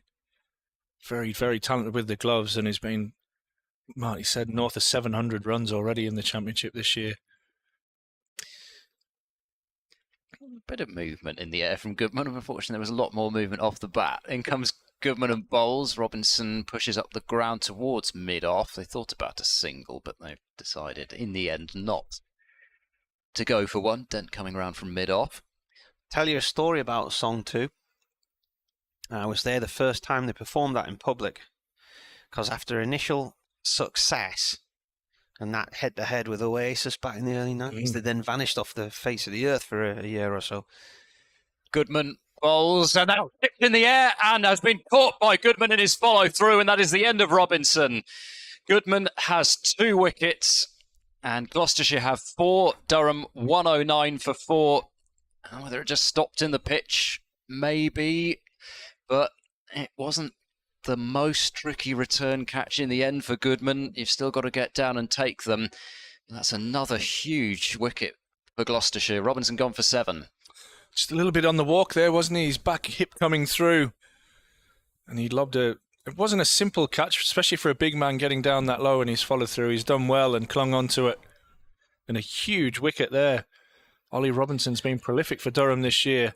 Well, this is Alex Lees is just watching from the other end, wondering what all the fuss is about. Well, this is a bit like the game at Bristol, where Durham were 101 for 4 from memory, and then Robinson and Clark, wasn't it? Put on 100, Graham didn't he? Clark, yeah. And rescued the situation, and they've done it again this time. They've lost too many wickets for not so many runs again. 109 for 4 now. But really good period of play. Just before the lunch break, Borthwick bounced out, Bedingham bounced out, and now Robinson chips one back to the bowler. So 3 quick wickets. As you say, of Durham in a difficult spot here. 109 for 4. It's Graham Clark, as we talked about. Did the rescue job a little bit with Robinson down at Bristol. Joins Alex Lees out at the crease. He seems to be going pretty serenely about his business. 64 not out. I mean, we're not quite at the same position that Gloucestershire were, because there were fewer wickets down, but I still think the position is slightly analogous, and I'll tell you why in a moment, because Goodman's bowling to Clark and clipped away to mid-wicket for no run. I just think because of the fact that Durham have got such a deep batting lineup, the position to me feels almost like it did when Gloucestershire were about, let's see, they'd lost Hammond at 170 for 3. Yeah. But because they didn't have the lower order that Durham have got, this position feels sort of similar to that, even though Gloucestershire were 1 fewer down and had scored more runs. Goodman is into bowl to Clark, who's forward and playing quietly up to mid-off. There's no run. Yeah, there is some depth there with the likes of Carse, Pretorius, Potts and Ben Rain, all more than capable with the bat. They were 149 for 4 in Bristol in their opening innings, and then Clark got 100, made 445. Yeah, basically everybody scored runs after then, didn't they? Coghlan got runs as well, I think, didn't he? Last ball of the over, Goodman is into bowl. Clark plays a nice looking drive on the bounce, and Goodman once again fielding off his own bowling. So he's got 2 for 14 now from 4 overs and a terrific return to the side for Dom Goodman, as I say, and he played one championship match last year, and not since, I guess it was May 2022 is his first championship game since then. Certainly looked to be an exciting prospect at the start of 2021 when he played, but he's over his injury issues that have kept him out at the start of this season, and he's back with a bang, 2 for 14 from 4. It's a big man, isn't he? Well, that's what excites you, isn't it? You Yeah. don't need too many bowlers with that height. Back to Lees, who pulls this off towards deep square leg for 1. Start of a new over. There'll be an update for Radio Newcastle soon. 3 men out on the hook there. Shaw in front of us. And we've got Hammond. Just going to shut that door. Yeah, It keeps it's just blowing in rattling, the isn't it? wind. Yeah. I was just going to say anyway, Song 2, they'd been away and they'd gone off to Iceland, I think, and they'd sort of become a bit reclusive for a while, and then they did a new album, and they came back and they did this launch gig at the Mayfair in Newcastle, which is not there anymore now. It was a music venue in Newcastle. In comes the bowler, that's turned by Clark to leg gully, no run there. And that was the first song they played. They came on stage and they did this woohoo, and they were jumping around, and everybody in the audience was laughing like, what on earth is this? And I'd gone there to cover it for the Daily Mirror. Anyway, I wrote this piece about how I think they've lost the plot. I think this is the end of Blur. La di da di da. Look who was right and who was wrong. Actor to Clark. Clark leaves this one alone. So they've lost 3 for 32 there, didn't they? In about 9 overs.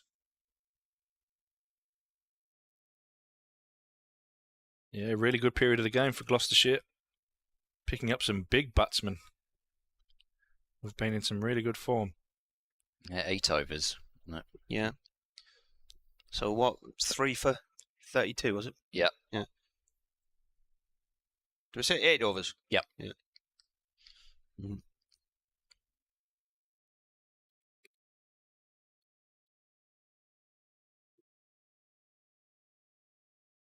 It's Michael's reading the news, who you were listening to yesterday afternoon. Our newsreader. Oh yeah. Yep.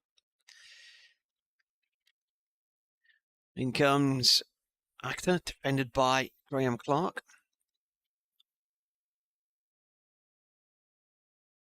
Yeah, as I said, I hadn't quite appreciated how the word paying sounded in a Scottish accent.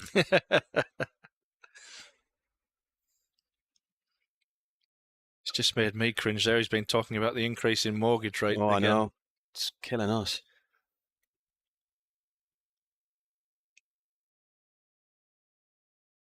Gone down the leg side. End of the over. Here's an update.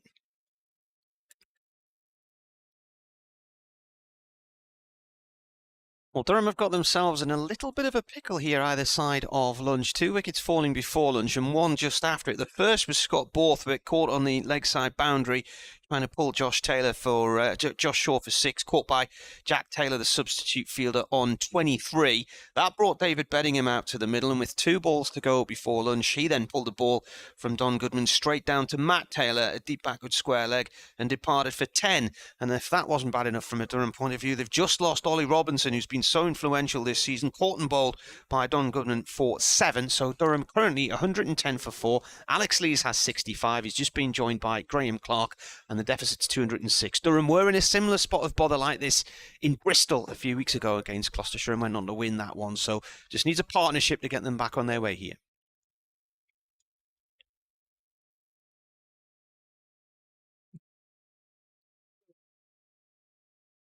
Right, here comes Dominic Goodman bowling to Lees. It's flicked away towards deep backward square, and a single's taken. Doesn't seem as though Lees has been on strike very much recently, and he's right back off it again. He's on to 66. Cardiff watch update.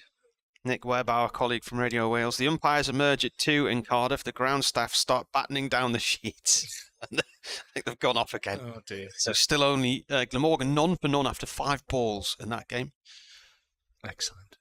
In comes Goodman. It's a short straight mid-on in position to Clark, and Clark plays it straight to Charlesworth, who's in that spot. He's got to make sure he doesn't just stray his toes onto the cut strip. Yeah, no ball. I think he's managing to keep them off. Yeah, Everybody knows he's fielding there. But I did have to call one in club cricket once. Did you? Yes. Oh, yeah. And probably enjoyed it too. Did you? Well, yeah. You've got to take those minor victories whenever you get them. You don't get to get one over on the players very often. They normally have the last word. There's a very fine third man in position, and there's 3 out on the leg side, and it is predictably the bouncer from Goodman, but Clark doesn't have much to do with that one. 3 men out catching again on the leg side. A deep square, a deep backward square, and fine leg. It was probably in more of a traditional fine leg position than we've seen in the first 2 days so far.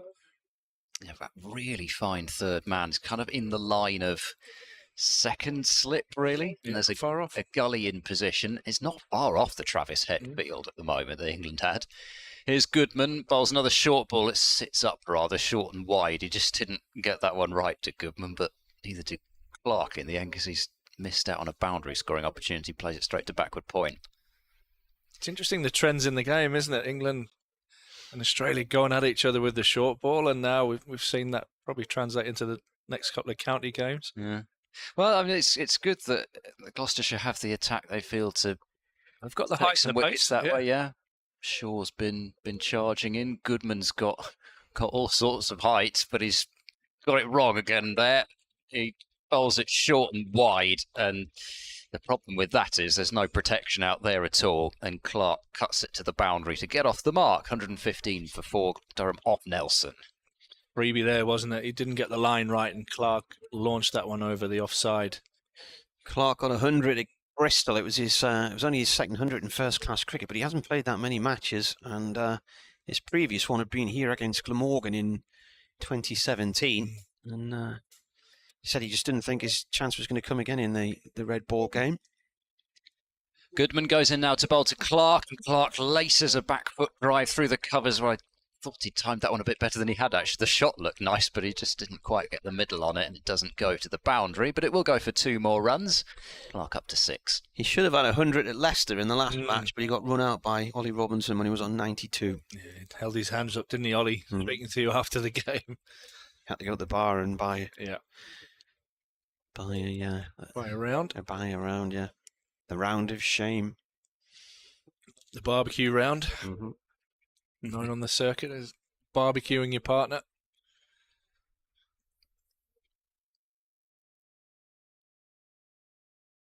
Really interesting phase here as Gloucester look to use this short ball. It's Akhtar coming around the wicket now to Lees with these 3 men out catching.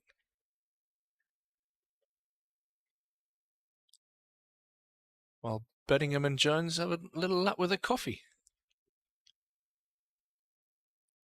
Akhtar around the wicket, pulled down into the ground by Lees. Shaw comes round to cut it off. That long leg, he dives in and stops it right in front of the boundary rope. 2 runs. Hammond didn't see that one again.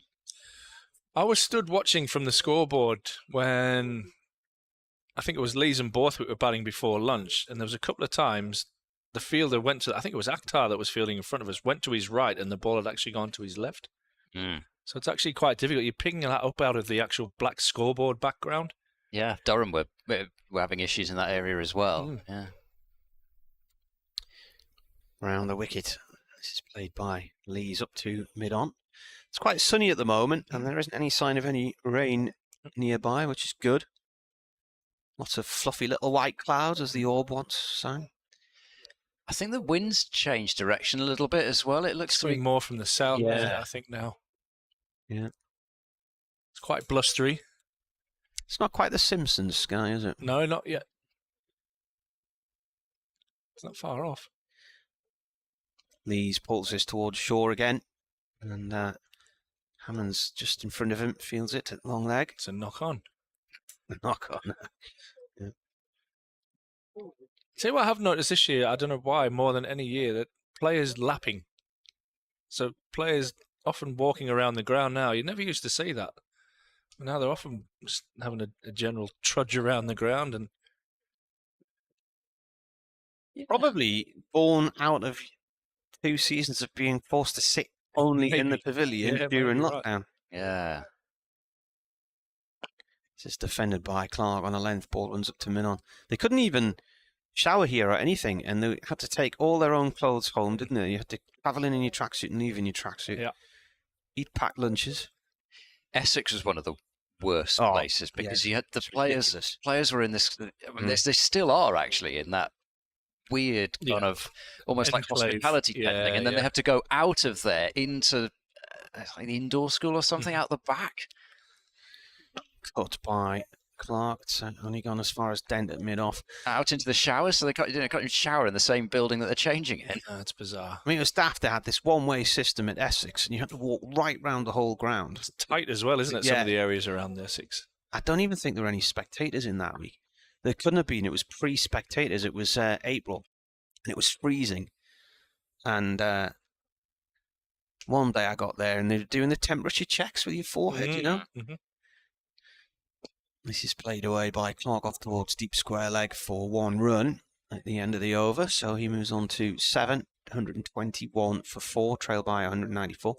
Anyway, the guy was pointing this gun at my head, and he showed me the temperature on it, and he said, I think there's something wrong there. And according to the temperature gun, my core temperature was 10 degrees. And I said, if that's correct, then I'm dead. Yeah.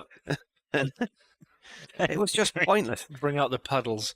The week I actually got coronavirus for the first time without realising I had it, it was on a canal boating holiday, and I went into a bar, and the cough developed the next day, actually, but I didn't have a cough or anything like that. And the lady scanned my head, and I was fine.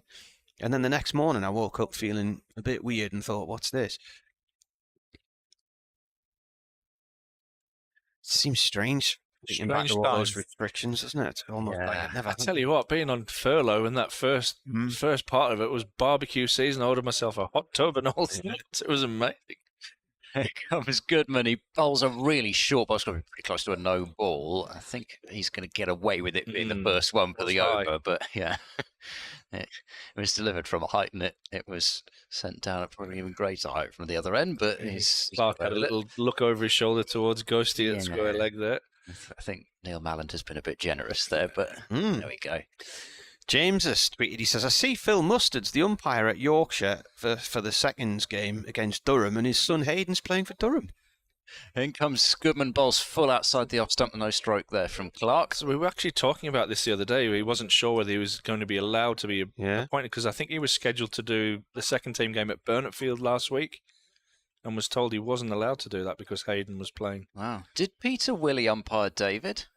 Must have at some stage. I was going to say, I'm sure I've seen that happen. So it's back to the old club days. Unprecedented. Well, how's that dad? That son? Graham Lloyd out here, I bet his dad umpired him at some point.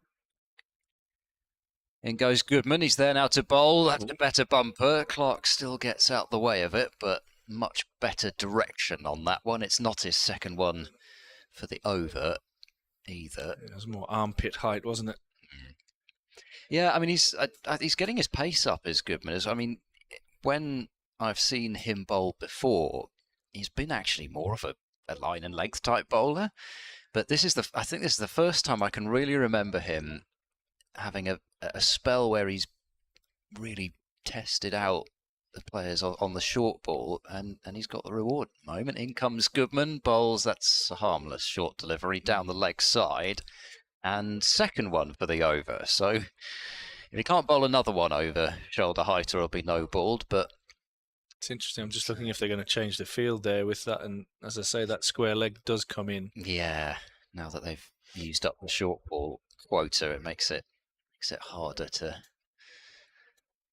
say that he'll still try and get him out the same way. So an extra fielder going. Slip coming in as well.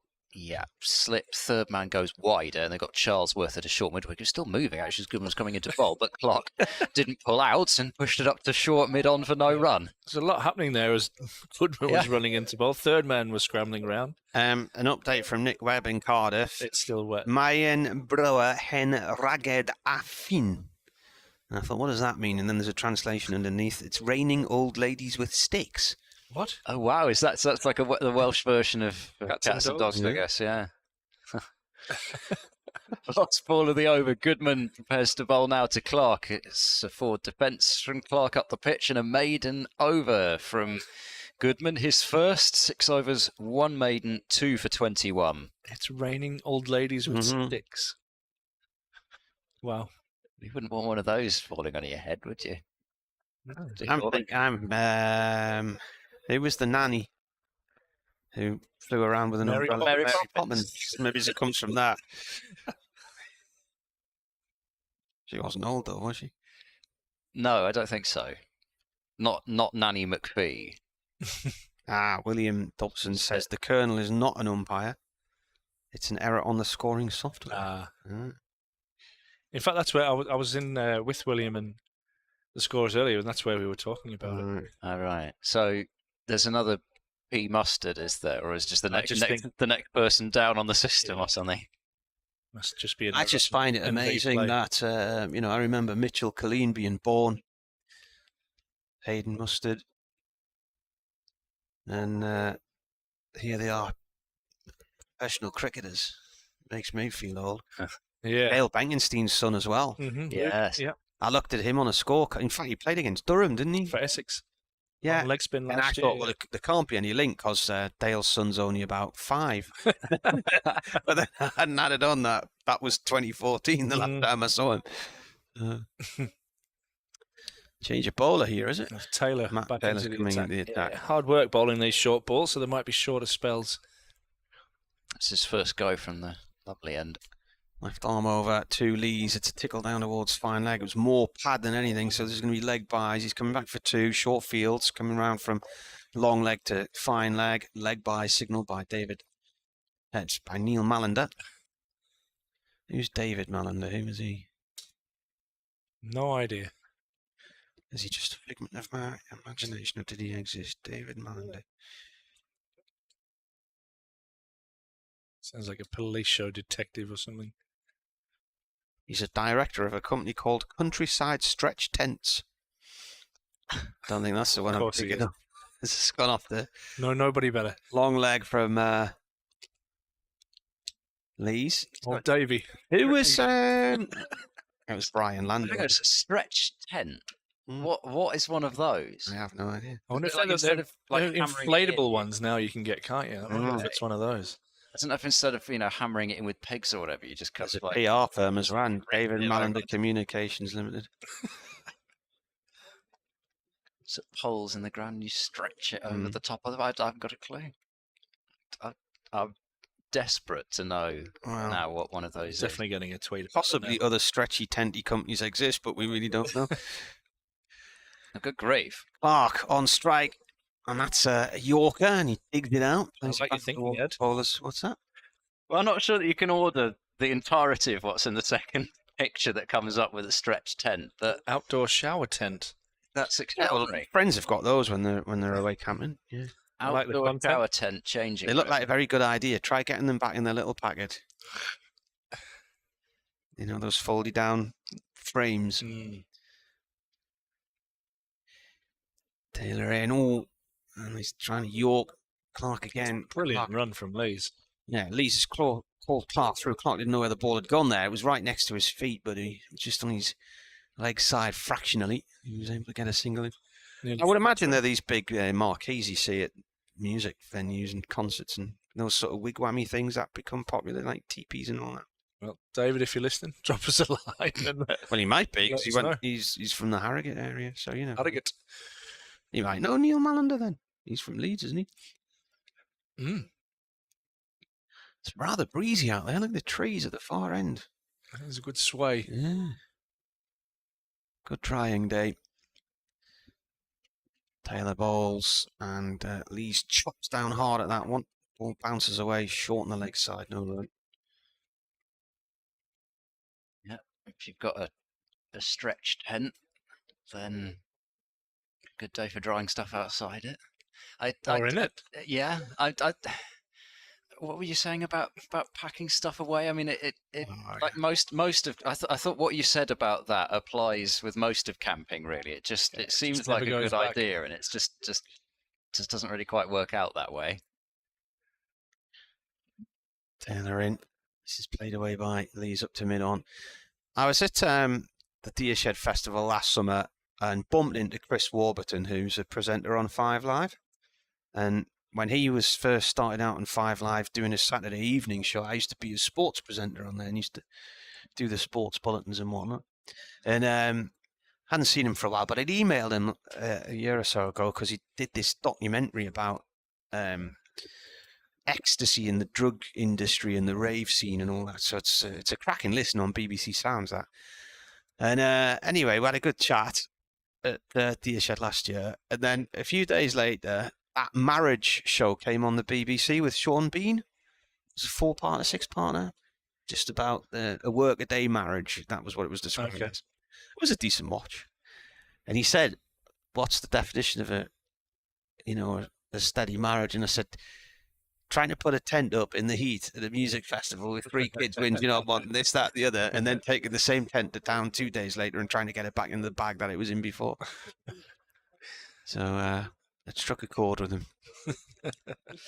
Change of bowling from the Finkel end. Josh Shaw's back for another go, and he's bowling down the leg side to Clark. It's come off pad, I think, been stopped by Bracey behind the stumps. The throw's gone all the way through, but Goodman's there to back up. And it was a bit of bat involved, yeah.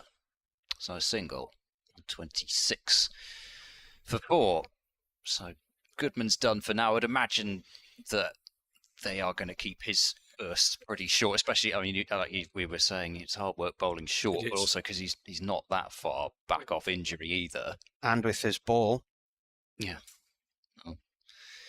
Yeah, it is hard work. You know, they're putting everything into every ball. Kangaroo leather, isn't it? So it softens quickly. Oh, here we go.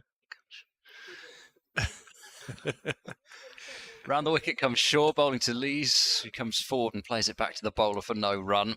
So Goodman, 6 overs, 1 maiden, 2 for 21. It's a good spell. Figures. Yeah. Really important spell. Pick up 2 big wickets with short balls. Yep, split either side of lunch, so it wasn't 6 overs completely on the bounce. 2.4 and then... Yeah, you got Robinson with a fuller one, wasn't it? It was Bedingham he got with the bouncer before lunch. Apologies. The big wickets. Shaw, who's got the wickets of Jones and Borthwick so far, is charging in from round the wicket, and again Lees is treating that with respect, playing it up towards Dent at mid-off, and there is no run. I did come out of that line about kangaroo leather at Leicester last week, just for a joke. And Richard Ray thought it was true. Oh dear! I had explained that it was tongue in cheek. But they do make quite a lot of sporting goods with kangaroo leather, don't they? I have no idea. I wouldn't be surprised. Well, they did, because I then had to look it up, and I was quite surprised by the range of things you could buy. Take us through it. I just didn't even realise they would use it for that. Shaw is driven away by Lees through point, past Neil Mallender out towards deep backward point. 1 more run. And Lees is on to 71, 127 for 4. So progress has been a little checked of late. The run rate's coming down, isn't it? It was well over 5 earlier on. That's what happens when you take wickets. It gives you that control. Alex Lees just calling for a new bat there. Kangaroo skin used by sporting goods companies including Nike, Adidas and Puma. Frequently for bags, jackets, shoes and soccer cleats. Soccer cleats, what's that? Football boots. Yeah. In comes Shaw and bowls to Clark. Clark watches that one go past his off stump. Bracey takes. There definitely was a phase of football boots being made by Kangaroo. Adidas will continue to offer kangaroo leather boots as part of their football shoe lineup in 2024. I'm not sure what the difference is to cow leather, but there you go. Maybe lighter. Can you make shoes out of wallabies as well? Why not? Well, You can catch them. Yeah. I'm just trying to think what other animals might be harmed in the making of shoes, you know. I think horses. Shaw bowlers push up towards the fielder at short mid-off, Ben Charlesworth for no run, and that completes Shaw's first over the new spell. Durham 127 for 4. Well, you know, just think between us, we could brainstorm the next great leap in shoe technology here. Well, it would be a leap if it was kangaroo leather. Yeah. Oh, wow. On all week, ladies and gentlemen. Where are we going? Well, yeah. Anyway, I just think that we could maybe make a pitch to Dragon's Den for something. I mean, you know, there's probably some rule where I'm not allowed to because I work for the BBC. Well, you probably won't be allowed to, either. Quite prepared That'll have to be Ash. to take 50% along with Ash for the idea. Right. Who's going to get the rest? I better do the numbers, haven't I? Taylor starting you over from the Lumley end. He almost looks like he's tripping himself over as he delivers that one to Lees. No run, goes up towards mid-on. Dear me. William Dobson says the late change to the seconds umpiring was with the issue with Hayden, but the scorers can't change the umpire's name, so they're already on the system. Yeah. If only we had a scorer who we could ask about this sort of thing. Just been in there, haven't you? The Northeast's richest teenager, she was once described as. 30 quid a game they get now, you know. Unbelievable. Taylor in. This has gone up to mid-off. Dot ball. Worth every penny. Your umpires and your scorers and people like that keeping grassroots cricket going. It's very technical these days as well. It's all electronic and iPads. And Gone are your days of bringing your coloured pens. What system do you use at Whitburn? Which one is it? CPS, was it? What's this? Pro. PCS Pro, yeah. Next ball is drilled away by Lees. That's a lovely shot. Slightly over pitch from Taylor, and that's away for 4. Yeah, gorgeous timing from Lees. There was one your Michael taught Abigail how to use. That was been on the iPad. Yeah, what was that? Just play cricket or something, wasn't it? Yeah. Similar now. It's just a canny little system. It's just evolved into this. They call it Pro now. Play Cricket Scorer Pro or something. Is that right? Yeah. And then it does all sorts of, just does everything for you. It does your wagon wheels and things like that. Your Manhattans. Bovril. Yeah. What? Wagon wheels and Bovrils, what you buy at the match. They always come together. I can't imagine that's a combination. No. No. Well, your wagon wheel gets soggy at the Bovril as well. I would have thought dipping that into the Bovril would be really interesting. Where are we going here after lunch? Who came up with that as a combination? They always used to stray. I mean, you never see wagon wheels anywhere else, really, do you? The wind's catching the Toblerone here and blowing the boundary backwards. It was Bovril and wagon wheels and pies. That's what they sold at the kiosks at Roker Park. Taylor in, and this is played by Lees off towards mid-off, no run there. Well, there you go. What other things do you get at sporting events that you don't really see anywhere else? You get everything now, though, can't you? All the modern stadiums. Just getting beers pumped through the bottom of a plastic cup and everything. That's Spurs' ground. Weird, that. I mean, the cricket food nowadays it's getting all kind of the food revolutions hit cricket. Craft beers and Taylor, off the legs there from Lees down towards fine leg to Goodman. Was there batting that? I thought I heard a bit of wood. Yeah. I think there was, yep. 1 run. And if you're at Kent, you might be lucky enough to get a sandwich and a packet of crisps. Yeah. Well, they've gone back to inviting us into the restaurant at Leicester, and the food's lovely, but last year we were raking around in the cellar underneath the Leicester meat looking for packets of sandwiches and crisps in cardboard boxes. Wow. So, gone from one extreme to the other there. So they did spoil us this year. They've got the Sainsbury's. Is it Sainsbury's, I think, at Kent? Yes. At Canterbury? You do. Is there a shop in the ground now? Yeah. Oh, yeah, there's a Sainsbury's right outside. The only problem is when you have to... You have your meal allowance, which is supposed to be for a meal, and then to provide 2. But never mind, enough of our problems. 132 for 4. A couple of flats on top that Ben Harmison and Mitch Claydon used to live in for a period of time down at Canterbury. Here's Shaw coming into bowl, round the wicket to Lees, who strikes a drive, but it's stopped by Hammond at extra cover. Dutch Gunderson says, Ed. Oh, yes, I was Ask Marty if he'll take you for a pint at either the Ivy House or the Stumble Inn, brackets, the ex-Royalty. Great. Two of my favourite pubs back when. The Stumbling. I haven't been to the Ivy House for years. I don't think I've been to the Stumbling at all. Presumably you've got to go to the Stumbling second after you've already been. Well, maybe, or last. Well, the Royalty Theatre is a little theatre across the road from there, yeah. Shaw is in and bowls. Lee's drives, bouncing nastily off that pitch end, but then brings it under control and prevents a single. The Ivy House is, I haven't been there for a few years, but that was always a canny pub, just on the edges of Ashbrook, sort of town centre edges. Get him down to the Harbour View, mate, down your end. He's been in there. You're a regular already now. Yeah. Oh, yeah. I had a pint last night which didn't have those finings added, so the beer is really cloudy. Pint, what? What did I say? Pint. Freudian slip there. Shaw bowls and it's driven away out towards extra cover, and there's no run. So 3 dots to start this over from Josh Shaw. It really like a pint of toffee sauce, right? Yeah, or some of the lads just refer, when they're drinking that sort of stuff, they refer to it as chicken soup. Right. It has that sort of yeah. No, it's delicious. So Lee's on 76 has been becalmed a little. His strike rate has come down. Still pretty healthy. He was run a ball not that long ago. Shaw bowls a length delivery, and Lee's, I think, had about 3 shots in mind there. Rehearsed a ridiculous standing tall scoop over the keeper's head. I would have loved to have seen him play that shot. One with the back of the bat, one with the face of the bat. Battle of the ex-Yorkshiremen. Yeah, they're not going to give an inch. No, definitely. The old bull and the young gun. Yeah, I haven't seen. I mean, the shot that he played, that little dink over the keeper. I've not seen anybody play a shot like that. It would have been actual innovation. Shaw into bowl. It's driven by Lee's. Didn't go through with a shot fully, and more work for Hammond to do at extra cover. And there's no run again. Yeah. You talk about innovation and the dill scoop.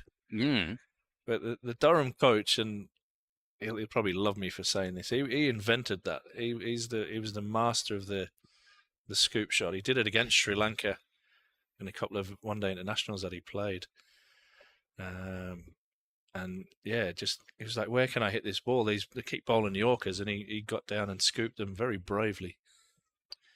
Last ball of the over as Shaw bowls to Lees, and he's timed that one nicely. Just a controlled drive wide of mid-off. Dent is superbly fast, and he keeps it down to just the 2 runs, despite it going out towards quite a long boundary. So those 2 runs, the only off the over. Shaw 8 overs, 2 for 31, and Durham are 134 for 4. Lees up to 78. So if you get the chance, get yourself on YouTube and Google Ryan Campbell's scoop. And you'll be entertained. So is it? The thing is, the dill scoop was pretty much right over his helmet when he played it. It was. I'm going to have a look at. Campbell's probably more in the Butler frame where he got kind of a bit more square on and flipped it. But very innovative at the time, and I think, like I said, Dilshan took that on, and unfortunately for Ryan, Dilshan became a little bit more world renowned than Ryan, and then he kind of got the label. Yeah, so we need because for me they're 2 different shots anyway. But the dill we need a like a cam scoop as well as a dill scoop then. I'll tell you that, starting you over bowling too, Clark. I'm just looking through Josh Shaw's record, and he first appears on Cricket Archive playing for Yorkshire under-13s against Northumberland at Roseworth Terrace and Gosforth in 2006. And his next match is against Durham under-13s at Swalwell. And still got the Tyneside tour. Gateshead fell. Played at Oakham School. That's the proper school in the Rutland area, that one. In comes Taylor. That's gone off down towards third man. That's the one. Is that where Stuart Broad went? That is where Stuart Broad went, yes. Somebody else went to school in that area, but I can't remember what their school was called now. They didn't feature on the school team, did you? Were you the scorer or not? Yeah, I was, yeah. I've got all the kit, but I just didn't do any of the work. That's all right. Perfect. There's quite a number of public schools around that area. You've got Oundle, Kimbolton, Uppingham, Oakham. There's the one in Stamford as well, isn't there? Yeah, Stamford's another close one. Dean Headley was the cricket pro there until quite recently. Taylor with a short one. That's a hit. Lees as he looked to try and pull that through the leg side. And yeah, we've got like Repton and Radcliffe and Repton. like that. Well, that's Repton's at yeah. Olrywas, isn't it? So that's where Spaty's gone to be the new cricket master there. So that's just between Derby and Burton, Repton. Yeah. Yeah, I mean, rugby's not that far away either. Yeah. Just, the other way. Whitburn under 13s played in a national final there last year, didn't they? Mm-hmm. They might get back there again, yeah. They've got to go to Neston, is it? Somewhere in Merseyside? Something like that. And they played there last year as well. This is defended by Clark. Runs up to mid-off, mid-on. I mean, I remember rugby because I think, I can't remember whether Wisden confirmed it or not, but it may have been the fastest century in a T20 match in school cricket. A guy called Shiv Thakur, who played for Derbyshire, hit that, and I read, I can't remember exactly how many balls it was, like 31 or something like that. Wow. Taylor bottles to Clark. This is pushed off to the covers, but that was in a schools game. Yeah. But there was wasn't it a double 100? No, it's just a 100 in a T20 match, but it was a sort of a tournament, and I just remember it because I was scoring with somebody who really didn't have a clue what they were doing. So trying to score this ridiculously fast century, and keep track of all the sixes and fours or whatever, keep track of the other person's book, it wasn't the easiest. Did you have tins, or was it a proper like electronic scoreboard? No, it's just book. Oh, it's just a book. It wasn't. It was like the sort of plate final or something like that, because it didn't make the actual final. Yeah. Clark playing this one up to mid-off this time from Taylor. Top ball. And that is the end of the over. 136 for 4. A couple of singles off it.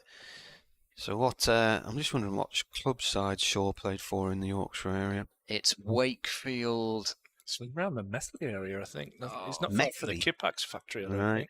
think. Him and Jared Warner both played for the same club, and it's one of these things, it's just some things just never quite seem to stick, and the second word of it is one of them.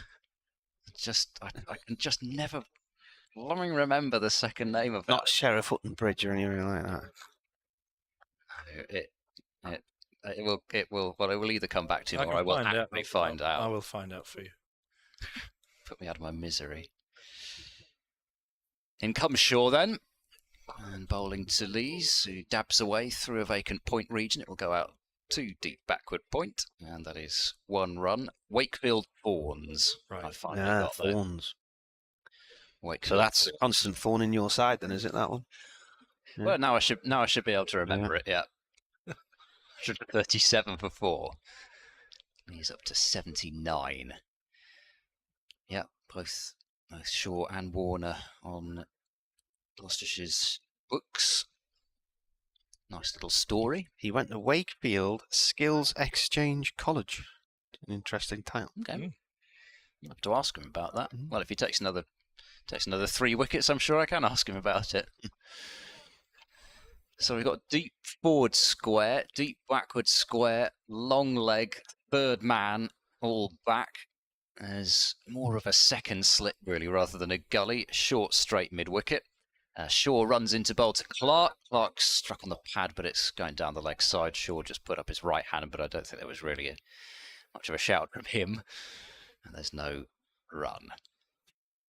All Summersides sent a message. Just reading that. Was that what it was? All right. Yeah. Went to the Seaburn Inn. Yeah, Ed. It's how Seaborn is pronounced in Ashington. Yeah. Well, that's just down. We could have a pop down there tonight, maybe. That's just down on the seafront, not far from your hotel. So I'll have to try and get a pass out. Stumble in and pass out. Shaw bowls in that third rather harmless delivery in the end. It's just sort of halfway down and outside the off-stump clock. Bill standing there in the pose that he assumed to allow the ball to pass by and is thinking, oh, just about to thrash at that. Damo says, after listening to Ash talk about Ryan Campbell, I remember talking to a Queenslander friend of mine who mentioned Campbell and the scoop, and apparently it didn't go down well in the press. No. I've actually just found the video of that. I think it's Nuan Zoisas, the bowler. Yeah, big quick. Yeah, left arm seamer for Sri Lanka. Used to open the bowling with Chaminda Vas. Shaw is into bowl to Clark, who's pushing forward, wide of mid-off for a single. Fielder picks up but doesn't throw. Clark moves up to 11, 138 now for 4. I think it was back in the day when Australia used to have Australia and then Australia A. Yeah. They used to play like tri-series against all the international sides. Yeah, that's and on occasion Australia A would beat Australia. That's incredible. Well, strong players that play much. I posed a question a couple of years ago when that emergency England one-day international side was put together for the Pakistan series, whether it could beat the original one-day side. And particularly in one-day cricket, there's every chance that on any given day it would. Somebody comes off. A day out, yeah, for sure. Shaw goes in over the wicket to bowl to Lees, who drives out towards wide third man. They'll jog through for 1. That's all they'll get. Goodman sending the throw in, 139 for 4. Ian's tweeted, he says, talk of Bovril brings back memories of drinking it, sitting on the terrace at the Memorial Ground watching Bristol rugby with my dad. Class. But he says, I don't recall eating wagon wheels with it though. No. Good. I would have Maybe thought it was just a Northeastern thing. Maybe something savoury to go with a Bovril, like a cracker or a bit of toast or something. Rye cracker or rye cracker in the Roker Park. Rye cracker. Are you crackers? Rye, what's rye? My sort of going on about things. No. Posh food. Yeah. I had to give you the opportunity to do that. I'm sure Bolton Clark, lovely shot, driven away through extra cover and for 4. It was a little overpitched from Shaw, but Clark deserves all the credit for that. He moves on to 15, and it's 143 for 4. Feels like a fairly rare boundary of late. Yeah, a little bit of a double bluff there, I think, with all the men out on the hook. Just trying to get Clark into a drive, and Clark obliged and put it beautifully through the vacant covers and moves him on. What's he on to now? 15. And Durham now 143 for 4. And beautiful sunshine here. It's a gorgeous afternoon, isn't it? Good grief, James Rue is still going, by the way, for Somerset. It's 160 not out now. Get greedy, young man. 384 for 8. Best made 54. Aldridge 88 to keep him company. But I didn't realise Bess had gone back down to Somerset. My son was telling me last night. Yeah, just a lone spell. I mean, he had a week at Warwickshire. Warwickshire as well. Yeah. I mean, it's crazy what's going on at the moment. People like Jack Brooks, Josh Davis Miles playing here, and Matt Parkinson, and 3. But people who are playing for 3 teams in such a short space of time. It's pretty mad, really. Safagoa coming back in to replace Matt Taylor from the Lumley end. Lees is on 80. Go earlier, none for 15. He bowled 3 overs before lunch. And Lees looks to cut at the first ball of this over. Gets a bit of a leading inside edge. Drags it into short mid-wicket territory. It is a bright sunny day. Frank Watson from BBC Hereford and Worcester reckoning that Cardiff is not only too far south but too far west to guarantee the weather. They've had a bit of weather in Worcester as well this week, haven't they? Against Yorkshire there.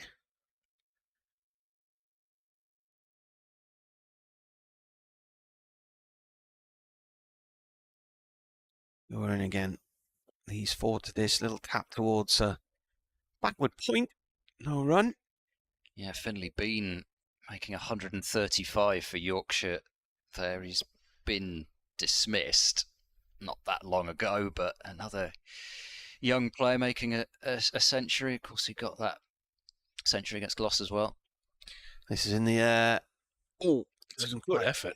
Didn't quite reach the fielder down on the square leg boundary. He dived in, though. He gave it his best effort. Where's that down there? Is that Hammond? I think it is, yeah. It's a serious effort, that. Running away and diving the ball just behind him and not quite carrying it. I think might have Hurt his hand there as well. That's an outstanding effort. Yeah, I didn't think there was any way he'd be able to No. stop that after going into that dive.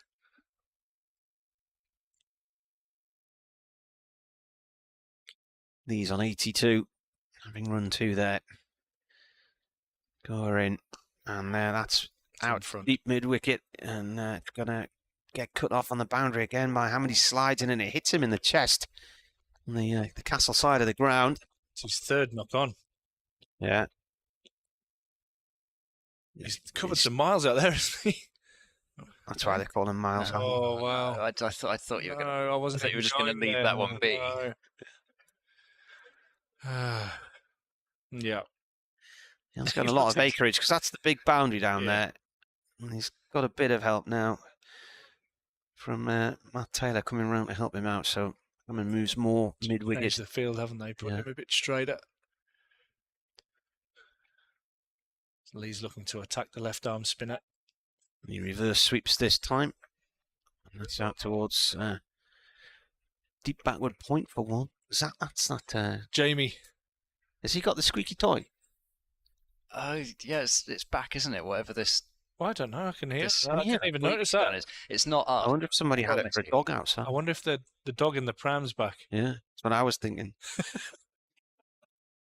It all It'll make its own way to the ground. It all happens at the riverside, mate. It's a 4-wheel drive pram. Ball comes around the wicket now to Clark. Clark forward, pushes it out towards point for 1. I didn't notice that until he said. Then, yeah. Yeah, there's a squeaky noise, wasn't there? Yeah, we hadn't heard it, or I hadn't heard it since first thing this morning. I can't see it, and I haven't seen that man with his pushchair with a dog in it for quite a few weeks, actually. He used to sit right down in front of us. He used to, yeah, just sit there. Oh. You thought I was joking as well, didn't you? No. I thought, It's given that legit. Yeah, no, I thought you must be serious, but at the same time, I'm still trying to visualize this. I mean, it seemed every visiting commentator has to find this dog in a push. Yeah, well, I'm sure. I mean, it's iconic. It's one thing to bring a dog to a ground, but in a pushchair is quite some effort. I don't really know how that makes things easier. Isn't the whole? I mean, who knows? It doesn't move. To be fair, because I'm. It's a little Jack Russell or something like that. Yeah, it's there all day. Yeah, struggling to make sense of this. Here's Shaw bowling short to Clark. It doesn't really get up, and Clark doesn't really get the contact he would have been after. It's fielded at forward square leg for no run. Don't think too hard, mate. It is literally dog in a pushchair. That's it. Hang on. So the 150 has come up, and it's come up with. Is that a no ball? Come up with a dot. It's been given as a single, but Clark is still on strike, so the 150 is not up yet, and it's 149 for 4. Shaw moves into bowl to Clark. It's short. Clark pulls. More work for Hammond to do. It's on the bounce to his right-hand side in the end, and that is a single. So, am I losing all capacity to do anything? So is it the dog in a? No, here we go. There we go. Now it's the 150. Everyone's going to applaud again. One person applauded. Okay, I just thought.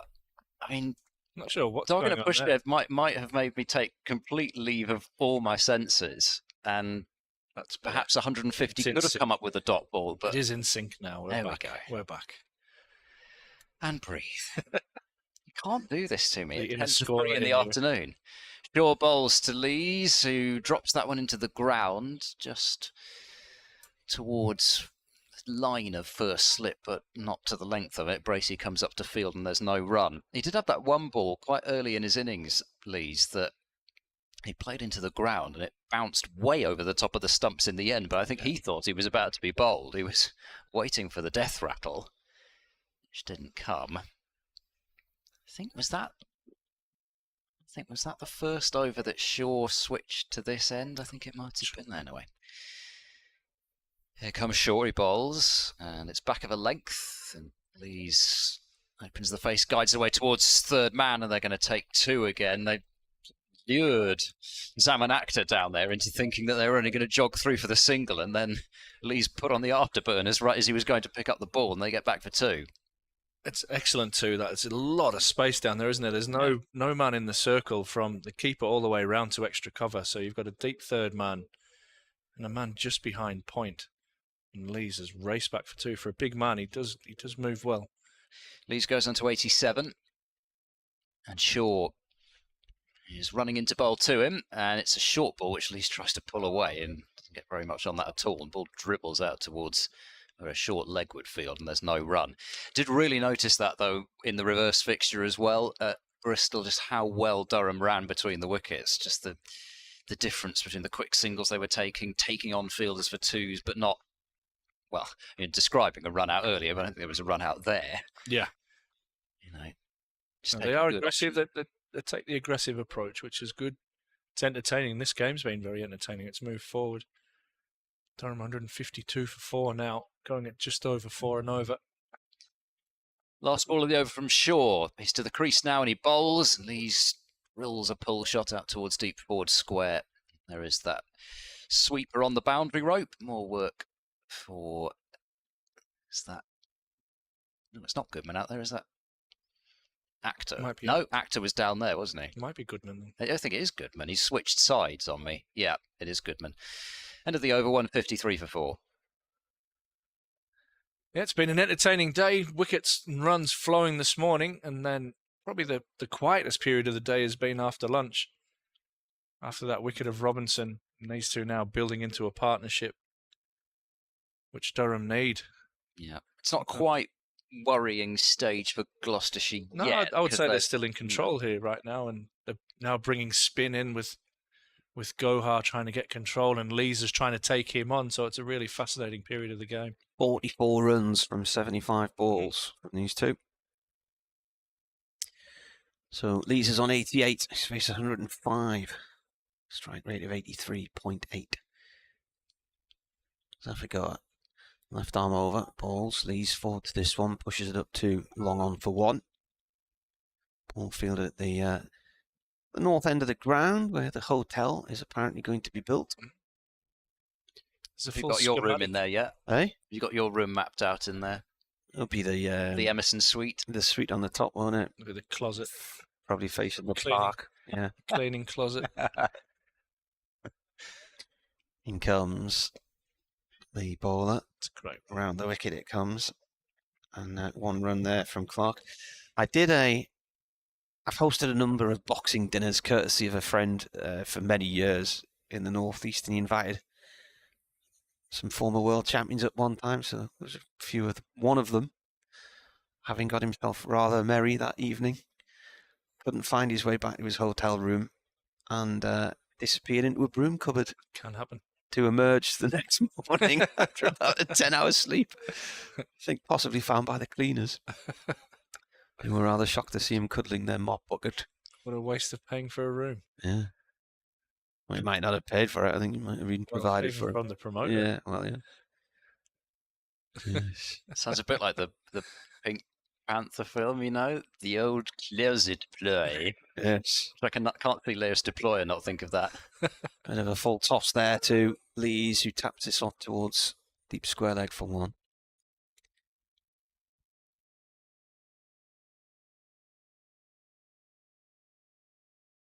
Yeah, some of the stories from these boxers over the years are quite interesting, particularly those who were superstars in the 70s who had spent more time on the front pages of the papers than the back.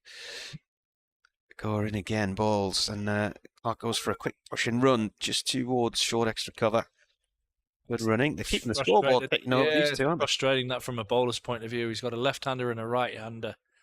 They're both picking up. It's a left-hand, right-hand combo. Boom, boom. Talking of boxing. Very frustrating as a bowler trying to work out a plan when they keep rotating the strike so easily. Well, Lees is on 90 now. Remember, he got centuries in both innings in the last match against Leicestershire. Bowler comes in. This is flicked away towards square leg, much to the anguish of Zaffigar. He's got his hands on the back of his head there. 1 run for Lees. And Lees will have probably been frustrated with his season up until that point where he'd made numerous 50s, hadn't he, and hadn't really kicked on. He cashed in at Leicester. He's looking to do so here again this afternoon. It's the last ball of the over. It is played by Clark to short mid-wicket, no run there, end of the over. But it's been back on. I would suggest Durham generally are one county who lose almost the lowest number of overs during a season due to bad weather. The flurry of wickets did start early today and the run rate dropped as expected. A good partnership here is required now. I keep a running total of how many overs are lost, and I think the worst season was the summer of 2012 when it was the wettest year on record. I think Durham lost about 1,400 that year, but I think that season in the county championship, I think Yorkshire lost about 1,000, more than 1,000 in the county championship alone that year. Wow. Yeah, so Warwickshire won the title that year with about 4 wins, I think. Yeah. Go back and have a look. It's something that... Oh, no, it was a few more than that. 6 wins, but 9 draws and 1 loss. Well, Durham's first win was against Middlesex, and that was after they'd sacked Phil Mustard as captain, so Paul Collingwood took over, and that was quite late in the year. Probably mid-June before they got a win. And but a lot of those matches were draws because they just couldn't get them finished. Yeah, 3 teams. I mean, Lancashire got relegated that year and they drew 10 matches. Wow. 10 draws, 5 losses and a win. Matt Taylor is returning, replacing Josh Shaw, and Lees unfurls a drive but picks out Dent at mid-off, and there's no run. Really picked that bat up with murderous intent there, did Lees, but he only succeeded in finding the fielder. Yeah, so it was such a thin spread of wins, actually. Look at that. I mean, Gloucestershire finished bottom of Division 2 that year, but they won 3 matches. And then Yorkshire got promoted and won 5. It's mad. But again, it's, I guess, the points for the draws draw and the bit. I think losses. 11 draws for Yorkshire. Taylor goes in now to bowl. It's punched away out towards extra cover by Alex Lees, and he won't get a run for that. Oh, is it nearly time for some more news? Bit of ABBA at the minute. ABBA. When you get the chance. If you look at the lyrics on this song on a karaoke machine, it's all nonsense. Yes, isn't it? It's just words. Yeah, jumbled up words. Like a game of Scrabble gone wrong. Dancing Queen. Matt Taylor bowls to Lees on drive. That is a lovely shot. That will be 4 runs. Too much doubt about that from the moment it left the bat. Perfect on drive. Lees moves on to 95. 162 for 4. Gorgeous there. Like you said, the intent's there for him. He wants to hit the ball hard and he wants to hit it straight. That one just a little bit over pitch from Taylor. Lees punches that down the ground, which brings up the 50 partnership between these two. Leeds contribution of 31. And Clark 16. I should probably let you take over, Marty. 95. There is a short boundary. You never know. These are too nice to each other, you guys. Here comes Taylor. And Lees plays it to short mid-wicket. No run there.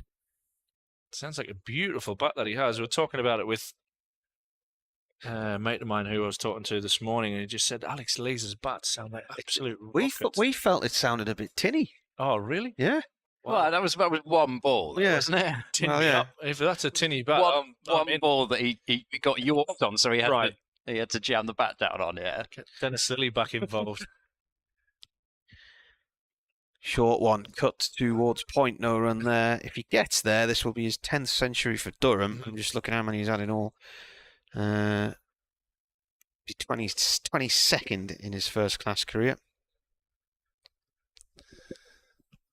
Fantastic for Durham since he's come up. See, the second phase of his career got him an England call-up. Now this is probably, you would say, the 3rd phase of his county career now, where he's really desperate to play for England again, but putting some serious runs on the board for Durham. This is played gently towards mid-wicket, no run there. Yep. End of the over. The 3 o'clock news is on. Should reach 10,000 first-class runs, potentially next season. Yeah, outstanding player. And a good leader as well, that in the change room, the boys respond to him, and guess when you open the batting and you're scoring runs and lead from the front, then people do follow, and now got the responsibility of being white ball captain up here at Durham as well. He's made himself a good home up here in the northeast.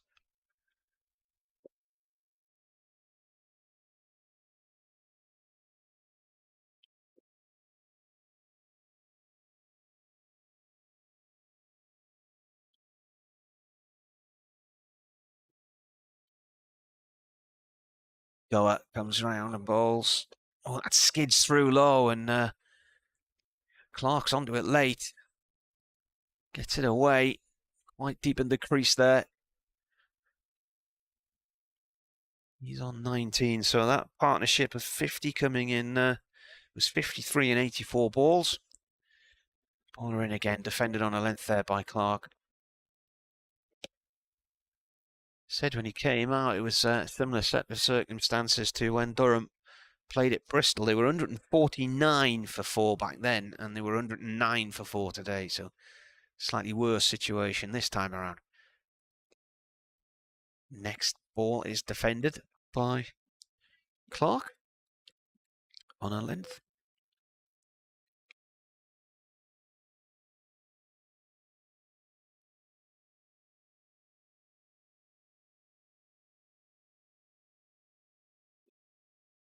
Next ball played away by Clark through short mid-wicket, no run there.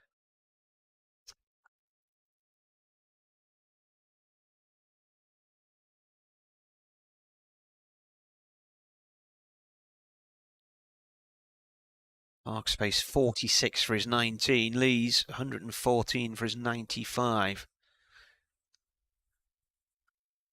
Goes down the track and drives. That's a nice shot from Clark. Used his feet well there. Got to the pitch of the ball early and thumped it away between the bowler and the mid-on for 4. Yeah, he's done well to keep that down, hasn't he? And still get the boundary straight of mid-on, but very little risk once he's got to the pitch of that ball.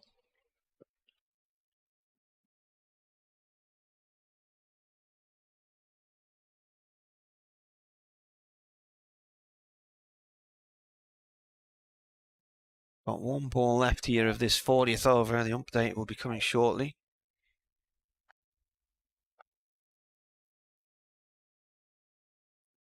.5 overs. Goer in, bowls, and played away by Clark once more to long off for 1.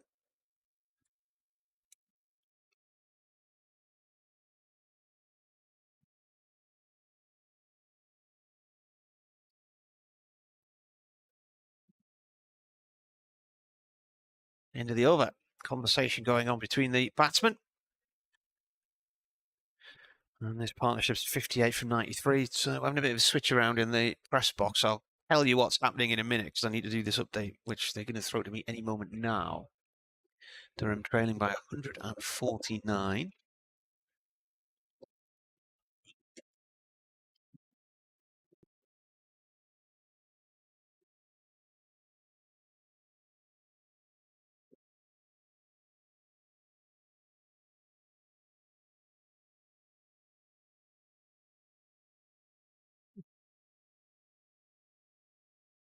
Update.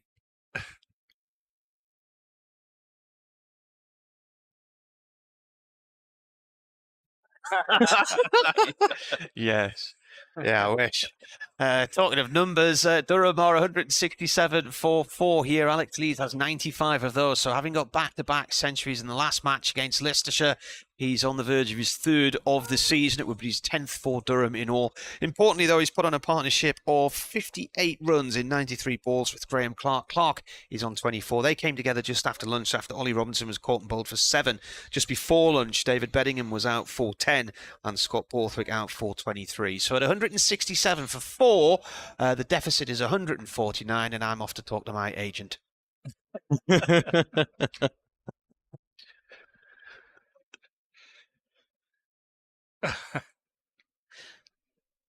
There we go. So the bowler bowling here, Taylor coming round the wicket, bowling to Clark, who is on 24.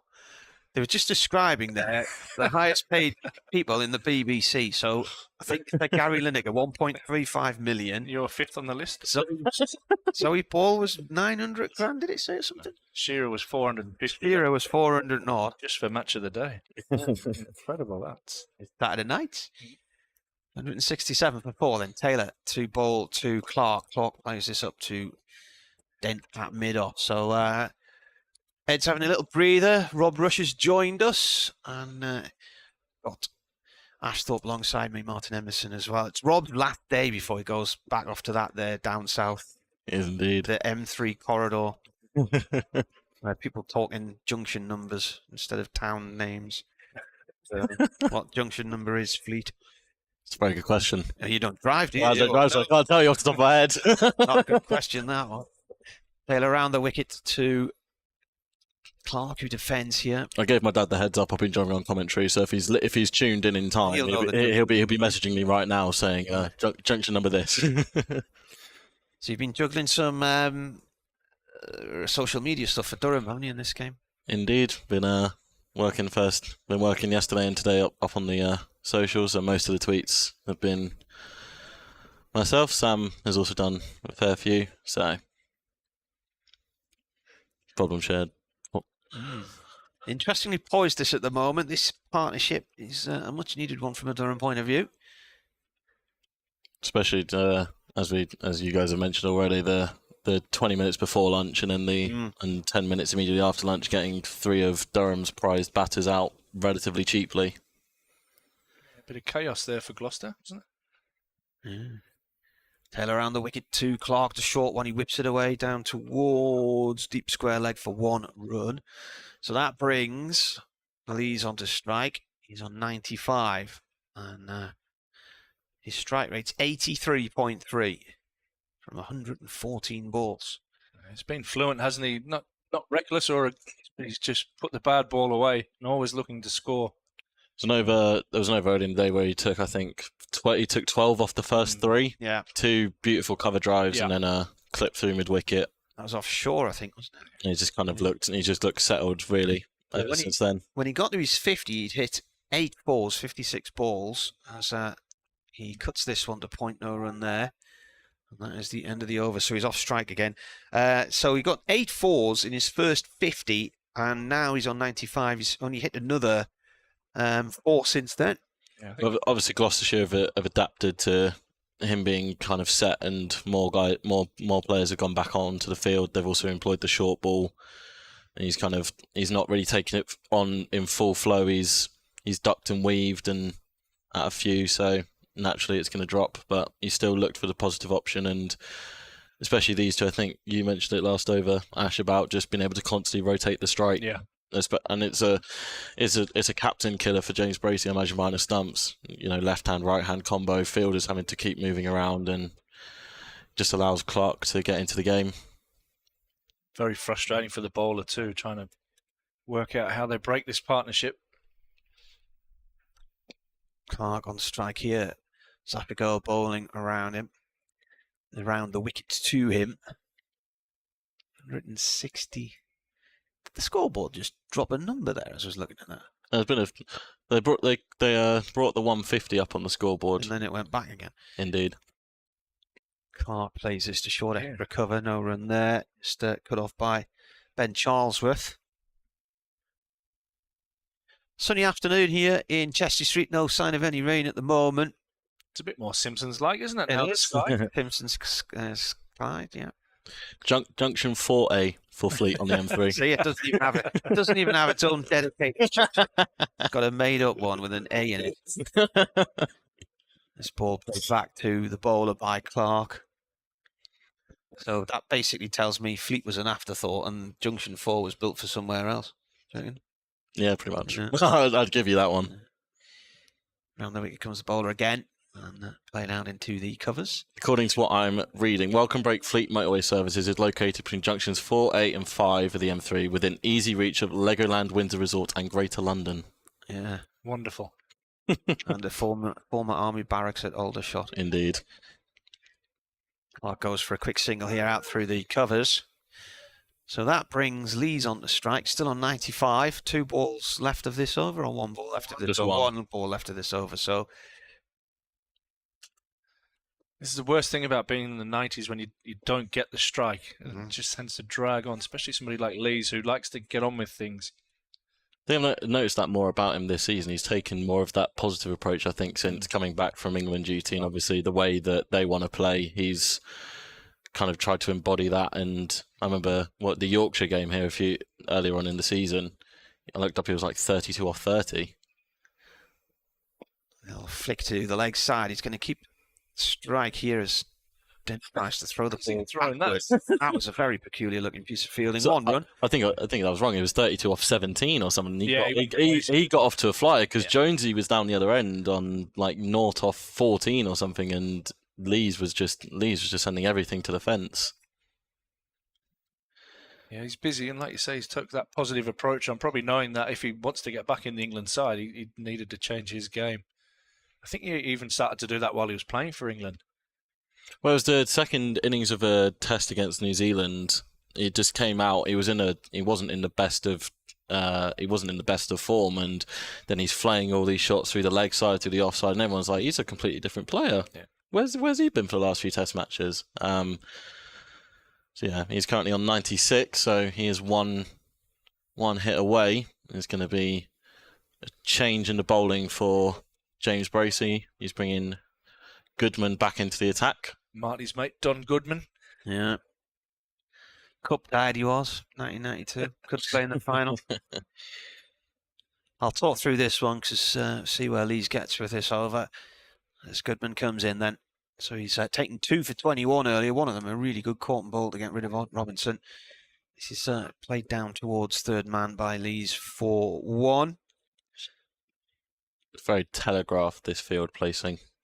Yeah, he did. And he bowled this attack, didn't he, to Beddingham before lunch and picked up the wicket. There's no secrets about it. He's going to try and bang the ball halfway in the pitch. Would you have played that shot in the stroke of lunch? Me, probably, yeah. I'm totally honest, yeah. So you would have got yourself probably the same result as Beddingham as well. Yeah. Yeah, I'm not going to lie and say, of course I wouldn't have played it. Yeah, I probably would have took it on. Somebody as good as Beddingham, yeah, he'd be disappointed with his execution. This is pulled by Clark down towards deep square leg for 1. So that brings Lees back on the strike. And 97 then. So he's looking for his 3rd century in a row. And if he does it, he will equal Sean Dixon's record from last year when he got a century in the second innings at Sussex and then back-to-back centuries in that slogathon at Worcester, which actually featured some incredible batting from Ben Stokes. Oh, was it that Ben Stokes game? The Baker game. Yeah. Goodman to Lees. Lees whips that off his hips. There's a man down at fine leg. 1 run. Looks content just to try and pick this up in singles. But he doesn't really have much of a choice with the bowling of that kind of lengthened line with 3 men out on the hook and a deep third man. Because it's very telegraphed. I would be interested to see if Goodman potentially tries a double bluff of have the field, maybe bring a slip into play, so to have that seed of doubt in the batter's mind. He did it to Clark, and Clark punched him through the covers at the end of the last. It is the risk you run. But if absolutely. It's worth a shout. It's worth a shout. I mean, these two have looked pretty comfortable for a longer period of time. So I wonder if Gloucestershire will start that. There you go. Right on cue. What's that? Pitched it up full. Yeah. Nice drive. Stump played by Clark to Dent. I've got to say, I've been very impressed with the Gloucestershire bowlers throughout the day. They've been very, after getting blown away early this morning by Durham, they could have carried the momentum onwards, but they've done very well to keep it in check. And round the wicket now. Game's very evenly poised. Clark leans into this one and just cuts it away towards point. No run there. Interesting to see if they'd tried double spin. They've got the option of Ollie Price as well to bowl off spin. He might be worth a shot from this end with the long boundary. Might see it just before tea. Clark, yeah. Try and get some. I'll tell you what, there's plenty of time left in this day, isn't there? There's 40 odd overs left. You might be getting some overtime tonight, boy. As if Clark faces this short one, drags it down towards deep square leg for 1 run. At this rate, you won't need to contact this is just taking the mick. It's the end of the over again.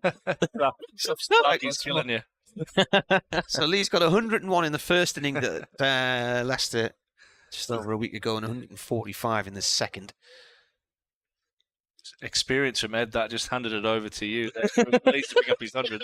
How long has Ed been off for? Sit back living his best life right now. Planning his pub crawl around something tonight. Stumble in. Will be Zaffa to continue from the Lumley end. Clark 28 off 62 and Lee's still there on 98.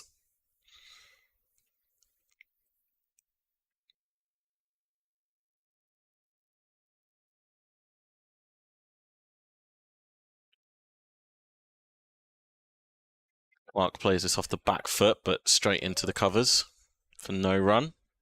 It's just installed himself a little hammock there. And yeah, he looks like he's on his holiday. Stretch 10. Yes, which he's just ordered from a man in Harrogate. Clark turning this off his leg. Should be a chance of 2, but they'll settle for 1. I think Goodman running round from a mid-on. Lee says, wait there, I want Marty. Right, come on then. 2 runs needed. 118 balls. Slip comes out. There was a slip in play for Clark, but Bracey has just sent Ollie Price into a short mid-wicket. Chris Dent is there as well. There is a single out to deepish mid-wicket if Lees wants it. Bowler comes round. Lees with a little tap back past him for 1. It's back to you again. He moves himself 1 away. To me, to you, to me, to you. Yeah. I think we reached a bit of a lull here. Well, I'm sort of waiting for this to happen, isn't it? That's what's been going on for the last few overs. Slip back in. Zafar in and full of delivery, which Clark turns away. And Lees is with a very loud no to Graham Clark. So, is this the delivery? Give me 2 balls. It's a very inviting gap at point, isn't there? There's a man out on the offside on the reverse sweep who's well behind square. Bracey's playing the mind games here. He's moving the field around. He's the old kick push into the point area where David Lloyd's standing. Long on has just come up from the boundary. Everyone is there's 2 men back on the leg side, but apart from that, everyone else is up on the 1. Lee's on 99. Zaffa just milking it at the moment. Here he comes then. Left arm over to the left-hander. Lees drives, and there he goes. Shot. He gets there with a lovely 4 down to the far end of the ground, and he joins Sean Dixon in recording centuries in 3 consecutive innings in the county championship as he moves on to 103 from 120 balls, including 13 fours. Raises his bat in memory of his father and gets a hug off Graham Clark. Standing innings from Lees there. Getting Durham through that tricky period where they lost those 3 wickets either side of lunch, and has put on an excellent partnership here with Clark. As he just pushed that one effortlessly down the ground for 4, brings up another excellent 100. Zafar in, and Lees is cutting this one through the offside. It's running away. Goodman is trying to get round to cut it off before the boundary. A sliding stop, and he doesn't even know if he's hit the Toblerones, and the umpires will give the 4. Seemed to go a little bit down in stages, and flicked it back, turned around, and gave a I don't know sign to the umpires, and eventually standing umpire makes the authoritative decision for 4. Durham 185 for 4 at the end of that over. Lees 107. It's 3rd of the season, and Clark has moved himself into the 30s, off 30 exactly off 65 deliveries. Excellent stuff, and this partnership continues to grow, and this is where Gloucester had that little bit of control probably for 20 minutes there just before Lees got into the late 90s. Everything's just slowed down, and now back-to-back boundaries has kick-started this partnership again. So Durham will look to make hay this afternoon. Good weather conditions to bat. As Ed kind of alluded to earlier, Gloucester taking 20 wickets has been an issue for them this season. Goodman will continue from the Finkel end, who's just back from injury, so Gloucester might just try and take a little bit of time out of the game here and just slow it down. got a bit of a conference going on. Chris Dent having a word with him. I think that's Jack Taylor as well. Oh, Matt, isn't it? Matt Taylor. Oh, is it Matt? Yeah, Jack took the catches. Jack's a sub. Yeah. My apologies. No, that's all right. Easily done. That is for sure. Especially with this team, there's 3 sets of brothers, isn't Yeah. there? Prices and the Taylors. Who else have we got? The Charlesworth. yeah. There's 2 Charlesworth as well, is there? The Charlesworth's putting their worth in as well. Why not? Chris Dent moving himself from silly mid-on to silly mid-off. Will Clark. A very short mid-off, I should say. He's not under the lid. And now Getting funky. there is a man at Mid-off, short, mid-on. short mid-on. Goodman in, and Clark plays the lovely shot off the back foot through the covers for 4. This is a dangerous time here, I think, for Gloucester, because Durham could really accelerate in the afternoon. Both of these batsmen well set now. Can easily go through the gears, especially with how Campbell wants his batters to play. Absolutely. And Gloucester will have the hope that the last time that the break was approaching, they managed to break open the Durham innings. Goodman's in again, and Clark is just defending this one. What time's tea today, Marty? Is it 4 o'clock? Probably. It's a set time, isn't it, today because of the rain? 1:10 was lunch, wasn't Yeah. it? So 4 o'clock's tea on those days normally. 104 overs to get through in the day. Could be a long days, these ones. That's why Marty gets paid the big bucks. Number 5 on the list. Yeah. Just behind Shearer. Should I tell you what? Going through that list, as Goodman comes in to bowl, I'm the only one I've never heard of. Keeper up to the stumps now. So change of tactic from the short ball. Still 2 men out on the hook. You've got third man. I think that's Miles Hammond going through some bowling warm-ups at a shortish mid-wicket. Wonder if he might come into the attack. Turn. Oh, that was the aerial momentarily. It wasn't too far off the ground. It's about a foot high, and Clark thumped it through mid-wicket. There's a diving fielder in there. It was Hammond. Yeah, couldn't quite get across to it. 4 runs. Just to the right of him, and the amount of power that Clark is able to get on his shots, just too fast for Hammond. He moves himself on to 38. Spent some time on the canvas today, Hammond. He's been diving around everywhere. All effort in the field. This partnership again continues to grow. Seems like they've stepped on the accelerator a little bit since the 50 partnership was brought up. Ball played off towards the cover area there. Dent fields it, no run. 50 partnership came up just around 3 o'clock. So I clipped it up and then came down here, and we're not even at 3:30. And they've moved themselves into just shy of 90. Yeah, I was just going to have a look there. I haven't got Ed next to me to do the numbers from our business venture. So I think if my maths is serving me correctly, I think 84 is the current partnership. You are. I reckon it's off 121 balls off the top of my head.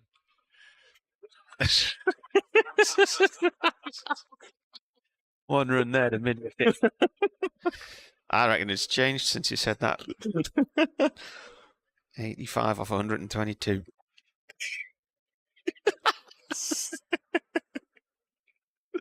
$194 for 4 at the end of the over. I wonder if it does look like we're going to see a change. It's going to be Ollie Price OP into the attack. So Zafar, maybe a change of ends. It'd be interesting. I think they've been quite content, haven't they, to bowl the seamers from the Finkel end and just tried Zappa. But I know Clark will be looking at the off spinner here and thinking that is a very, very short boundary to the leg side. I'm going to say, well, looking at the immediate field placement, mid-wicket is an orthodox mid-wicket. He's not back on the fence. Long on. He has got a lot. There is a long on in place. It looks like it's going to be a mid-off. Hammond's gone into slip, and there's a deep square leg.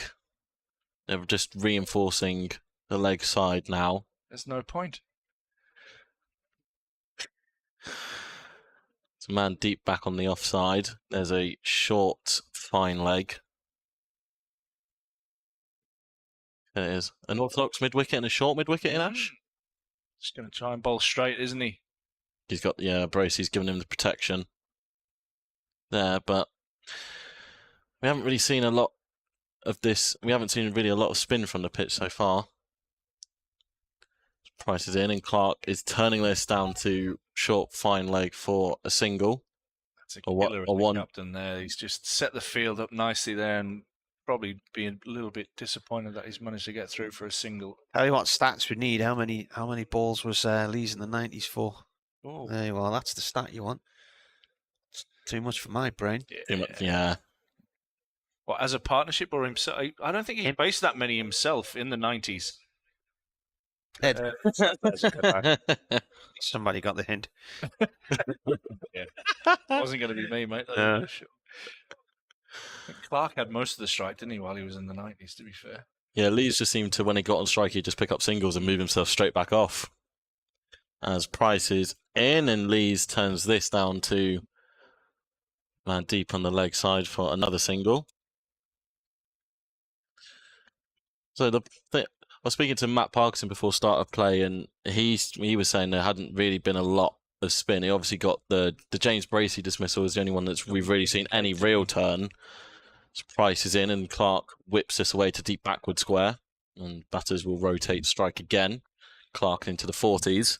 He does give it every chance to spin, doesn't he? With the pace that he bowls, he's a little bit slower than. I think he's one of the slower orthodox spinners or recognised spinners. But he was saying there's not a lot of spin in this as Lees is defending for no run.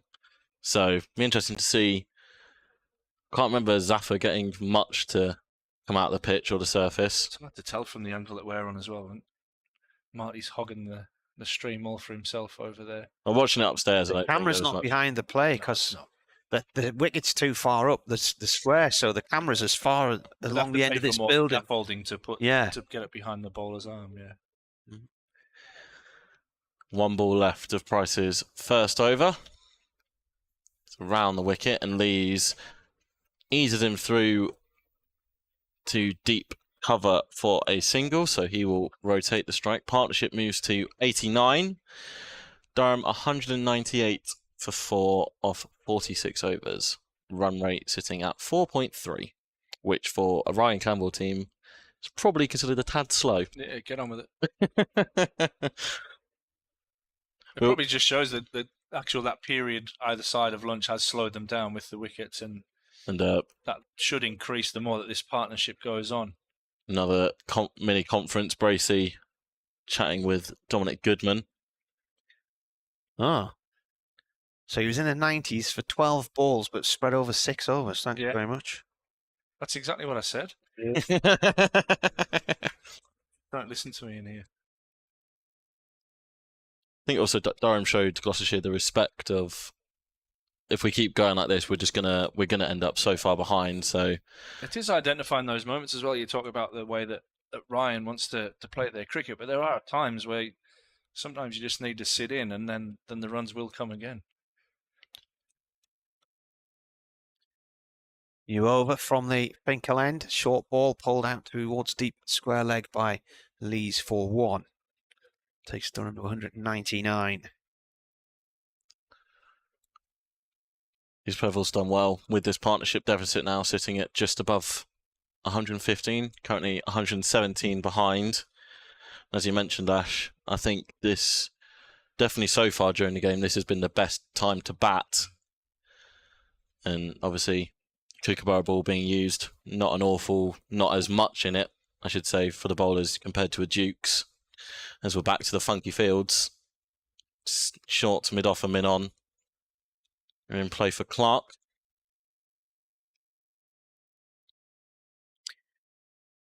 Good minute, right arm over. Clark plays the ball back to the bowler's end. And there's a fielder close in on either side of the track, and they both sort of meet in the middle to try and grab that ball.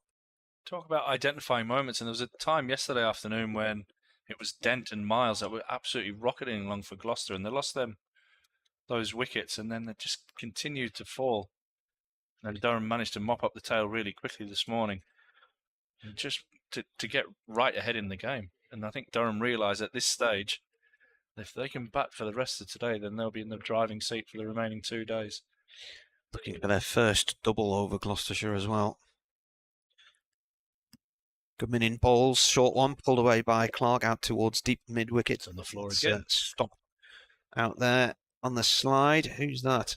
No, it's Hammond. Hammond. Is that the hunt? 200 runs up for Durham. 46 and a half overs. I love watching Graham Clark play the pull shot. That's incredible. He normally can be down in the T20s, doesn't it? We've seen him get caught in the deep on a few occasions, but it does bring him a lot of joy as well. Looks in good touch so far today.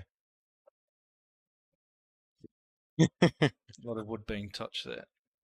It's form maker, isn't it? Not my head. Bowler comes around the wicket to Lees, who dabs that down to third man for a single.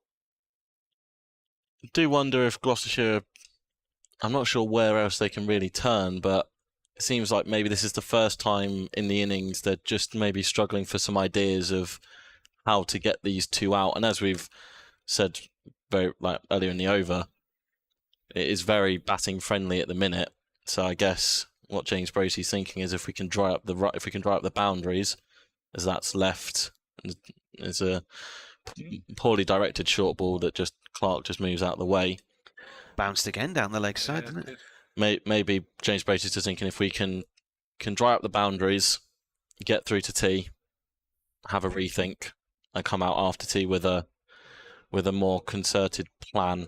They changed, didn't they, to that short ball when Borthwick and Lees were going really well, and that bore fruit, and then it's kind of failed since.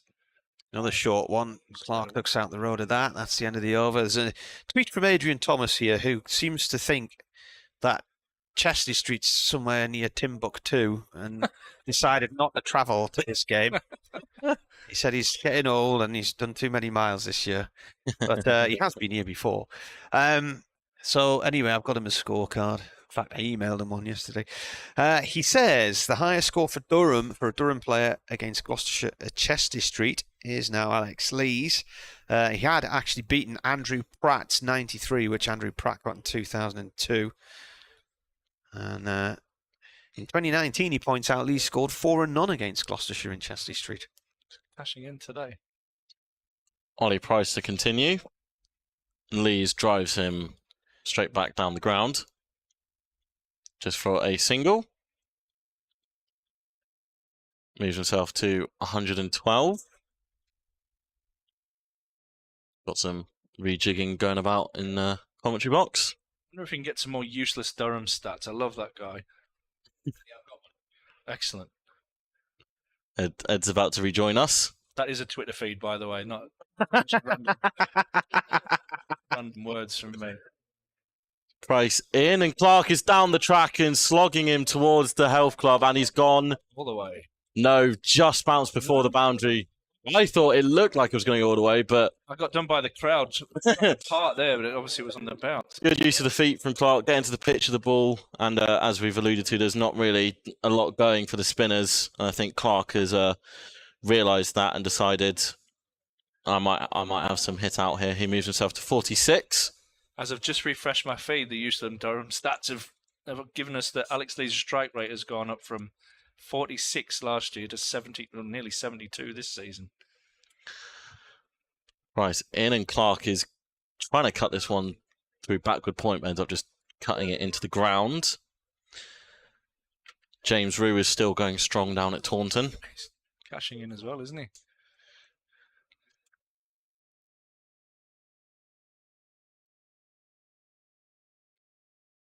Clark turns this to short fine leg for no run. It's one of my favourite Twitter handles. That if you get the chance, follow at Durham Stats.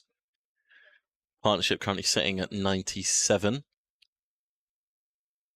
Deficit 110. Clark defends this from Price up the track.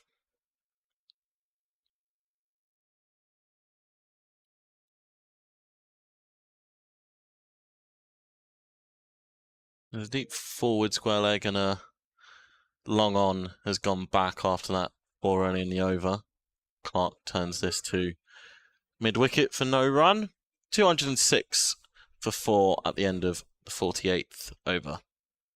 Yeah, so the useless Durham stat, which I didn't read out from a couple of hours ago. Alex, I mean, to be honest, though, this is not within the remit. I think this is quite a useful stat, actually.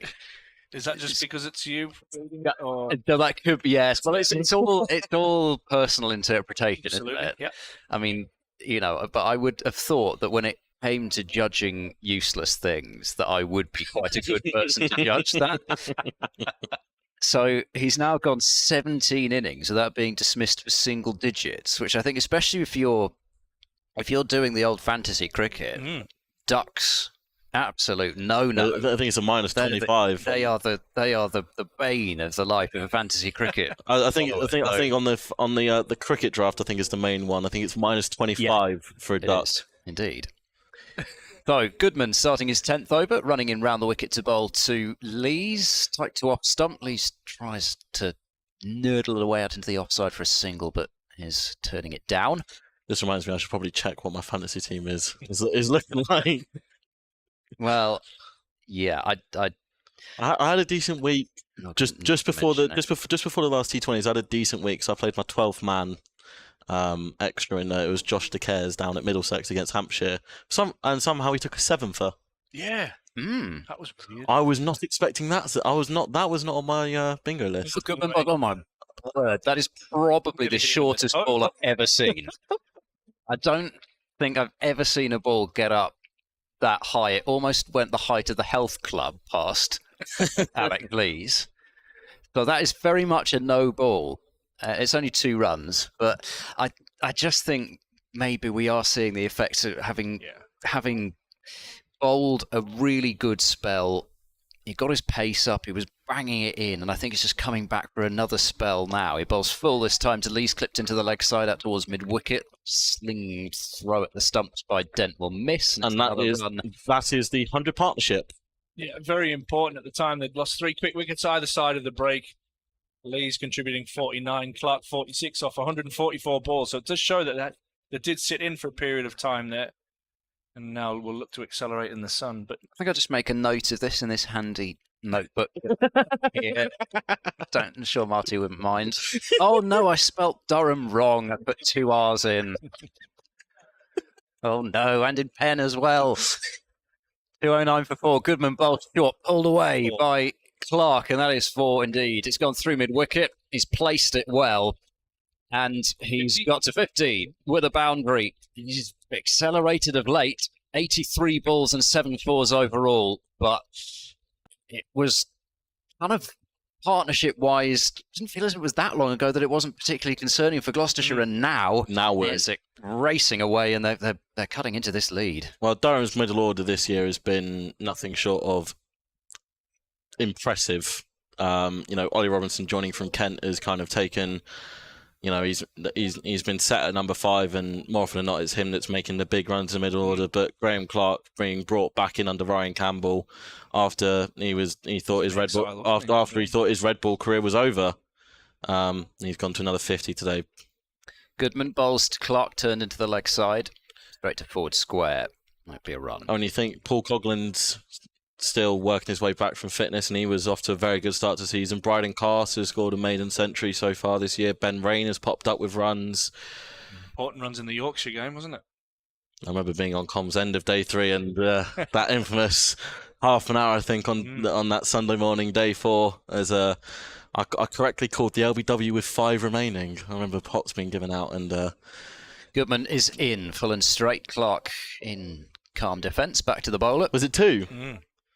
I said it like 5 or under. I remember saying just before we started the commentary, I was like, there'll probably be an LBW with about 5 or less to get that's going to send everything up into doubt, because it was that type of game that there was going to be action right to the end. And riding cast with Scott Borthwick as a runner eventually saw Durham over the line. Last ball of the over, Goodman is into Clark, who plays a flowing drive but picks out Matt Taylor at mid-off. There's no run. I think this should be a change. There needs to be a change down at this end. I think Goodman saw it over with the no ball. I think it's probably just an over too much. Well, I think it's just the difference between banging it in short, having the energy to get it up high enough, and I suppose trouble the batters enough to be able to get a wicket with a short ball. And it just doesn't seem as if he's got the energy to do that. So he's basically got no choice but to bowl full, and you've got an old Kookaburra ball that you're trying to bowl full with. It might be worth double spin, I think. Have a go with Gohar at this end. Price continues, and Lees flicks him through the leg side down to deep mid wicket. Might need a double check on this, but seeing as we're on the theme of useless stats, like Durham useless stats, apparently Europe's tallest man was born in Durham. Wonder if Marty knows if that's true or not.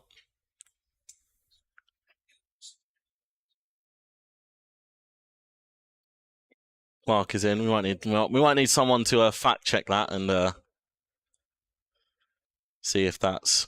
So whereabouts did this come up then? It presumably wasn't on the useless Durham stat. No, my mate has sent it to me. Apparently, it's one of his quirky facts that he knows. As Clark is down the track but just defending. Has he got any other good ones? Well, we've just had useless Durham stats tweet in. Graham Clark has scored 390 runs in his last 5 innings, and he's nearing his total in the 2021, 2019, 2016, and 2015 seasons combined. This one is turned for no run. I've got numbers absolutely floating around my head. Basically, 4 seasons. He scored 397 over 24 innings, and in his last 5, he scored 390. Gotcha. Clear as mud. Price in, and Clark defends for no run. Sort of Zoltzman corner brewing over there. James Rew has gone to 200 down at Taunton. And that last wicket partnership must be worth quite a few by now as well. Well, last wicket I checked was about 362 for 9. 90 it's worth at the moment.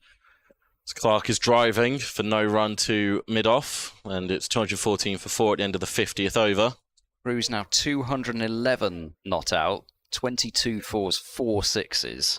And Bashir from number 11, 37 not out with 3 fours and 3 sixes. Impressive. And that is Hampshire's attack. Just you got to that is full strength. Hampshire's attack. Barker, Abbas, Abbott, Dawson, Fuller. You know they've got everybody. That's the first strength attack. The only other potential bowling option there would be Mason Crane if he'd been picked. But in terms of the first choice Hampshire attack, that is it. And I think we've got a change. Yep, Matt Taylor. I think Zaman Akhtar. Pardon me, Zaman Akhtar's coming back.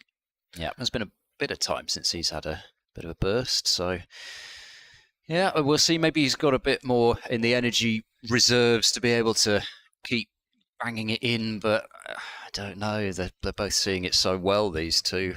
It's a tough one, isn't it? Because you look at Goodman, he gave everything in that spell either side of lunch and had success. And you talked about him coming back from injury and things like that. So his match fitness is not going to be at top notch. Oh, exactly. No, there's no, not having a go at him at all. He's had a real crack.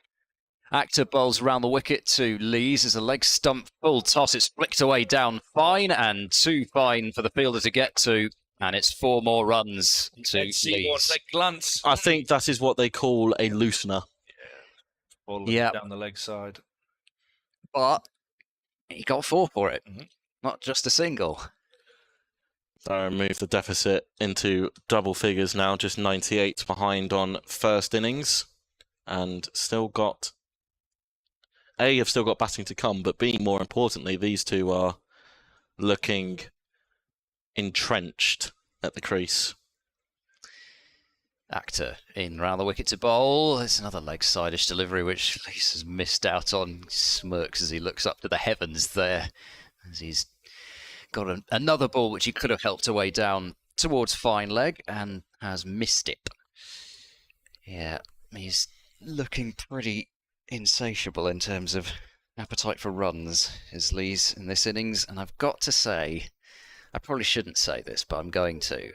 I've had enough of watching Graham Clark bat over the last few years. In comes Actor and bowls another delivery down leg. Brief inquiry from braces to court behind, but that was all it was. Because not only, of course, did I see Graham Clark's century in the reverse fixture, but also I covered the one-day cup game between Durham and Gloucestershire in 2021 at Scarborough. Clark made 140 off 125 balls. Yeah, he had a season. 22 fours and no sixes. It's a remarkable inning. Cricket purist. All timing. Purist innings, that.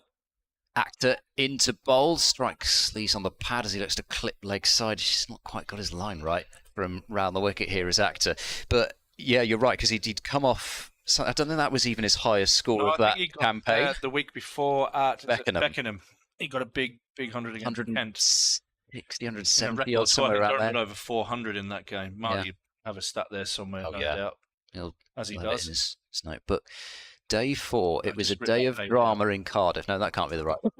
As another leg stump ball, it's whipped away, back at a square on the leg side. There's a fielder at backward square leg, but couldn't get there in the atmosphere. I thought you'd enjoy that. 4 runs to Lees, who moves into the 120s. It's double Nelson for 4. I wonder if this is... We've sort of... Actor, I think all 5 of the deliveries have been either leg side or middle and leg pitching. But the leg side is heavily packed here, so right. it's definitely the plan to bowl kind of straight. It's just Actor's not quite got the radar yet. Yeah, the issue is it's the short boundary. Actor is into bowl and Lees is forward, pushing this one onto the left side straight to short mid off. There's no run. That compounds the error. He's not with that short boundary. I think as we've loses, I think it's like bang on 50 meters or maybe just above. Yeah, it's just over, isn't it? I think they said, but it's a tough fast start. You've got 2 men in the ring on the offside and a third man, and everybody else with a pretty stacked kind of from backward square to mid wicket. The reason why I wonder whether they've done it is because they may remember how Lees was out in the second innings at Bristol. Right. So early in the year. Yes, Actor bowled him. And he bowled him leg stump with Lees batting on. Yeah, but it wasn't even the fact that he'd gone too far across. It was set up too far across. Yeah. So I can only imagine he was thinking, well, I'll try and get in the same way. Not sure Lees is complaining. No. To be honest. No, I don't think it's a ploy that's particularly well. Who knows? We'll see next over maybe. Ollie Price to continue, and Clark is playing him out to the deep backward point boundary for a single. He moves himself off 50 and onto 51. Marty's left the room now. I mean, I really think we should properly mess with his notes. I think we bored him with our Durham useless stats agenda that we had going on. The man is remarkable. It's this detail that's kept on each game. Lees flicks this leg side, and it looks like it's going to run away for a boundary, and it'll pick up 4 more. Picked up the length there straight away, which I guess is what you're able to do when you're sitting on 122, and flicked it. There's no one down at the cow corner for the left-hander, and he picks up 4. He moves himself to 126, a strike rate of just under 91. More than a flick, that was it? Yeah. No, there was no real. He didn't swing the arm through. Just a gentle clip. Got the height, and as I said, there's a man there's long off and deep mid wicket for him, but no one in that cow corner gap as he's now playing this through the offside. Chris Dent, I think that is down there, able to get around and stop what would have been another boundary for Lees. Ed, you obviously a cricket geek, right? You're in love with that book, aren't you? Just this season is the thing I can't get over. I thought there would be at least another season in here. This is like half a massive notebook just on this year. So this is what we have to deal with on a daily basis. I remember the first commentary I was on with him, and he was bringing out all these sort of stats. I was really taken aback. I was like, "Whoa, okay, this is what it's like." It takes preparation to a new level. Yeah.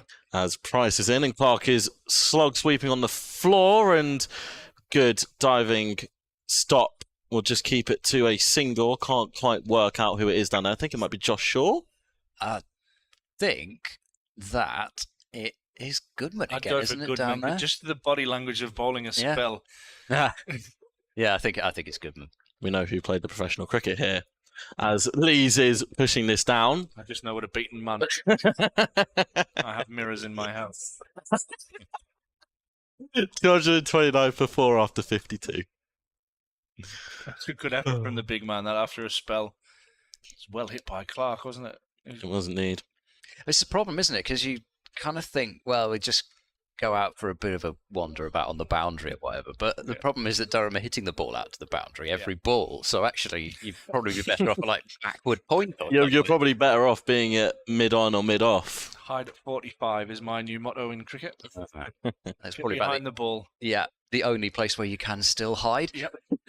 Correct. But it is funny, in T20 cricket nowadays, you genuinely do see the fast bowlers at backward point as it gets later on, because you want those top fielders out on the boundary. Gone are the days of, well, not quite gone, but there's a time and a place for the John T. Rhodes backward point position. It's very different, or Paul Collingwood if you're from up here.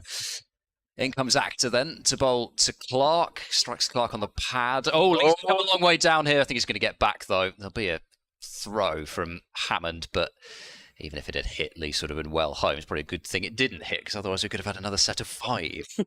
2 sets of 5 yesterday. It was. Or would that have been 4 because there was no single attempt? Oh, yes, you're right. They didn't come through.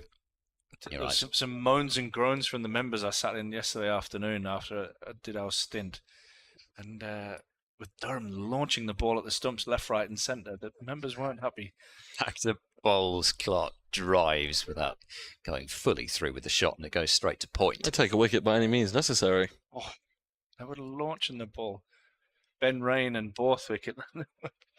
I think Potts. Ollie Robinson was sick of his, and Potts as well. I think Potts had one where it was in. It wasn't the one that went for a set of 5, and he absolutely obliterated middle stump, went flying out the ground. Thought he was bowling for a second. Got a dirty look from the umpire as well. Here's Actor moving in now. He bowls short, pulled away by Clark. It's fallen well short of deep square in the end. Another sprawling effort out there, this time by Rulofsson, and 53 to Clark. Where else can Gloucestershire go for the bowling here, Ed? Where else? Well, Ben Charlesworth hasn't bowled yet. But you ask. Chris Dent bowled some filthy medium pace, no? Chris Dent was doing a spin, didn't he? He did. He used to bowl left arm spin, but the last 2 mornings he's been bowling his left arm medium, and he got a wicket at Headingley. What turned out to be the last ball of the match there. This is clipped out towards deep backward square by Lees. That will be one more. I saw the Gloucestershire cricket account doing a side-by-side of his last 2 wickets, and one was that one at Headingley, bowling the left-arm medium, and then it was his last one was taking the left-arm spin. Yes, so this is courtesy of Ian Randall, who's actually covering the Worcestershire game for the BBC at the moment. His last first-class wicket was before that was a 4-ball spell of 1 for 1 against Leicestershire in 2019.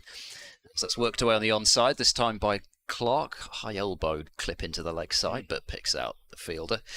So his last spells in first-class cricket, 1 for 0 and 1 for 1. Get him on. Demon left arm, whatever you want from Chris. Just to emphasise how well James Rue is going down at Taunton, James Vince has decided enough is enough, and he's going to try and get him out. He's currently bowling himself. That's what James Rue has reduced Hampshire to. Actor is in. That's turned away towards deep backward square by Clark, and he'll pick up another single. 3 from the over. Actor's bowled 10 overs for 45. Durham 232 for 4. That's a deficit of just 84 runs now. I wouldn't mind seeing spin from both ends. I think I mentioned it earlier. Get go on. Ollie Price seems to have a little bit of control from his end. He's only gone for 17 from his 4. Paul Summerside's been back in touch to do with useless stats. It says Marty is the highest paid person on comms today, but that's actually correct. So how that can't be useless either? It's just a fact. Ollie Price is going to continue from the Lumley end. That's why he's just been out for that twin cone.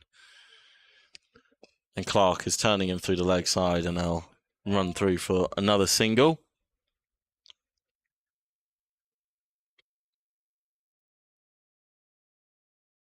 233 for 4. Just approaching tee now, so maybe just try something different from a Gloucester point of view and try and break this partnership before tee.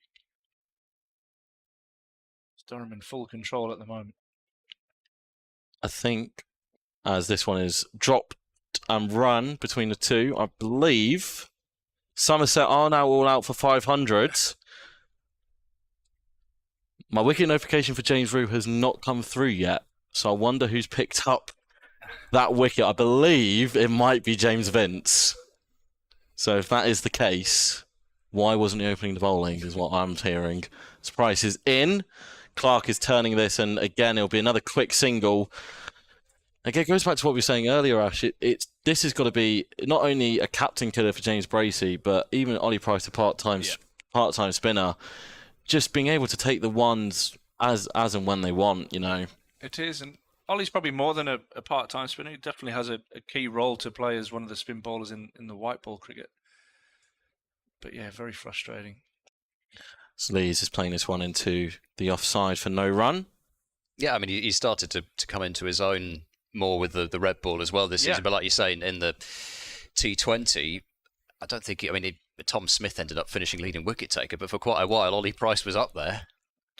He's in again now, and Lees is pushing him down to long on for a single. He now moves into the 130s. Yeah, you're right. It was Vince. Rue, LBW, Vince, 221. I'm sure I remembered James Vince getting a wicket in an England shirt. I was trying to look up and see. I'm not sure on the wicket front. He has definitely bowled for England. I know that much. He's got a wicket. Oh, even better. He was bowling, I believe, it wasn't the Pakistan COVID affected series, but I believe it was during actual COVID 2020-2021 for one of the ODIs. Yeah, it was. He was given a bowling stint by Owen Morgan. Two games actually. 2 of the 3 ODIs that were held between England and Ireland at the Aegeus Bowl. One for 18 in the first game and 20 in the second. I remember now, it was an absolute peach outside the off stump. Beautiful line and length. Got a little bit of bounce off the seam and easy pickings. Banged in short, well outside off. Balbirnie thought about cutting it, then thought he'd leave it alone, but that decision came too late, according to the Cricket Info commentary. Don't let the facts get in the way of a good story now, come on. 2 close catches on the leg side as Actor bowled bottom edged play from Lees down towards the fine leg boundary. Oh my! Now been missed. That's Zafar Gahar down there. He's tried to flick it back and he's just overrun it and completely missed it. Not great cricket all round. 4 more to Lees. Goodness me! I mean, I must admit I started to look down because I just assumed the ball was going to be picked up. But yeah, the fact he overran it and just the ball of its own momentum wouldn't have had enough on it to go to the boundary off as forcing a shot as Lees was attempting. Goodness me. Actor bowls and these drives, he's not got that timed at all either, really. It goes up to short mid-off. So this will be the last over before tea, which I think will come as a great relief to quite a lot concerned, but particularly the Gloucestershire fielders, because the tea break need to rethink. This is the first set. Well, I guess you could say 40 overs remaining after this. Does that say? Yes. Oh gosh. I guess you could say the part of the morning session when they were batting, but this has been the first session of the game where Gloucestershire have been firmly on the back foot. They picked up Ollie Robinson quickly after lunch, but since then it's been all Durham. Actor is in. And that's whipped by Lees to the straighter of the 2 close catches on the leg side, and there is no run. Yeah, no, I think you might be fair assessment really. They bent, but they hadn't completely buckled. But in the last hour and a bit, I think they have done so. I've just actually probably ought to pass over to you, Rob, because Marty will need to be in here for an update. Be last orders at the stumble in at this rate. So Akhtar is in and Lees is flicking him down to deep backward square leg for a single. Partnership moving towards 150 between these two. Clark on 56, Lees 135. A Durham bat on 135 during the Ashes. Seen that one before. What's the Ashes? That's better. I haven't listened when you've been on com, so missed that one. Last 2 balls of an afternoon session that has been dominated by the batters, and Clark is pushing this one down to his deep backward square. Final ball before tea will be faced by Alex Lees, who earlier went to his 3rd century of the season and equalled Sean Dixon's record for most consecutive centuries by a Durham batter. We talked about the run rate there, didn't we? Earlier it was at 4.1, it's now at 4.4, so they've definitely accelerated these two. The partnership has blossomed. Round the wicket, final ball before tea is a Yorker, and Lees digs it out up the track, and that brings a very successful session to an end for Durham. Ollie Robinson gone cheaply after lunch, a very well taken caught and bowled by Dominic Goodman.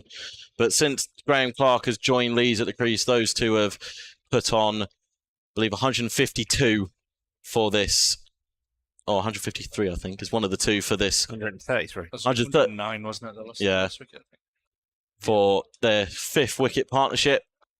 Lees will go in on 135 and Clark will face after tea on 57 from 103. Deficit at 74. Adrian Thomas pointing out this is Durham's highest 5th wicket stand against Gloucestershire as well. So this one now 133 from Alex Lees and Graham Clark, beating 122 from Paul Collingwood and Michael Richardson at Bristol in 2017. That was the game, which was a draw. And the best at Chesty Street was Nick Speake, former skipper, and Marty Spate, the former wicketkeeper batsman, put 73 on in 98. That's not much, was it? So anyway, right, that's tea. We'll be back with you in 20 minutes. I've got an update to do on Radio Newcastle any second now, and then we'll be back with you for the commentary in 20 minutes' time.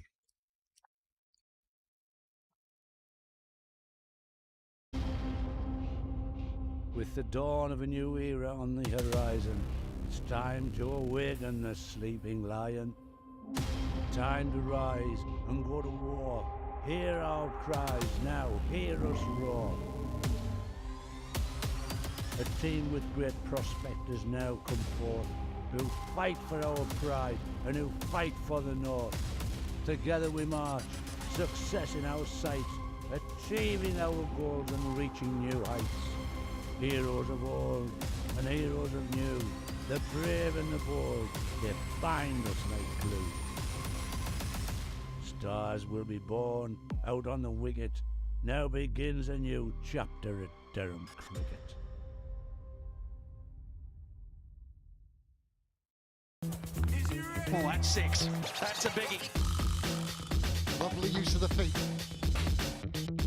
Excellent from Travaskis.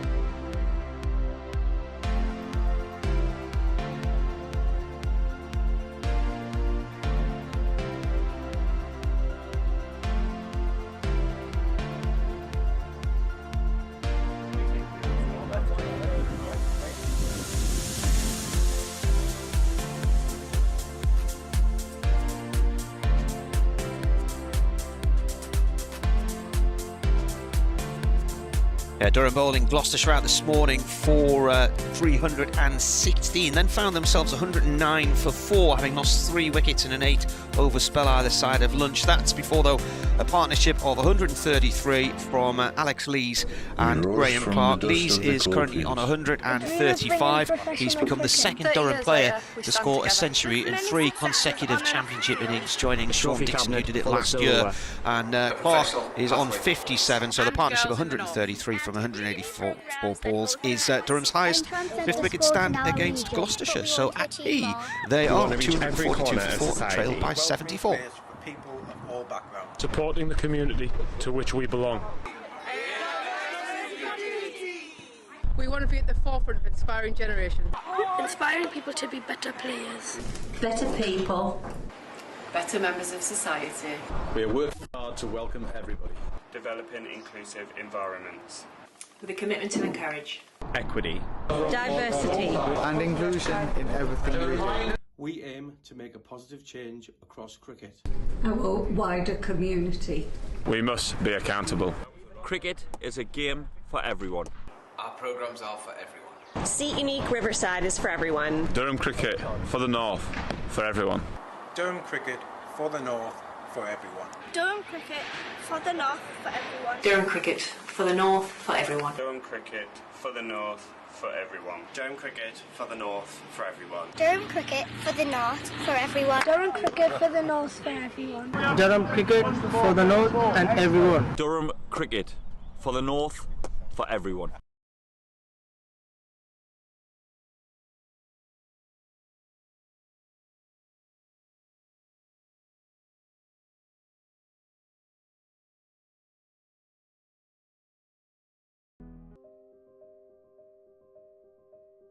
We've always been good at designing niche products for consumers.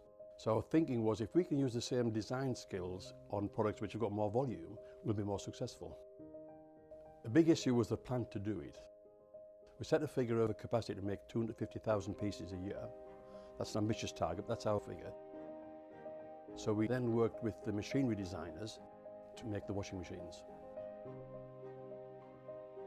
Number one in this product, it's got to be reliable. A washing machine has a lot of hard work to do, and it's a very important part of most households. So reliability was a big issue.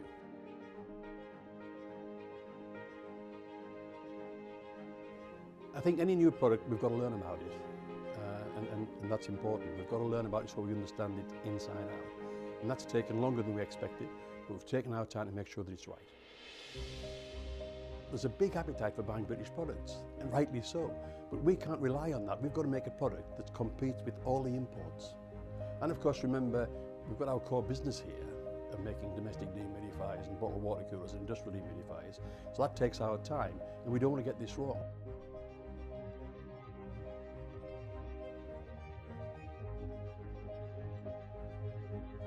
We've done 120,000 hours of testing washing machines here to make sure that it's absolutely reliable and does the job.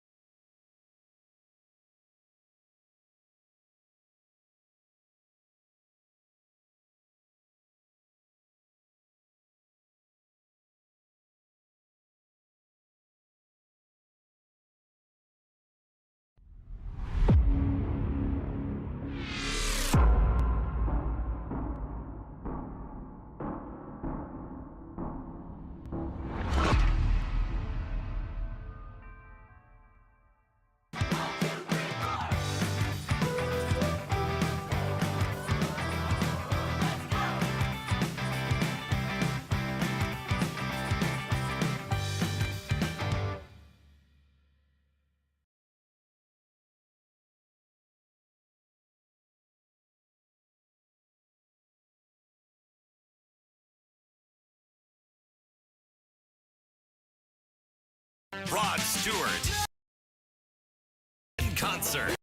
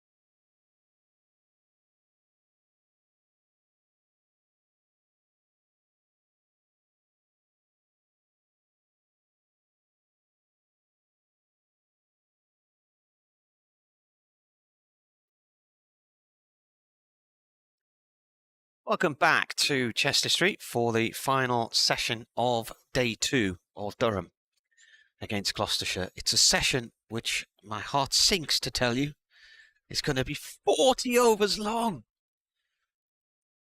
I think the milkman's going to probably have been and gone by the time I get home.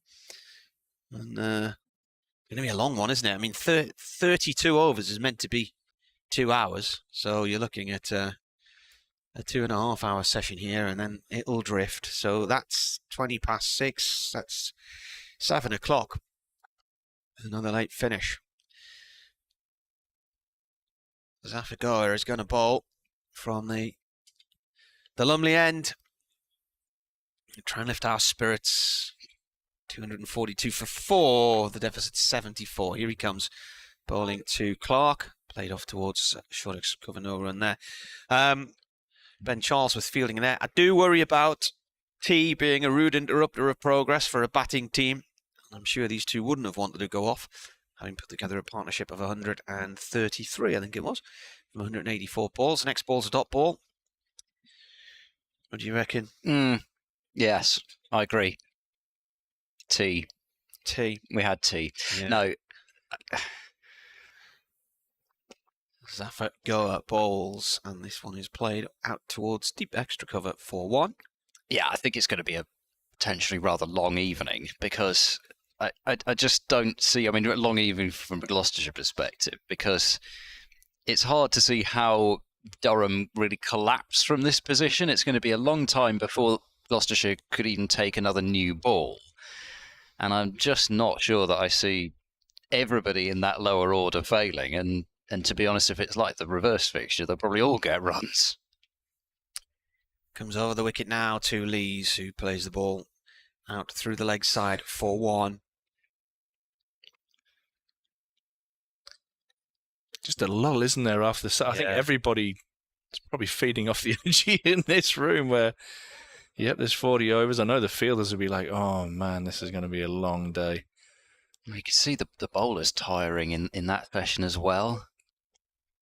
There's nothing worse than dirt. A day in it. Next ball's bowled by Gore and played back to him by Clark. Pied Wagtails have arrived for their tea. Floats this one in, and again it's a return ball. That is the end of the over. 2 singles from it. 244 for 4, so Durham 6 away from a first batting point. 4 times this season they've managed to get maximum points. Yeah. Tell you who has got energy, I can see it, Jamie. Might have been in for a quick one in the sticky wicket. Little beer there with his dad, Alan. And trying to cheer everybody on for the afternoon session. Or the evening session, sorry.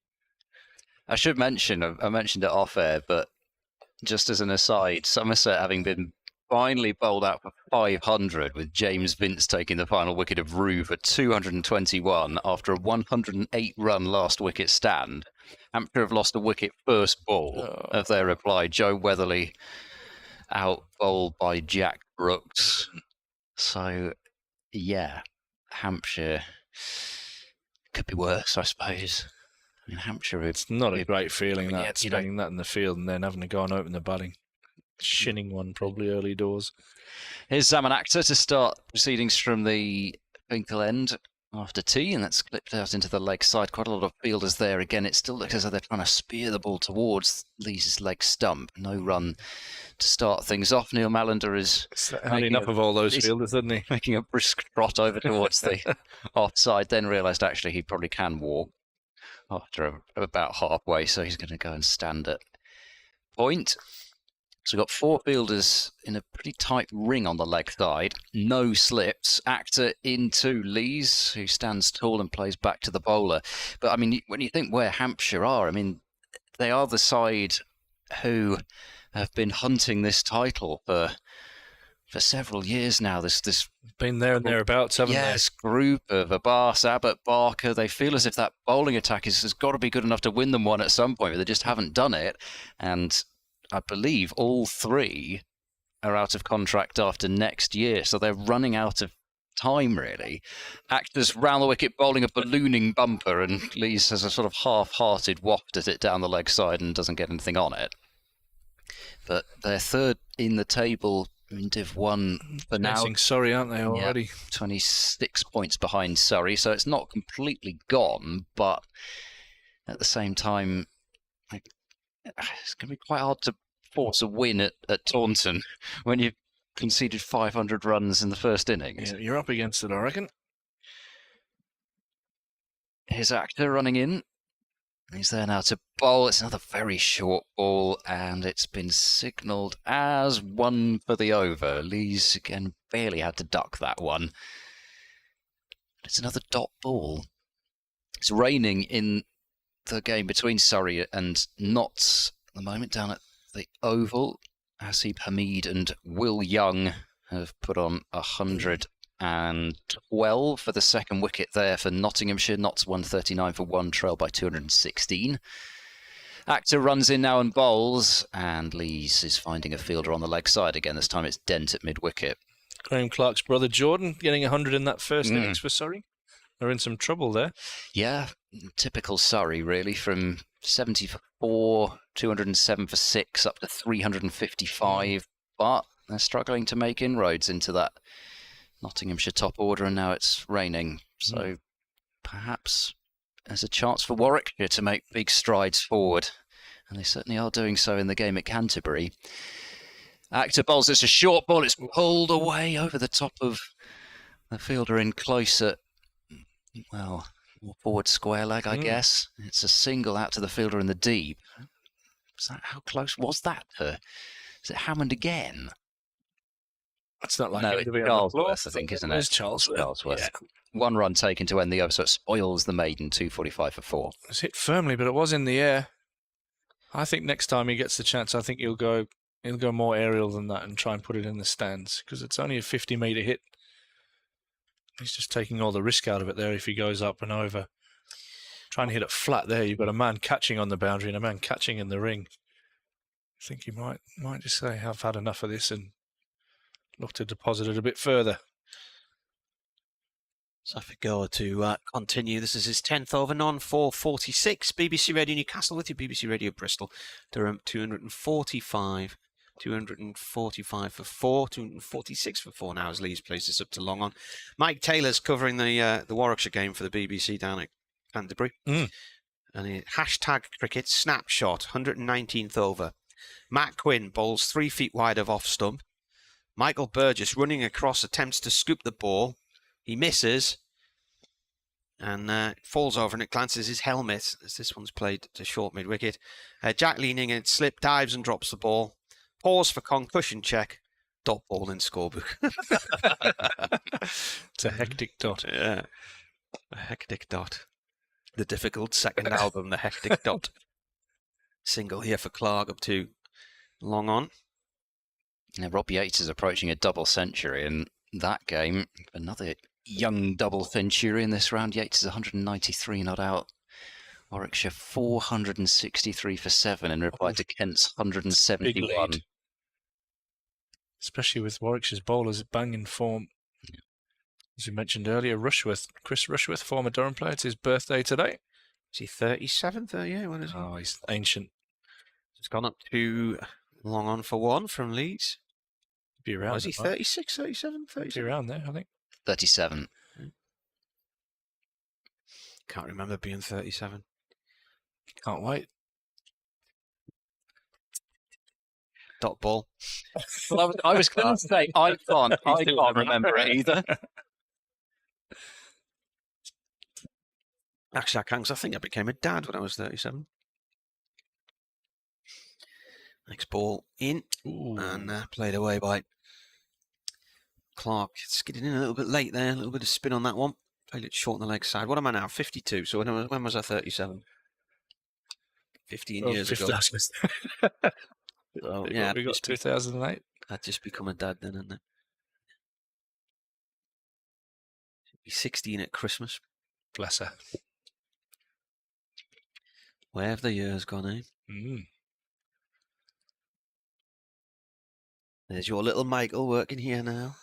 Little Michael? He was only 24. He was only 10 about 2 weeks ago, wasn't he? It feels like it. Yeah. Helping out the members at the moment. Actor begins his approach, starting the next over, bowling to Lees, who's standing tall and driving up towards mid-off, and then there's almost a bit of front crawl going on. Tired there. What year were you born, Ed? Josh Shaw did the fielding, by the way, at 1993. 93. I'd left school. Yeah. Yep. So the mathematicians amongst you will know that there's a big birthday coming up fairly soon. Yeah. In comes Actor and bowls a bumper. He's gone for this one fully as Lees, and he's put it, I think, not quite into the stand. It's gone for 4 runs, yeah. And thought that it might go all the way, but he's actually just played it a bit quieter than I thought he had, and he's placed it into the gap. And, yeah, 250 is up for Durham in 58.2 overs, so the first batting point on the board. Yeah, the effort was there, wasn't it, to go big? I'm not sure he quite got all of that. Is it one bounce away and into the members? But 250 up. 143. And another batting point. So they're now going to put a fielder in the where that ball just landed position as Actor bowls another short ball, and Lisa's going to put it to his right-hand side, and it's gone through deep backward square for another 4. Yeah, this is... I'm not sure how long this tactic will last if Lees keeps getting them there. I know where the ball's going. More than competent against the short ball. And it is a plan, but I'm not sure it's a great plan at the moment. You've got 2 men catching just in front of square on the leg side. You've got a fine leg, a deep backward square, and a man out on the boundary. I'm assuming who's just in front of square leg as well. Lees on 147. Actor bowls short again. Lees has gone for this one. He's got it well in front of square this time, and that is the 150 for Lees. 3 consecutive pull shots for 4 to bring it up. And it's coming 163 deliveries, his 21st 4, and he's beginning to run riot here. That's the 150 partnership as well. Yeah, very good from Lees. I thought he might have just shown a bit more intent after the last one in the last over. Actor bowls, it's full, it's clipped away. That wasn't far off the fielder at forward square leg. I'm not sure if that was a slower ball from Actor or whether it just seemed to do Lees a bit for lack of pace, but that was not far off the dive of, I think that is Charlesworth again there. He's got a single for it and moves to 152. 261 for 4. Yeah, this game moving forward quickly now. Alex Lees in full flow. Only 55 behind now.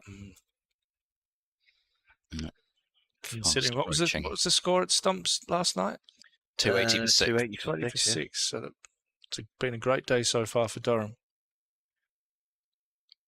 In comes Actor and bowls now to Clark, who's leaning forward and playing to Dent, who's at that short straight mid-on position. There's no run to end the over.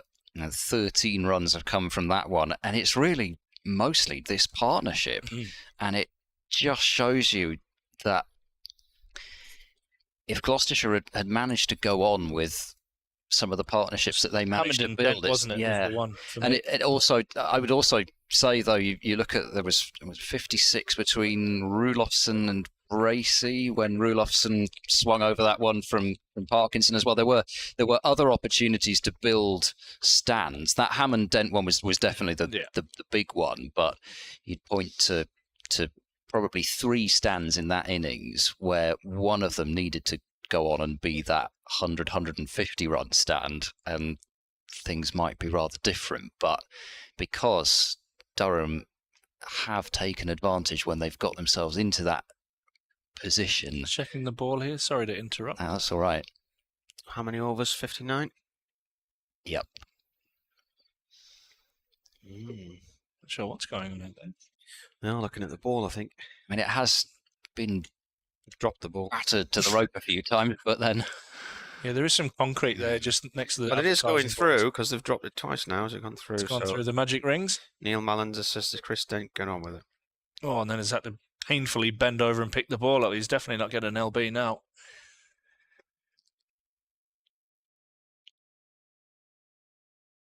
But momentum definitely with the home side. I think they've identified those key moments. And even last night, they got some breakthroughs later in the day and then made sure that Gloucestershire didn't get away this morning. And then after a good partnership between Borthwick and Lees, this one has really cashed in this afternoon. Gove bowling to Lees and tries to stop the return ball. It runs away from him slightly, so he chases after it. No run. Some emails have come in.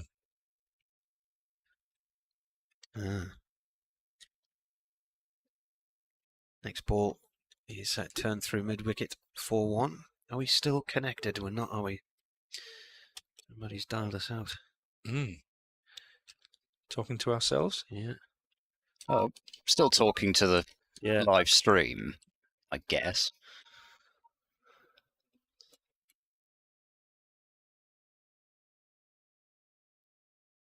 You talk on. You okay? Zappa bowling to Clark. That's played away to short mid-wicket.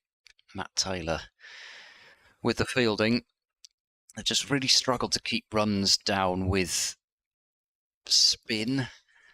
Lees has really got on top of Zappa. There's a paddle sweep this time from Clark. It's looped up in the air, but it wasn't really particularly close to Ollie Price, even though he tried to anticipate things from slip, as everybody does now. 2 runs taken by Clark. He'll move to 61. Every once in a blue moon, you do see the catch taken by the slip fielder. Smith got round to one in the Test match, didn't he? But couldn't quite cling on. He dropped it, didn't he? Yeah. In some kind of match, anyway. Zappa bowls Clark. He's leaning forward in defence. The ball goes back up the pitch. Well, it was definitely working when I was doing that talking. Yeah. Well, that wasn't long ago, was it? No? So I couldn't hear. All I could hear was just horridness. Paddled away out towards deep backward square to complete the over. Clark 62, 265 for 4. Just wondering how Gloucester are going to break this pattern here. Tried with a short ball, and that's really not worked so far after tea. I wonder if it's time for the Usman Khawaja ploy that worked in the first test. Totally random. Just Run in and bowl outside off. Slower balls and then try and fire in the Yorker. It's a plan. Well, it's funny, isn't it? Because you kind of think, well, whenever anybody goes to kind of funky stuff, it's always, we'll put in even the funky stuff is usually quite formulaic. You put in the short straight mid on and short straight mid off, and it never works. And then you go to the short ball ploy, which might work, but what do you then do? You know, where's the next level of funkiness? Active bowls short. It's climbed into that one as Clark, and it's been stopped by Ollie Price at deep, well, not really deep backward square even. It's sort of carried, I think. Did it? It's got a bit gloomy. Bounce just in front. Just in front. Yeah, I was going to say. Yeah. A bit of darker cloud drifting in from the west. There is some rain forecast later on in the evening. Depends which app you're looking at. Yeah. They're all different. Yeah. It's the incredible, that, that, isn't isn't it? it? Seeing rain. It's raining now, is it? Well, it says rain, but it's not raining. Looked at 4 different apps this morning. They all said something different. Might be nearly time for the lights, I think, if it continues to get gloomy. Probably time to keep the short ball strategy going then. Might get off. Comes Actor. Bowls. He does bowl short. It's helped round the corner by Lees down to fine leg for 1.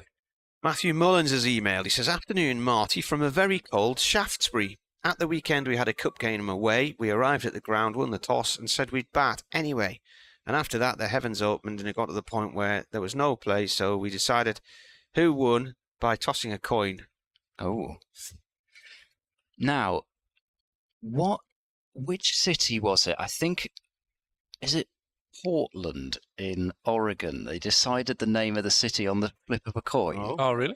In comes Actor and bowls, flipped away 3 wide mid on by Clark. Just a nice controlled roll of the wrists. They should probably be able to come back for 3. Josh Shaw is the fielder running back, and they do get back for that 3rd run, 270 for 4. Do you know what was tails? No, I don't actually. I think it might have been.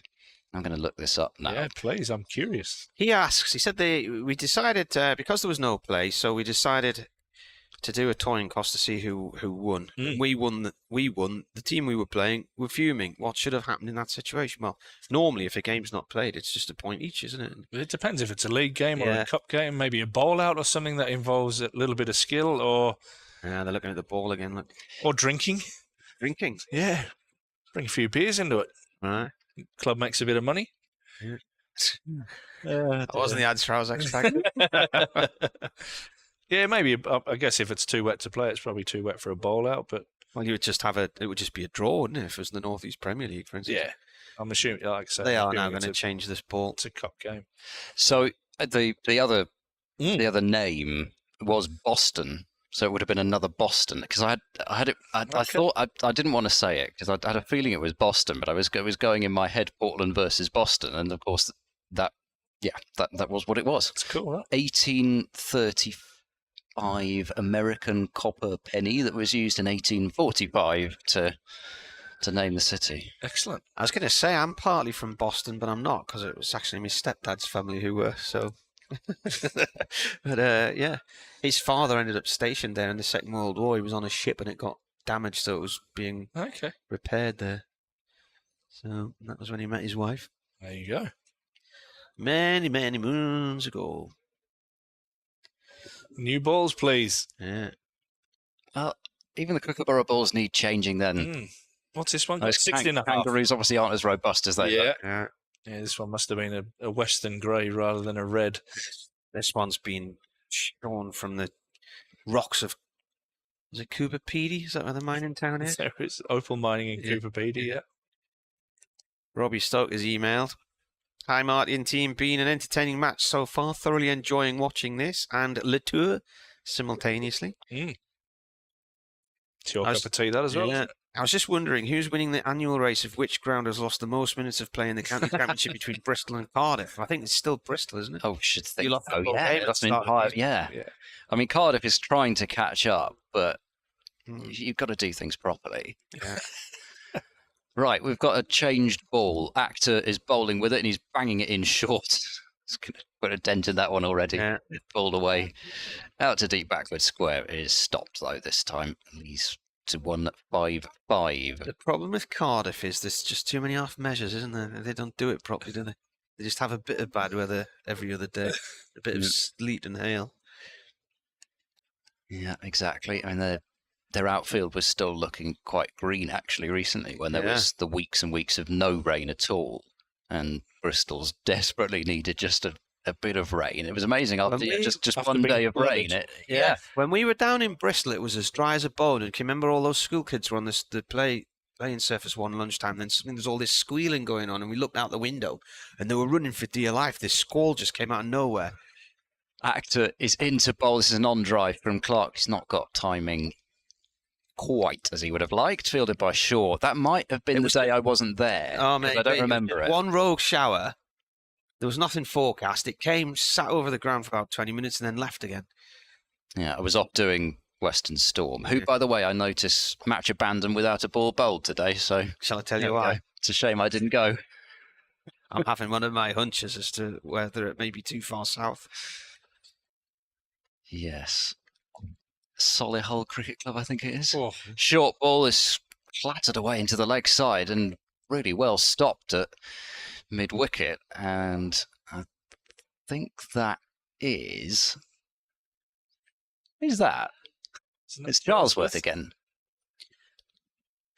Trying to rival Miles, isn't he? He is. Well, this is the thing. You see somebody sprawling around, and you automatically think, "Oh, it's Hammond again." It's my fault. It's just Charlesworth. End of the over. 271 before. Still 19 overs remaining before Gloucestershire could take a second new ball. And 75 overs in the day remaining. Yep. As well. Was it 34 now we're down to? Still looking at this next ball now.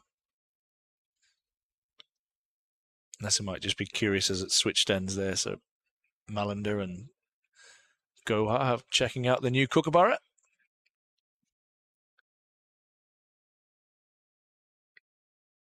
I tell you what I found amusing was Churchy's go on the Kookaburra ball on Twitter when they played there. Ball played here by Lee's off towards cover for one. What was that? They played he had it on his Twitter feed where they played the Kookaburra laughing in the every morning. So we've got the Kookaburra, and they all just stood there playing face, all three of them. I think it was Kev Howells and somebody else. I've missed that. It was decent. It was him, Scott Reed, and Kevin Howells staring at the camera, and it looked like an album cover, or a photograph of a band who've decided to split up after a difficult Glastonbury. That's what I retweeted it as. Go around the wicket. Left arm round, played to short extra cover by Clark. Yeah, with the noise of the Kookaburra going on in the background. I like his stuff, Church. He's good. He plays and worry about him sometimes. Oh, yeah. Go in. Played up to short mid, particularly last year when he drove up for a one-dayer and then drove home again. Yeah, that was a long day. That's south-north as well as even further. But all those months of garden cricket during lockdown, with his hair getting longer and his beard getting longer. Go in again, a little paddle around the corner by Clark, down towards fine leg, 4-2. Shaw with a throw. They have run brilliantly today, Durham. That's an excellent 2 there. From Clark, a little paddle sweep. Again, as Ed said there, Ollie Price trying to get around and gamble and take the catch. Another 2 to the total. Bowler comes in. And Clark forward, bat and pad, defends. It rolls off on the offside, no run. I still can't find this picture. It's a little video of them, the three of them. We go back to the championship game from last week. Next ball is pushed away for 1 by Clark to point. It was Churchy tweeted it, but I had the sound down and it just looked like 3 blokes looking at the camera. That's it there. Oh, there we go. Yeah. Right. Great listening, that no doubt, for everybody there. We're all looking at a screen. There we go. Guess what? This is what you get for a 104.1 over day. The 0.1 is important, trust me. 33 overs to go. Bowling change. So Actor is going to have a breather, and Josh Shaw is flinging his bowling marker with the joy of a man who's realising that he's still got 33 more overs in the field tonight and the possibility of some more to come tomorrow, potentially. Absolutely delighted to come back into the attack now. We've got Dent standing at that short straight mid-on. Otherwise, it's not actually too much bizarre about the field. Clark is driving into the ground, work for Actor to do, away to his left-hand side. Always happens. Bowler just finishes a spell and the ball finds them in the field. It does. No run there. Matt Taylor's loosening up at mid-off. Might indicate a change at both ends. Well, might have seen enough of the spin. They're going to, I guess it's sort of time maybe to give the two who took the new ball a bit of a go, and then you can give them a rest and maybe bring them back on for the second one. Shaw bowls to Clark, who turns away out towards mid-wicket. Ollie Price is there to field, getting a rare go in the outfield rather than standing somewhere in close. 276 for 4. Did you have a chat to any of the Gloucester players after play yesterday? Yes, last night, spoke to Chris Dent, who I think really the feeling was exactly as we'd felt throughout the day, really. Yeah, they felt as though they'd left runs there, and Shaw, he bowls to Lees, who gets a half volley, and that is a glorious drive through extra cover and 4 runs. Oh, spots of water on the window. Just arrived. Glorious shot that from Lees there, just over pitched. You see it? And there is a little bit, yeah.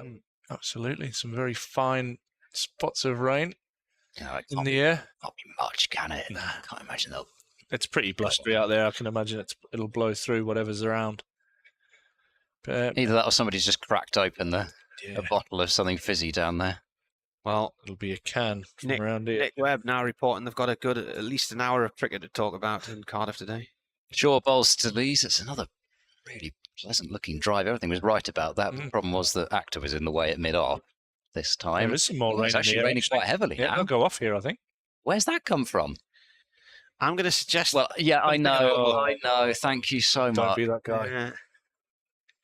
But why is it doing it, though? I think Graham Lloyd was keen to maybe try and get through this because I don't think it'll be around long. And Neil Ballender just started walking towards the stumps. He was like, no, thanks. You can see blue sky way to our left where there's coming it must from. be behind us. It's got to be, and blowing in from southwest of us. Yeah, I'm just trying to look over the shoulder there, and it's still bright enough Coming there through as the well. window. Huh? Might be a good excuse to knock about 6 overs off, actually.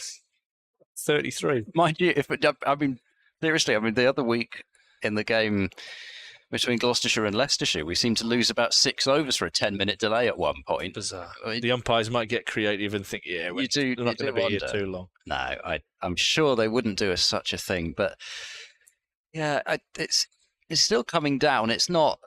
I don't think it's going to. I would describe it as a sun shower, really. Yeah. There's a bit of a dark cloud behind us to the left. Catching the tail of that. Yeah. I think by the time they get the covers on, they'll take them off. Well, it does take a little bit of time with that sponge over there. They've got to move that before they can immediately move the covers onto the field. Then they've got to go around that sort of wide turning sort of L and then get it onto the pitch. Still a little bit in the air, but there was quite a flurry of rain there, wasn't it? It came, and now, they're even looking now, the ground staff. Tractor. Just got to haul them on that last bit by hand now. Yeah, you don't want the tractor driving over the pitch. Oh, come on. Can't we? Got the wheel spins, got the donuts. Let's do it. Go on. Few tractor marks down the middle of the pitch. Has it stopped? Have a heart for poor Zappa. Still a little bit in the air. Still a bit there.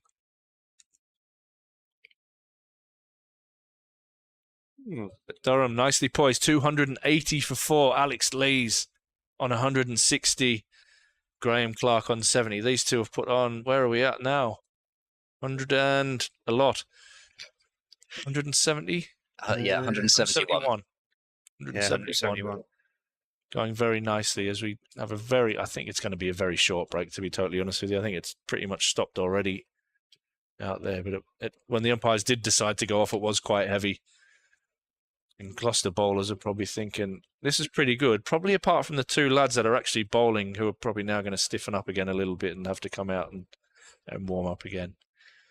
Yeah. But Lee's the star of the day so far on 160 not out of just 171 balls. Has been fluent when the ball's been full and has been pretty brutal when the ball's been short. And Gloucester have tried a lot of short pitch bowling at him. And he's been pretty ruthless in putting those away. And Durham negotiated that tricky period either side of lunch where they lost 3 wickets. They lost Borthwick, Beddingham and Ollie Robinson. And then these two have put on 171 to put Durham right in the driving seat in this match. Yep, Graham Clark against Gloucestershire again. Yeah, he said he's a nemesis, yeah. And then Lees' innings, he's been pretty majestic, to be honest. He's imposing, isn't he? Yeah, I think that's a good word. He's been imposing. He just has that presence as he walks out there, and you just get the impression that as if he's there for a period of time, that he kind of gives off that impression to the fielders that you're not getting through me. It's just Definitely. He looks rock solid. A bit Matthew Hayden like, isn't he? He's big, he's tall, and he's strong, and he hits the ball hard. And the two umpires are now coming down. They're motioning to the players as well. And the ground staff will be happy to take them off rather than having to get the full sheets on, which they're probably going to have to do at some stage after play. With there being some rain forecast after play. It's a pleasant day, isn't it? I still can't even see. It's warm enough. No, it's quite dark behind us actually, but it is breaking up also. But that has literally come from, well, it's come from the sky, but it's come from nowhere. As we're now just awaiting for the players to join umpire Mallender and Lloyd as they come down the stairs, and the ground staff getting the tractor in position to take the rest of the covers off. And I think within the next couple of minutes, we'll have some cricket again. I'm just trying to think of the commentary positions around the country where you do see the weather coming from all directions. Because you can't hear. No. Leicester you can. Because you're in a... It's a bit more open there, isn't it? The ground. on the roof, aren't you? Yeah, exactly. You can look out the back. Yeah. Where else is the way you can see it? You can't at Worcester. You're down in one little corner at Worcester. Yeah. That's a weird little spot. Well, you can from the new wooden bus shelter at Taunton. From that new position, yeah, you can see out the back of the balcony. So that's another one. I'm not sure because basically everywhere's got a media centre which you commentate from, isn't it? Really, the bus shelter. Derby's got a pretty wide view as well, hasn't it? Obviously, you can't see behind you, but no, it's a pretty good panoramic view. Oh, the sun's shining here now. It's beautiful. I guess actually the oval isn't much of an issue because you can just walk out the side and have a look out the back of the terrace. Yeah, there. See, the last time I did a game at the Oval was 2016, and Churchy was still in the main pavilion then. I'm curious here because that old room. Yeah, it was a good view. That on the 4th floor in the pavilion. Well, the only problem was when you had more than 2 people in there. What is going on here? It just stopped raining. The sun's shining. And is he just doing a lap around to get the tractor, or no? They're just checking their apps, I think, just to check the radar. They waved the players on as well. So they're going to run a rope around the ground. That's what they're going to do. Yeah. The old diffuser. There we are. This is top technology. That's bizarre, that. It didn't rain that much at all, did it? I mean, I know that they don't want the ball to get wet. Shouldn't they run an advertising sponge round the ground rather than a rope? I mean, we're missing a big opportunity here as well. Don't let Tom Seymour hear you say that because it will be sponsored. Yeah. The marketing director here is a genius. Everything's sponsored. The tractor, that could... Yeah, absolutely. Did he tell you that? What's that he's a genius? Yeah, he probably would as well, to be fair. He's a top man. Top man. Yeah, he's convinced I've got a thing for pasties, which is just totally untrue. A thing for pasties? Yeah, just setting up the kit once at South North, and it got very late in the day, and I suddenly became extremely hungry and felt a bit sick. There's an opportunity across the high street. I ran round to the high street, and it wouldn't have been my choice, to be honest with you. But it's there. As I was walking back into the ground, munching away, and this thing spotted me, and that was it. Every time I've seen him since, have you had a pasty today? Not my choice, to be honest. Here we go. Yeah, it's horrid how you could just do one thing and it's what you get known as. It's classic. Well, I don't know, it's sort of classic cricket club stuff, isn't it? Oh, yeah. How nicknames are born. Yeah. You can be so careful what you do. This is why I'm such a careful and dull person, because if you do any one thing, you just never know where people might take it. Middlesex have been bowled out, by the way, in some cricket that is actually happening. Middlesex bowled out for 277 in what's an important relegation clash in it's tight, Division 1. Yeah, Middlesex 277. So they had a first innings lead of 58. And Northamptonshire, pardon me, have just begun their second innings. Taylor's as well, isn't it? Yes, at Northwood. But that's somewhere where you can see what's happening all around you and feel it. Yeah, it's from a tent. Huge playing area, isn't it? Well, I mean, not the actual ground. Yeah, the actual ground is small, but the playing areas around it. Playing fields. You've got about 5 or 6 pitches there, and you walk about 5 miles down if they don't allow you to go and park anywhere near the ground, which is usually what happens. So it's it has its pros and cons, I think. Merchant Taylors, the primary pro being that it's not Radler. So never been there. I've been to Merchant Taylors, but never been. Well, the main issue with Radler is that you're basically positioned in another tent on the boundary edge. It's sort of long on or something like that, which you think is all right. It's quite wrong. That's not square the wicket, but there we go. You cannot see half the field. It slopes up and down, and it's just impossible to see what's going on. Yeah. And then the weather getting lost in the London. trees. It's just I went past there on the bus the other day. Radler. Bus. Well, it's one of those. Got the bus from Elstree, which is effectively Boreham Wood across to Stanmore. And Oh, yeah. Radlett was just to the right of us. It's one of those places, Radlett, which considers itself a village, but it's actually just a town. And it has kind of one long street where everything is, and it's just nothing else other than that. It's the village with the biggest Jewish community in the country, I think. Oh, really? Yeah, and in virtually every shop you go in, is it the Jewish Chronicle? Or there's free copies of a newspaper on newsstands in every one of the shops you go. But it's like a one-street town / village. It's on the main road. It would have been the coaching horses would have gone through there originally. Place I stayed was in a mill, and trying to tell you where Radlett is, the back garden of this hotel behind the mill was basically this huge wall, and it was the M25. Oh, wow. So Okay. you were just inside the M25. Lovely. Been nice and quiet, was it? You didn't really notice it, actually, once you'd sort of gone deaf. I couldn't really hear it from the bedroom, but I did try and go and sit out in the beer garden out the back, and it was a bit noisy around there. But there was also the water wheel spinning around, which was creating a bit of noise as well. I like it. That's not a bad spot, right? I stayed there for the head of the League Cup final in 2014. We stayed in the Red Lion. Because it's right next to St Albans and Watford, so it's a handy route into Wembley. Well, it's not, location-wise, it's not that bad. It's just once you actually get to the ground. Not perhaps my favourite. There are quite a lot of grounds I still wish that I could get to where they don't really play very much anymore. Like Guildford, for example. I wouldn't mind going to Guildford because that's one of the few cathedrals around the country which I've not seen. Never been to Guildford at all. It's just a bit of stone and stuff. Well, yeah, but that's here we go. Play to resume at 17:07. I like the exactness. Yeah. Well, the umpires are waving them on. They'll be back out before then. Stumps are going back in place. We haven't even had a shout of "Get on with it." Not from the locals. Batsmen are coming back down the steps. So Durham 280 for 4.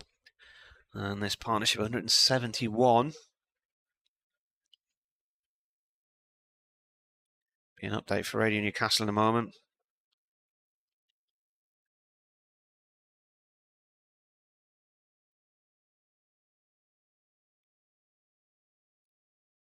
So there were 32.2 overs left when they went off, 28.2 now, so they lost 4.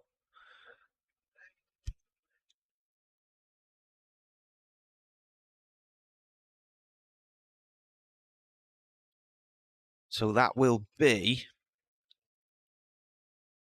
so 22, we're trying to claim back 16. So that's 4 overs, yeah, 6. So that's 6. Is that 6 lost in this match then, Graham? Oh, update.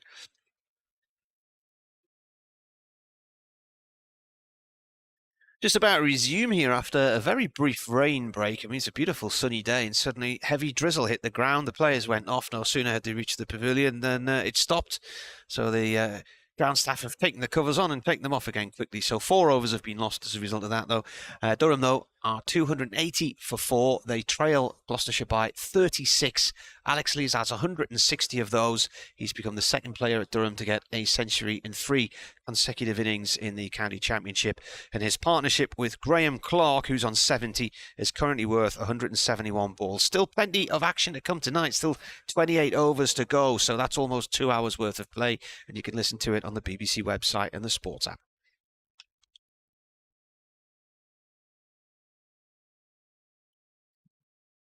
So 22 overs lost last night, but they're trying to gain back 16 across 2 days. So that's what? That's 6. They've definitely lost 4. Yeah. So that's now 10, isn't it? Because you had the 4 on loss to the 6 they couldn't claim back. So that's 10.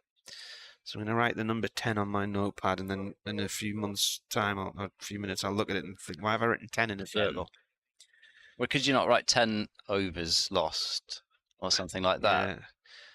So that's Sort of flavour on it. 352 overs gone now for Durham this year. Right, we're ready to resume. And it's Shaw bowling to Lees, who drives into the ground. It's well stopped by Actor up at mid-off. He's had a P-roll at the stumps at the striker's end because Lees had come a long way down, but it wasn't exactly the most powerful throw because he was doing it from the floor. So there is no run. It's raining at Taunton. They're back out at the Oval. They're back out here. It's raining at Cardiff. It's just one of those. What happens if it rains at everywhere's had Taunton and rain. you're on that bar stoolie type thing? What do you do with your kit? Where does it go? It gets wet. Shaw is in, and that's punched out into the covers by Lees, but he won't beat the fielder. Ollie Price gets across, and that is the over completed. So 280 for 4. No, there's not really much choice other than to pack it away very quickly, I think. So it's not the greatest, but it was a gorgeous sunny evening when I was there, so everything was fine. Yeah. Cyderabad, they call it during the T20, don't they? Well, I think they certainly called it that when they were preparing those Dusty pitches wickets, for yeah. Leach and Bess and Van der Merwe, yeah. Zafagoa to bowl his 13th over. None for 57 so far. Left arm round. And forward comes Clark. Pushes this out towards the cover area. No one there. 28 years old from Lahore. Slow left arm orthodox spinner. He's taken 268 wickets in first class cricket, but none today. So Clark plays this up to long on.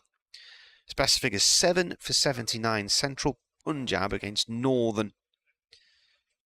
He took 5 for 50 and 6 for 51 against Durham in the final game of 2021.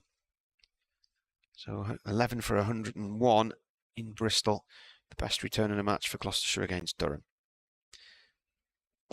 Lees pulls this one to short mid-wicket, no run there.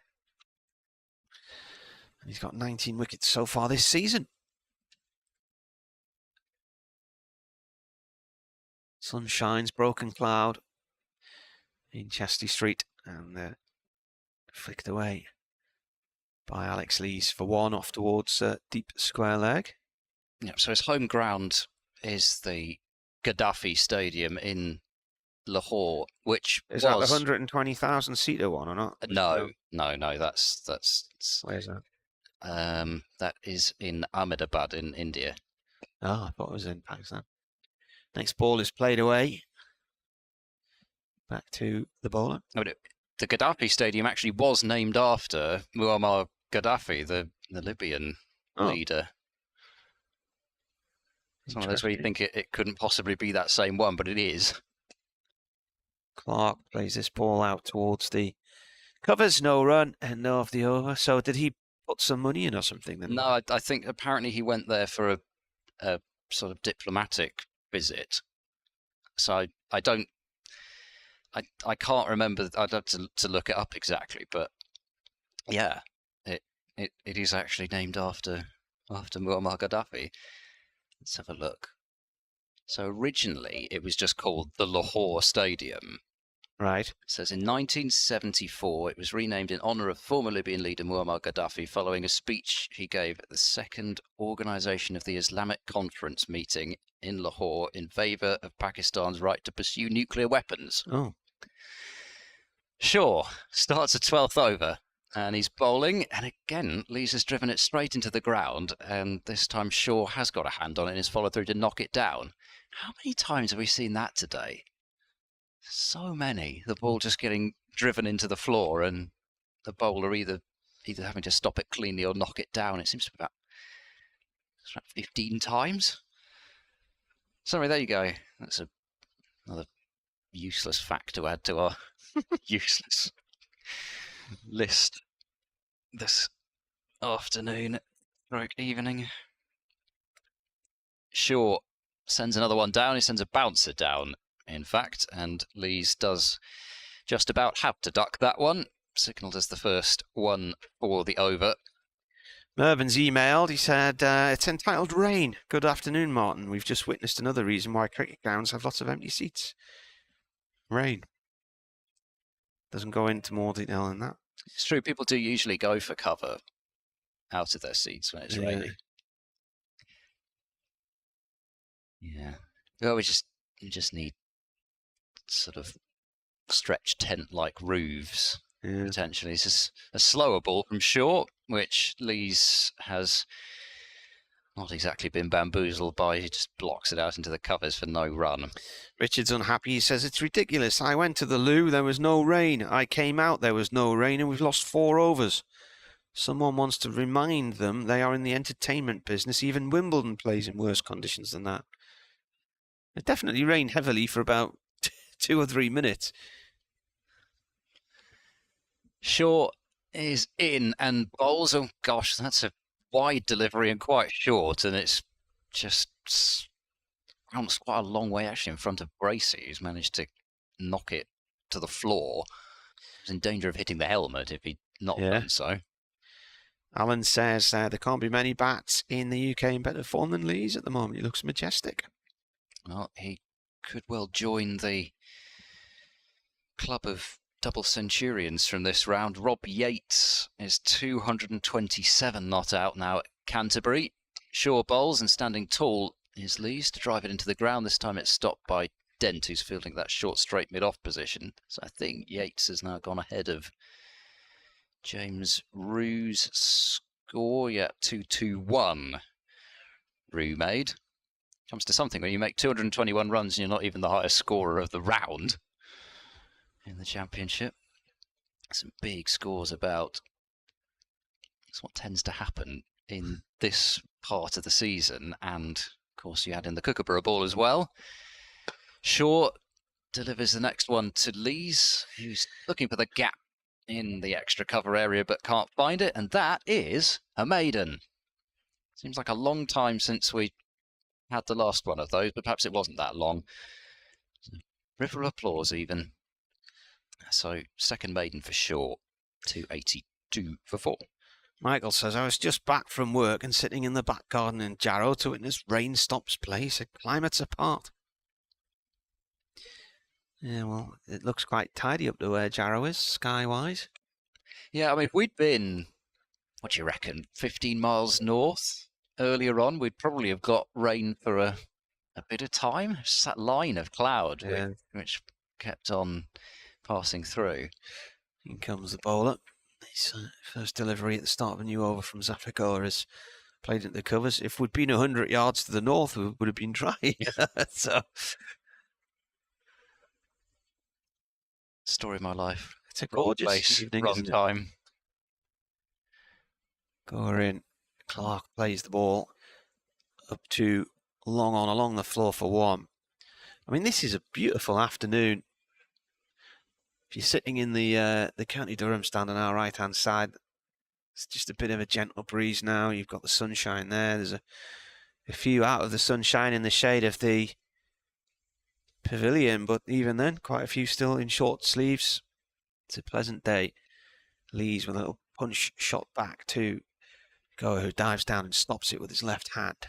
Where did the rain go as well? I mean, looking out where I thought, where's it gone? It must have gone behind us. Skirted around the back, maybe? Good shot here by Lees off towards the point boundary in front of the pavilion, 1 run. It was basically just a little sun shower, wasn't it? Yeah, it was. I mean, if you look at the direction of the flags, though, we should be able to see exactly where the rain's just been, and it's just evaporated. There's one little cloud above us which has got a bit of dark grey in it, but that doesn't look as if it could have produced that rain. I think it's all a conspiracy. Yeah. Spinner comes in, left arm round, an inside edge from Clark onto the front pad. Goa collapses in his follow through there. He thought he'd had him for a moment. Deficit's 32. Great performance from these two because Durham needed it at the time. They were 109 for 4. Clark plays that ball back along the ground as well. He's on 72.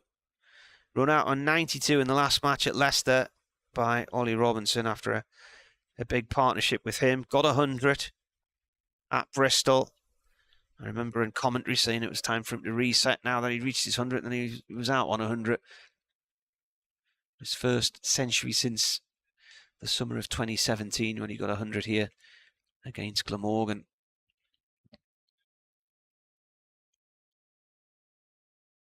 Lees has 162 from 183 balls, and he is on strike. He's going to face short. Yeah. So his 13th over of the day. Resumed the batting this morning. Did Shaw. He bowls now to Lees, and that's a drive again, which will go to Actor at mid-off. Playing a lot of those drives in front of the wicket at the moment is Lees. It seems as though that's the latest plan to try and bring about his demise, which at the moment Lees isn't interested really in doing anything else other than hitting it along the ground. Got that. Well, they had that short straight mid-off, but now he's going to go more into just a short mid-off. Ollie Price is quite straight at extra cover, as is Zaman Akhtar at mid-off. Shaw bowls a short delivery, though, which is pulled up in the air out towards deep mid-wicket. Should be cut off, and it's just tipped back in at the last moment by Grant Rulofsson out there, and it's 2 runs. 164 to Lees.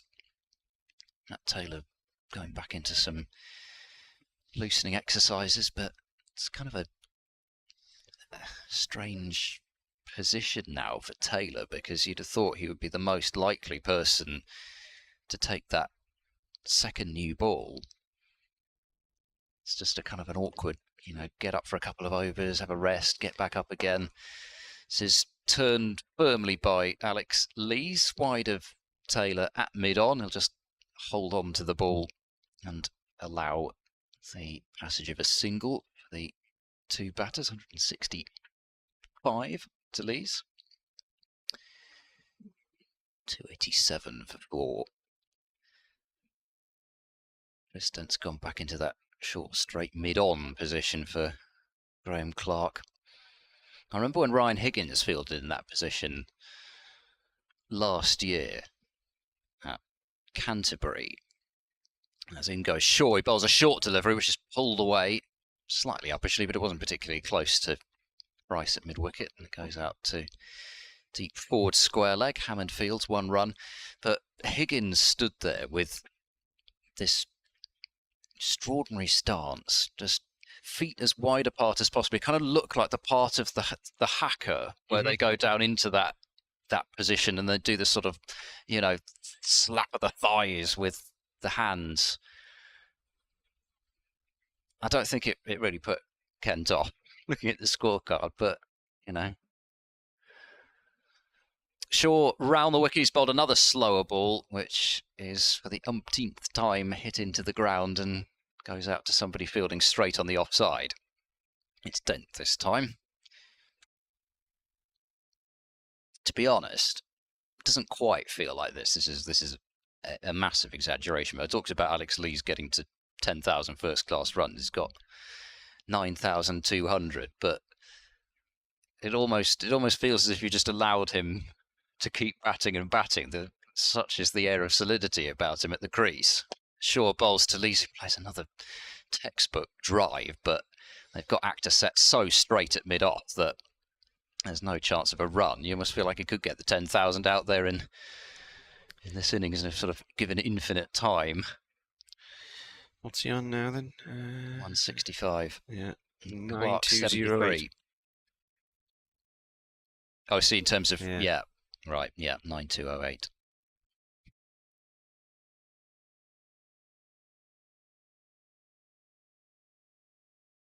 Another conference, but it does look as if it's going to be Zafar to continue.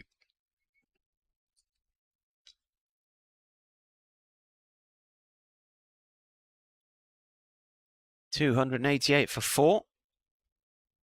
Sweep slog from Clark. There's nobody out through mid-wicket. It's gone for 4 to the pavilion fence. Not too easy that for Clark.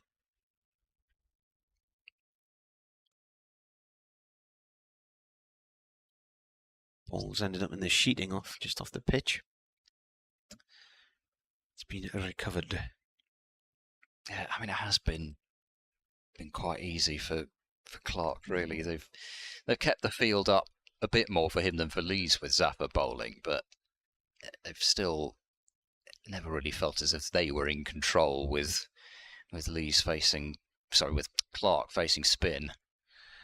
Bowler comes in again. Clark, same shot once more. 4 more runs. This one has gone to square leg. He gets a tap of the gloves from Lees. So Durham now 4 away from a second batting point. Robbie Stoker's wondering where the counties are getting the replacement Kookaburra balls from if they need to be changed, because they don't normally play with them. I presume they've had a few practice matches and certainly net sessions. Nets, I think, is where it is. And they've been practicing with them in the nets for a while to warm up for it, and they just log the number of roughly the number of overs that they think have been used. I think something like that. Bowler comes in again. All played up to long on for 1 run by Clark.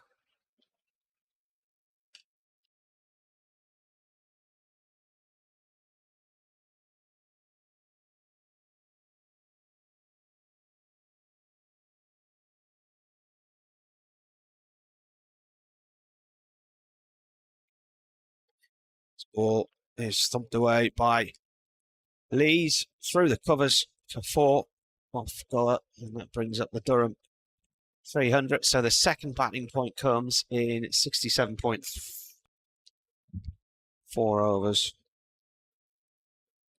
I think the last 50 must be fairly quick. I've got the exact numbers, but it was late 50s, I think, when the 250 got brought up, wasn't it? I'll look it up in a sec. Oh, Lees flicks one in the air momentarily on the leg side there. Where was it? 250 was 58.2, so 67.4 to the 300. And these two have put on 192 as well. 301 for 4. Little tap away upfield. 4-1 by Lees. If I were to see a record broken today, it will have to be this one, 254. That was David Bedingham and Ned Eckersley at Nottingham for the 5th wicket in 2021. That was the first week of the season. It was freezing cold, and the pitch was just flat as a dodo. I don't even know why a dodo would be flat, unless it ended up under a steamroller. It was flat as a pancake. And it snowed that day. It was the opening round of matches in that 2021 season where we were allowed in the ground, the players and officials were allowed in the ground, and the public weren't. And we commentated with the windows open and the heating on, and in coats, gloves, hats, scarves, jumpers, you name it. It was absolutely perishing that week in Nottingham. So that's still too far south there, Nottingham. Yeah. I was ironically too far south in Nottingham when people were complaining about this being too far north to stage test matches in. Change of bowling. It's Goodman back into the attack and bowling full to Lees, who is playing up to mid-off. Actor does the fielding.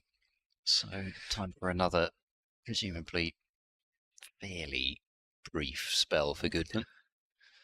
Number of people asking why are they using Kookaburra balls in this round of matches. It's an experiment. It was last round and this round. 2 rounds of games. Goodman approaches round the wicket, and that one is turned away out towards deep square. Lees adds another run to the total, 303 for 4. It's supposedly, the theory is that it prepares English players better for playing in Australia, although majority of people in these rounds of games will be nowhere near Australia and probably never go there or play a test match there, but there you go.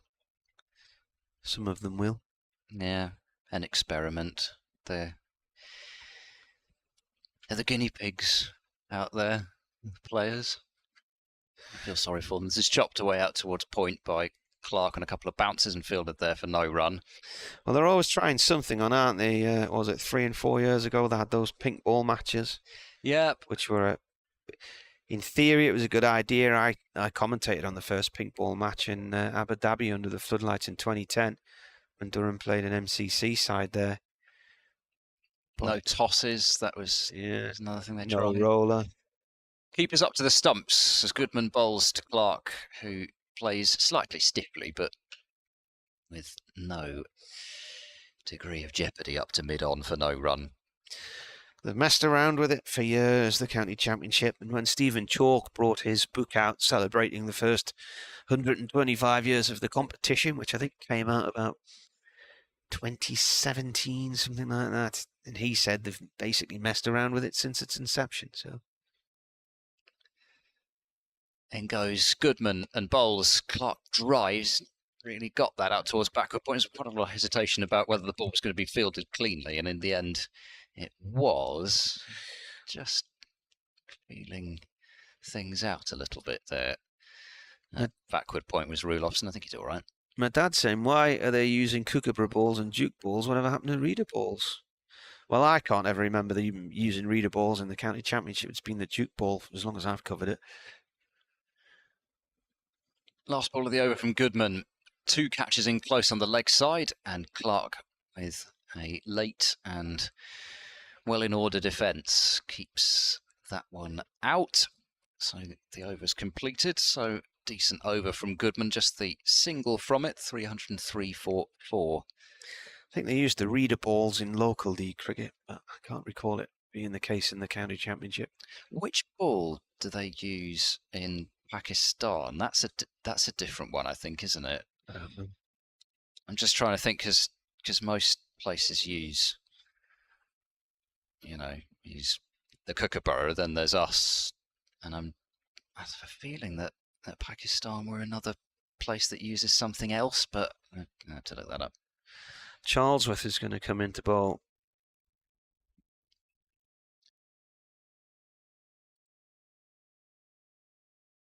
Right, well, as I say, it was kind of golden arm in a way in the game at Headingley, because he got rid of Milan in the first innings to the first ball that he bowled, and then got, I think it was Hill in the second innings first ball he bowled. Comes in, and the ball played by Lees out to the cover area. Does off a go, no run there. No, it was Tattersall. It was Dent that got Hill in the second innings there. He has been somebody who's was certainly thought of him, and still done so. That bowling is something that he can very much bring to the table. It's just been that injuries have limited things. He's had a couple of shoulder injuries. He had a foot injury at the start of last season, which kept him out. Pulled by Lees out to deep square leg. 12 first-class wickets in his 28 matches now, but not all of those matches he would have been actually able to bowl.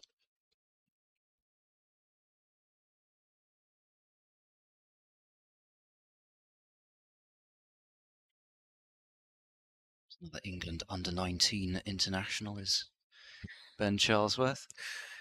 Damo says, I will remain forever convinced the balls we use in our league are bought from a street market somewhere in bulk at a penny a ball, considering how bad they are. Next ball is bowled by Charlesworth to Clark and pushed up towards the cover area over in there.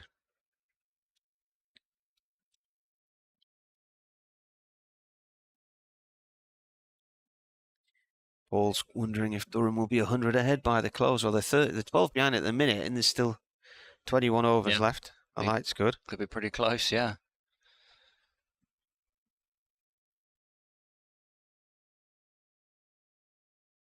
Lorraine pulled by Clark to backward square leg. Throw comes in, misses the target at the non-striker's end. Lee scurries back to his crease. Throw from Goa. A certain amount of frustration, I suspect, in that throw. I mean, he was in other ways, he was out of his crease, but he was always going to get back in with the length of the throw. Demo also says he's got a 15-over match tonight on one of the posh college grounds. As Charlesworth bowls, and that's the end of Clark. He's thumped it straight to Dent at short mid-wicket. He's out for 82. And that ends the partnership at 195. Couldn't have picked him out better if he tried there. Disappointing end for him. And it's another first over wicket for Charlesworth then. Did wonder whether he mightn't have just come on for a little bit beforehand, but I didn't really say anything because you just never know with his shoulder whether, because that has been a thing for a bit. I'm sure he'd say he's completely over it, but I never know whether he's bowling or not. But he's struck again, and at last Gloucestershire have broken the partnership, but it has been a terrific combination. Clark and Lees, they've complemented each other really nicely, left hand, right hands. They've both been attacking, but in different ways. And they've put Durham firmly in the box seat.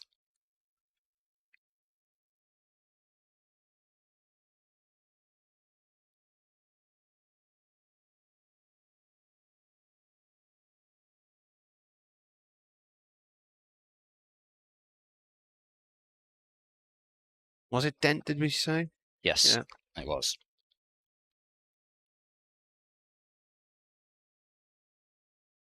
Safe pair of hands.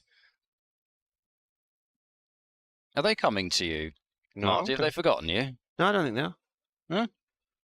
They're not meant to be. I just had it on in my ear just in case. But they normally come at 5:30 during the football season when there's a sports show to prepare for. So 195 with Lees.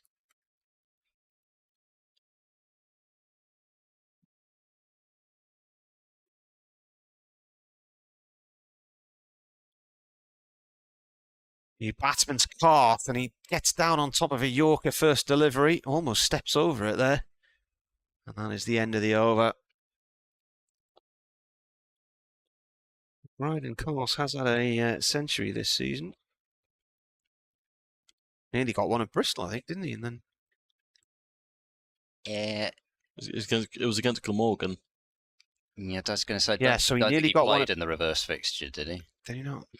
No, that was the week after the Yorkshire game, and he was injured. So hasn't he had a 90 this year? season? Yeah, against Glamorgan.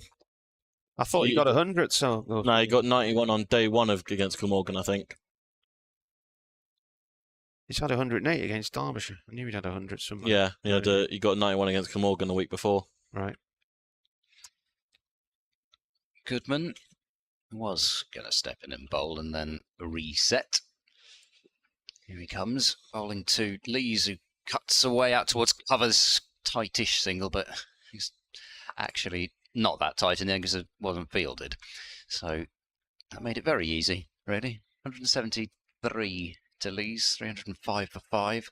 Things just getting a little bit darker again here, but just looking away to the left where I can see there's a mixture of cloud out there, but I never know. You didn't see the last one coming, but it doesn't look as if we're going to get an absolute downpour, even if we do get another sprinkling. Still 20 overs left after this one in the day's play. Long days. Yeah. Long days. Reaching the crepuscular hour by the time we leave this evening.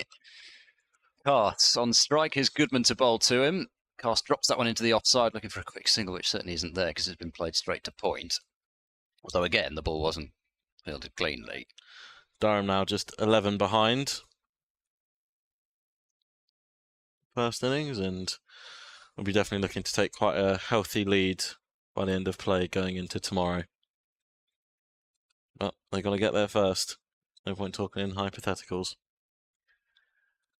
Here's Goodman to Cast. There's one slip in place now, and Cast leans forward into a defence that's well played, wide of backward point. Nice piece of fielding to get that throw off as quickly as he did. Rulofton, the man from point, but Cast is underway. 306 for 5. Warwickshire have had enough at Canterbury, well, they've had enough of batting anyway. 549 for 7. They fancy some Kent wickets. Well, they do, and they've already got one. Yeah. So Yates finished 228 not out. Henry Brooks bashed a 52 from 37 balls. And Kent have lost Tawanda Muyaya in the first over. Rushworth taking the wicket. Lees, again, standing tall and driving without finding the placement that he was after, picks up. He's not had a nice game. Yeah. He copped a very contentious LBW. Oh, I see. Just before lunch. I was going to say, I thought he was one of the few Kent batters who actually got some runs in the first innings. Unfortunately, he wasn't part of that initial collapse, but unfortunately copped a very dodgy LBW decision. Goodman bowls on the pads of Lees. It's worked firmly through mid-wicket. There'll be 2 here. Should be all that there is. Oh dear. That's Rollison. Rollison who fielded it, and then from mid-wicket, I think that is... Who's that? I'm squinting to see it's Charlesworth again. No, every single time I'm hesitating, it's Charlesworth. Charlesworth almost stood right in the way of that throw and had to duck at the last minute. That would have been the last thing he needed. If he found a bowler who come on and broken the partnership, but then he goes up, he had a throw winged at his head. Last ball of the over, Lees plays it up to mid-on, and that's the 12th over of Goodman completed. Picked up those 2 wickets earlier. He got rid of 2 key men at the time, and when I suppose they still are in a way. Beddingham and Robinson. And Robinson, yeah. Beddingham was caught off the short ball down at deep backward square for 10, and Robinson chipped a catch back to Goodman. It was well caught in his follow through. Very well taken in the follow through. He had some time. You don't always get that time in the follow through, but he did get down well to catch it. Charlesworth will continue from the Lumley end. Back of a length, he fends this up just over short mid-wicket. Thinking about 2, but will just be 1. Seemed a little bit rushed for pace. Did jag off the back of a length, and Cast only facing his 4th delivery, not getting full bat onto it, but escapes. I think it was Zafar Kahar in a short mid wicket. I think what you might be seeing here a little bit is you've got a fresh bowler coming on, and just the difference between how they can bang it into the pitch. And he's already got 1 wicket with a short ball. He's got another one which was looped up there. Compared to Goodman, who was coming back for his 3rd spell of the day. Lees is driving this past Gahar at cover, and a very fine tumbling stop by Zaman Akhtar, I believe it is, down at mid-off. Sure. I think it is. I believe he's the only other Gloucestershire fielder. Oh no, he's not. It is Shaw. Josh Shaw. My apologies. He's got his. Oh, hang on. It's Matt Taylor. We can't see his shirt number, so Charlesworth is in and Cast is defending. Not quite sure of why they've taken the slips out for Cast already. I would have kept the slips in for the new batter, but I guess going to be 8 overs into this one to the second new ball. Yeah, maybe. Well, not happy to give away the chances, but maybe just not thinking this is going to do a lot. But Charlesworth took a wicket in the last over, so yeah, I don't know. I mean, how many catches have we seen in the slips? It's Beddingham had 1, as he's in again, and Cast is playing off the back foot. Beddingham took 1. Beddingham got Ollie Price, and first session day 1. That's it, because Borthwick was at mid-off. No, he was at mid-on for the catch he took off Parkinson's. I guess the argument would be, is it a pitch for a slip catch in the 72nd over later on day 2? Probably not. I'm not, next ball's probably going to be edged through the slips, but it's, I guess, percentages, I don't know. It's short, Cast has hooked it, and he's got all of that. All the way for 6. Brilliant from Bryden Cast. Charlesworth, as you said, banging it in short of a length, and Cast just rocks onto the back foot and meets it with the full face of it and sends it all the way. And that does bring Durham level with Gloucestershire's first innings score of 316. And with 19 overs and 1 ball left in the day, they seem in prime position to carry on. Charlesworth is fuller and Cast is just defending back to him. Durham 316 for 5. Cast is 8 off 8. Lee's 176 off 200. Floodlights just glistening into life. That was been the appointed time by the umpires to get them going, get them fired up. Not going to make the usual comment about 50p in the meter. These ones are LED, so you only need 25p in this meter. Right, Goodman then start a fresh over. Mallins is just about getting himself into position as Lee clips the ball away towards mid-wicket. There's another shot at the stumps. We'll concede a run. Well, again, it's another one of those where Cast was backing up very heavily. I guess it comes down to maybe, you know, they're trying. If you're going to try to see the positive approach, they're trying to take a wicket by any means necessary. Once in a while, it might work. Yeah. Anyway, the run. But no one was backing up. It's Miles Hammond who's all the way back at what would have been a deep cover for Lees, and seeing as he was right back on the boundary, it was a very easy jog through for a single. I think we might be seeing some short and straight bowling from Goodman, just tinkering with the field. About the good thing about that is that it got Lees off strike. So Cass hitting to the longer boundary and then trying to push and run into the onside. Lees had to get back there. The members of the crowd, I think, were a little alarmed by that. Yeah. Yeah, we said Cass was backing up a fair bit on his one. Lees was about probably a third to halfway down the track, and I guess that gives the signal that they're looking to kick on in these last overs of the day. Goodman bowls to Cass, who leans forward and defends back towards the bowler. Slightly like a giraffe tumbling to the floor. There was Goodman there to try and field the ball. I shouldn't make jokes because I think most of us wouldn't mind being 6 foot. Whatever he is, 6'3", 6'4". It's a nice life being 6'3". Just legs are probably about as tall as me on their own. Goodman running in past umpire Lloyd, bangs another one in, and Cass has a fair amount of time there to ride the bounce and play it out towards cover. He's not really, I suspect, had this number of overs to bowl very often of late. Has Goodman, they've really been quite careful about working him back. He's a young bowler, 22 years of age. Even in second team cricket of late, he's not tended to bowl masses. So I should imagine this will be his last spell of the day, really, given where we are. 18 overs left after this. Goodman bowls Cass. It's backed away as Cass, and Goodman's tried to follow him down the leg side, but the problem is that he's fired it so far down leg side, he's been wided, and they've come through for an extra run as well. 390 for 5. Goodman had just moved Josh Shaw a bit finer just before that, so I feel like Cass was anticipating the short one. And it was the double bluff. As you say, Goodman saw him step out and tried to follow him back. Goodman round the wicket to Lees, who's trying to carve the ball into the offside, finds dent at cover. He backed away so far there, did Cass. I thought he was actually pulling out of the delivery. But it was one of those ones where it looked like he took like a jump. Well, yeah, he did. He took one he jumped. Yeah, to hop backwards. And it really did look like a batter trying to pull out of facing the ball. Late evening sunshine returns as Goodman bowls to Lees, who treats that one with respect, plays it up the pitch to complete the over. So 2 for 52.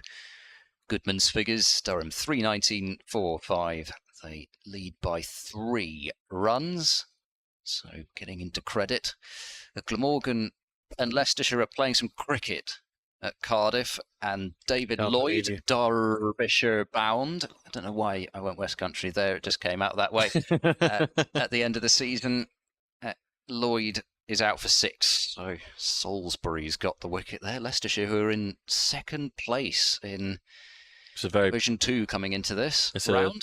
it's a big game because there's a sizable gap between Durham and Leicestershire, but then it's a lot more compact between 2nd and 5th, I think it is. There are 11 points between Leicestershire and Glamorgan, who are in 5th, yeah. And then there's another slight drop-off to Yorkshire. But Yorkshire have a game in hand, although I think we all know Yorkshire aren't going to be going up. Indeed, as Charlesworth will continue. And Cass is flicking this through the offside. It's going to run away for 4. Slightly uppish off the back foot. Maybe took another step away to open up the offside and carved it away airborne. Square leg umpire, who's standing on the offside for the delivery, had to jump out of the way. And I was half thinking there was going to be a chance for Miles Hammond to maybe jump across and take a catch, but just too far away, and Cass moves himself into double figures. He's currently striking at 12 off 12.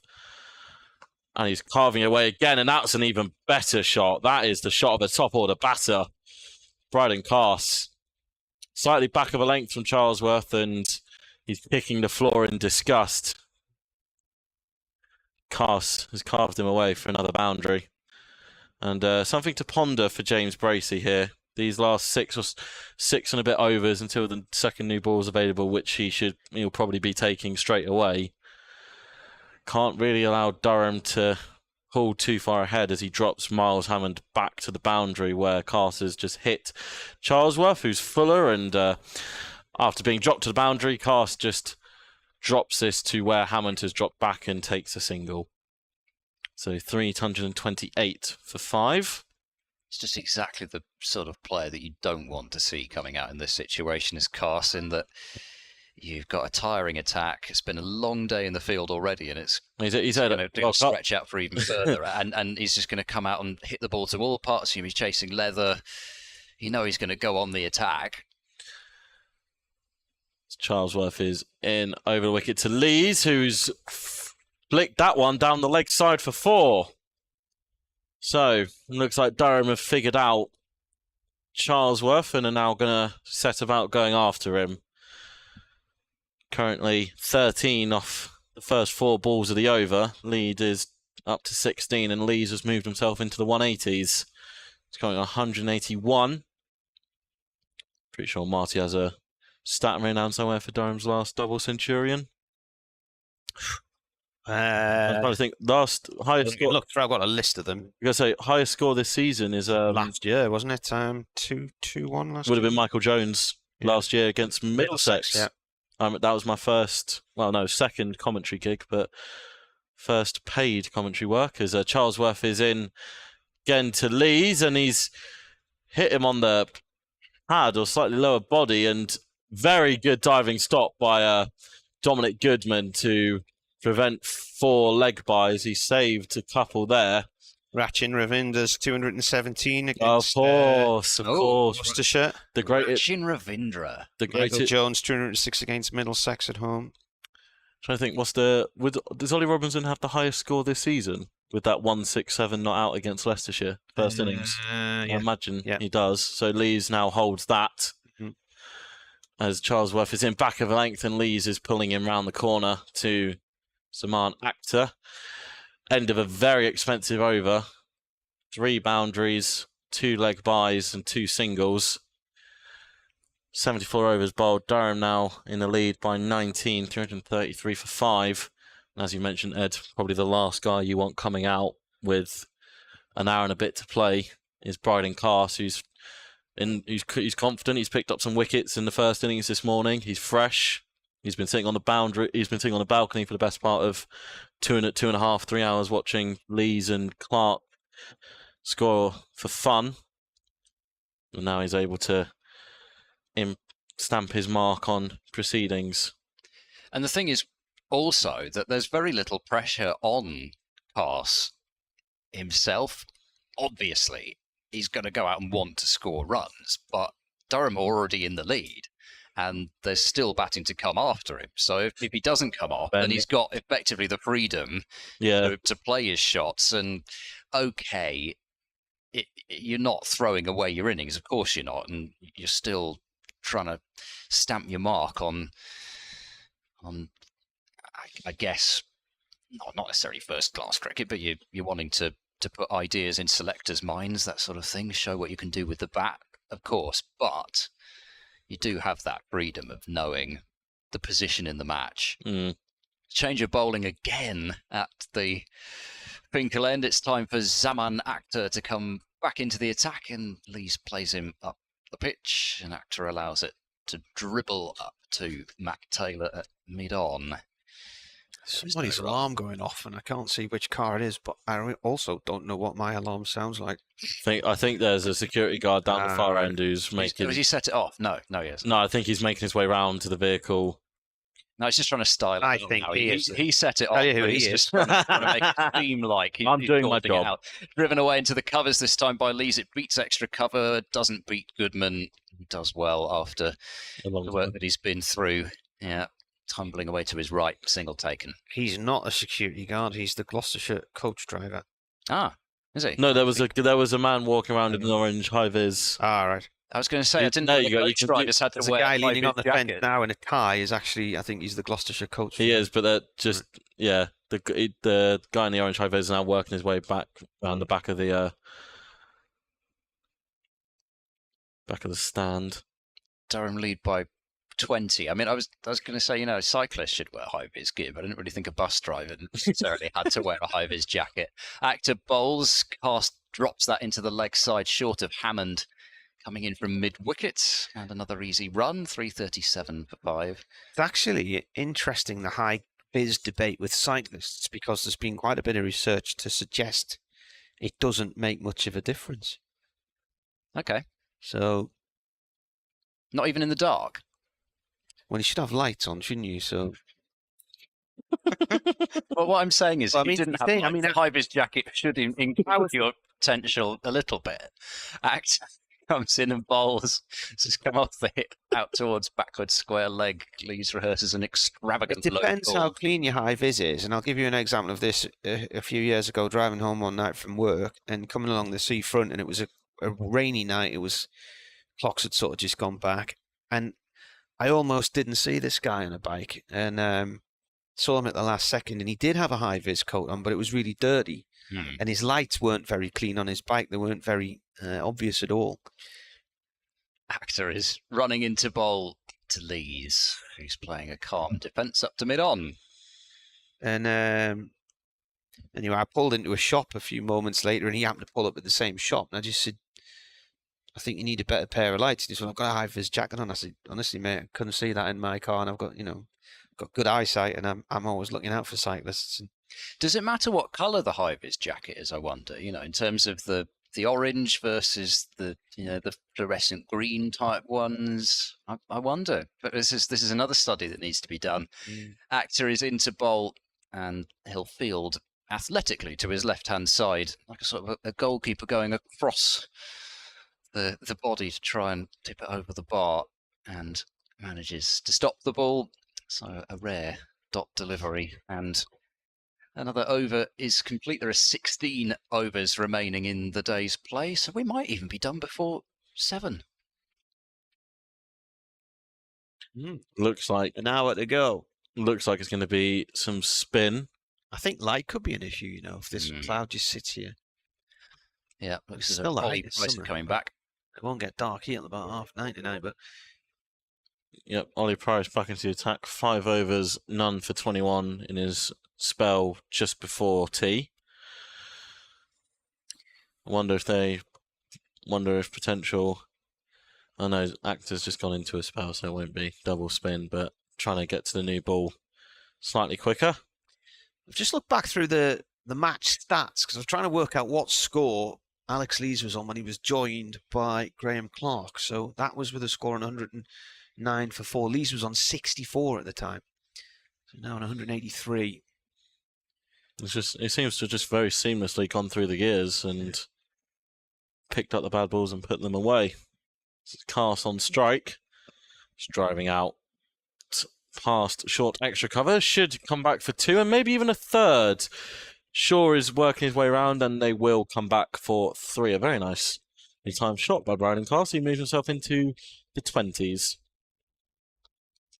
Lee's sitting on 183, 17 away from what would be a double ton. His highest score was against Derbyshire in Chesterfield in the summer of 2013 when he got 275 not out. That was a high scoring match. I think there were 3 double hundreds in that game. As Lees is pushing down to long on for a single. It's one of your wagtails down there, yeah, Marty. It's this bode. Well, the cloud colour's come over, hasn't it? And they might come down for tea about this time. Do you know what they eat? What, wagtail? Yeah. No.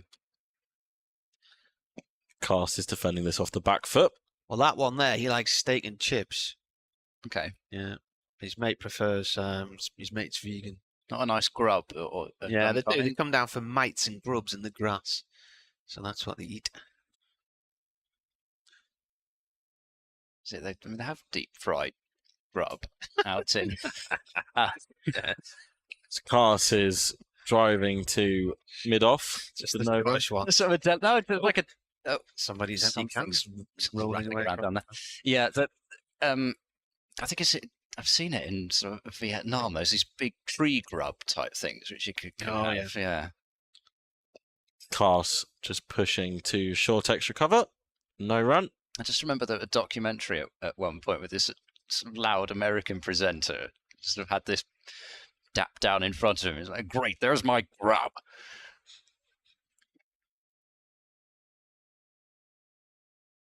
Again, no run, just a short extra cover. The pun wasn't intentional. 4 off the over, 341 for 5. Cast 21 off 20. Lee's 184.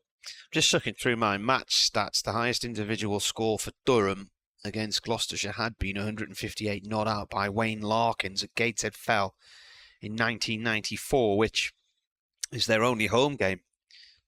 Their only home win, sorry. He carried his bat in that one as well, but now Lees has gone past that, so this is Durham's highest score by a batsman against Gloucestershire. Best for Gloucestershire, 169, Mark Lane at Cheltenham in 97. Coming up to the top of the hour. Still music going on at the moment. Zaman Akhtar to continue, and Lees plays back to the bowler. Paul Summerside continues his mission to try and get me drunk at the end of the day's play. He messaged me last night to see if we were in the pub, so I mean, we could maybe pop over and meet him tonight.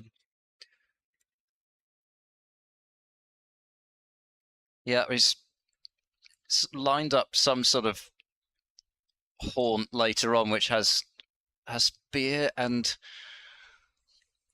some strange chicken type thing. As this is played away towards square leg by Lees for no run.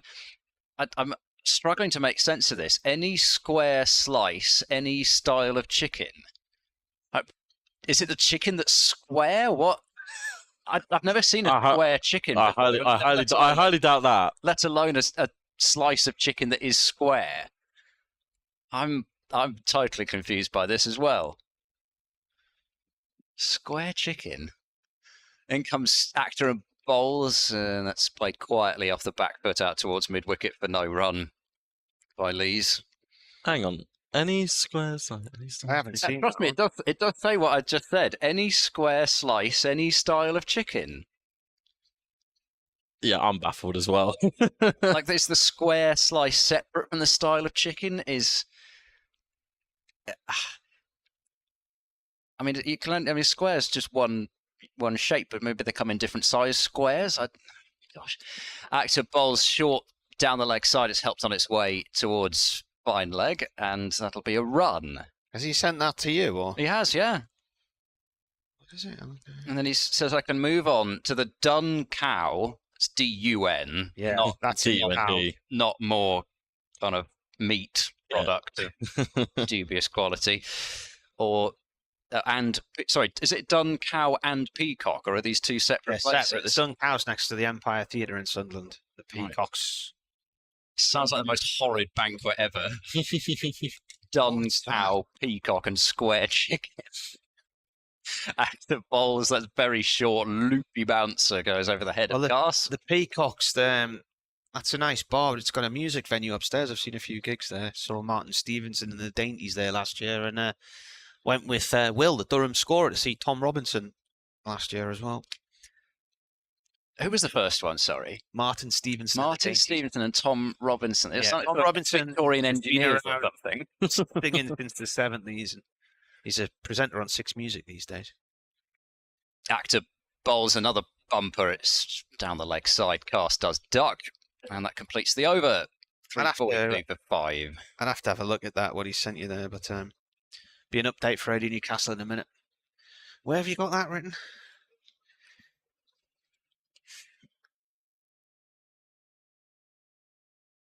The ship ISIS, right? Any square slice, any style of chicken. Yeah, square slices, maybe some kind of pie or something like that. That's what I was thinking. Maybe like a slice of cake or something. Yeah. One of those slices, like cheese and onion slice. Yeah, thing. yeah. Will be Ollie Price to continue.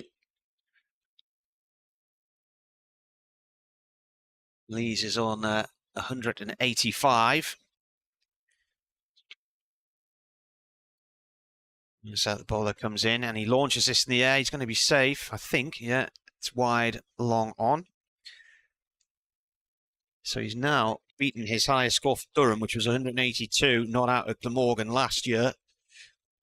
Moves on to 187.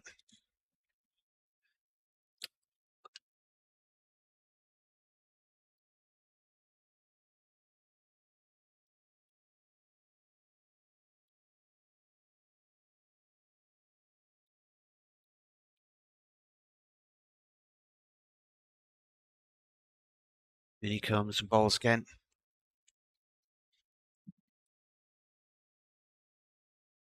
Yeah, Durham are 344 for 5 here, so they lead Gloucestershire by 28 runs, and Alex Lees has 187 of those. That's his highest score in a county championship match for Durham, beating his 182 not out in Glamorgan last year. And he's got 3 consecutive centuries in the county championship as well, following 101 and 145 in the last match at Leicester. It's also the highest score by a Durham player against Gloucestershire, and earlier he put on 195 for the 5th wicket with Graham Clark, who was eventually out for 82. Clark helping rescue Durham from 109 for 4 to 304 for 5. And now with 13 overs left to go today, they're 351 for 5 and they lead by 35. And that is the 3rd batting point. Came up with a 6 from Bryden Cars, who drove that ball from Price over his head and away at the far end of the ground. 2 overs until the new ball after this is completed. Ball has eventually been retrieved, thrown back. Cars sitting on 27 from just 23 deliveries. Price signals for the man to stay back on the fence.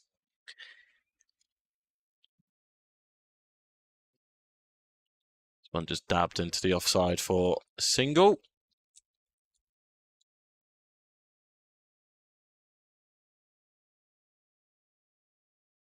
Partnership worth 48. Well, that's happening in no time at all, isn't it? Those 2 partnerships have really turned the tide of the game. Certainly the day. For Durham, Lees is just driving, and a desperate dive from Price is not enough to stop Lees getting a single back past the bowler. End of the 78th over, Lees sits on 189. Cast on 28. Lees will retain strike for the next over. 353 for 5, lead of 37. And we are going to see some Chris Dent. Now, Ed, what are we going to be seeing here? I'm going to guess the medium pace is going to be brought out. Oh here. yeah, I think so. It seems to be what he's been practicing. So it's time for another Chris Dent spell. 1 for Norton, 1 for 1 the last 2, separated by 4 years. So what's he got for us here? Yeah, you'd imagine it'd be Shaw and Taylor to take the new ball when it's available. And having said that, though, I've read that, but he did bowl last year. I've only just remembered that. He bowled 3 overs 2 years ago, sorry. He bowled 3 overs 2 years ago. Anyway, never mind. It's by the by. Well, I read that online and then I'm not sure it's actually right. Oh well, here comes Dent then from the Finkel Endon bowls, and Lee's driving back to the bowler. Dent with the fielding. So keeper up. Ringfield covers out. Deep backward squares out, and 2 fielders out fine. More of a fine leg now, and a third man. Dent trots in and bowls. Oh, that's stayed right down. And I think that's cannoned off Bracey's pad. Stayed off his pads, yeah. Lees went to throw the kitchen sink at it and he missed it, and it kept that low that Bracey wasn't able to cleanly take it. Ow. Ballooned out into the offside, but no run. You're right. I mean, the eye is absolutely lit up there from Lees. Crashed off Bracey's pad. He's done quite well to shut them, actually. Lees turns that one away to mid-wicket this time, fielded by Charlesworth for no run. I mean, he has done very well to shut his pads together in time there, Bracey, to prevent buys. I'm not quite sure how he's done that, because it's pretty much impossible one to take, given how low it stayed. Dent into Lees, it's very full, it's driven away, fielded by Hammond at cover. He's become a much better keeper over the last couple of years since his 2 tests against New Zealand. He's gone away, he's worked very hard on that aspect of his game.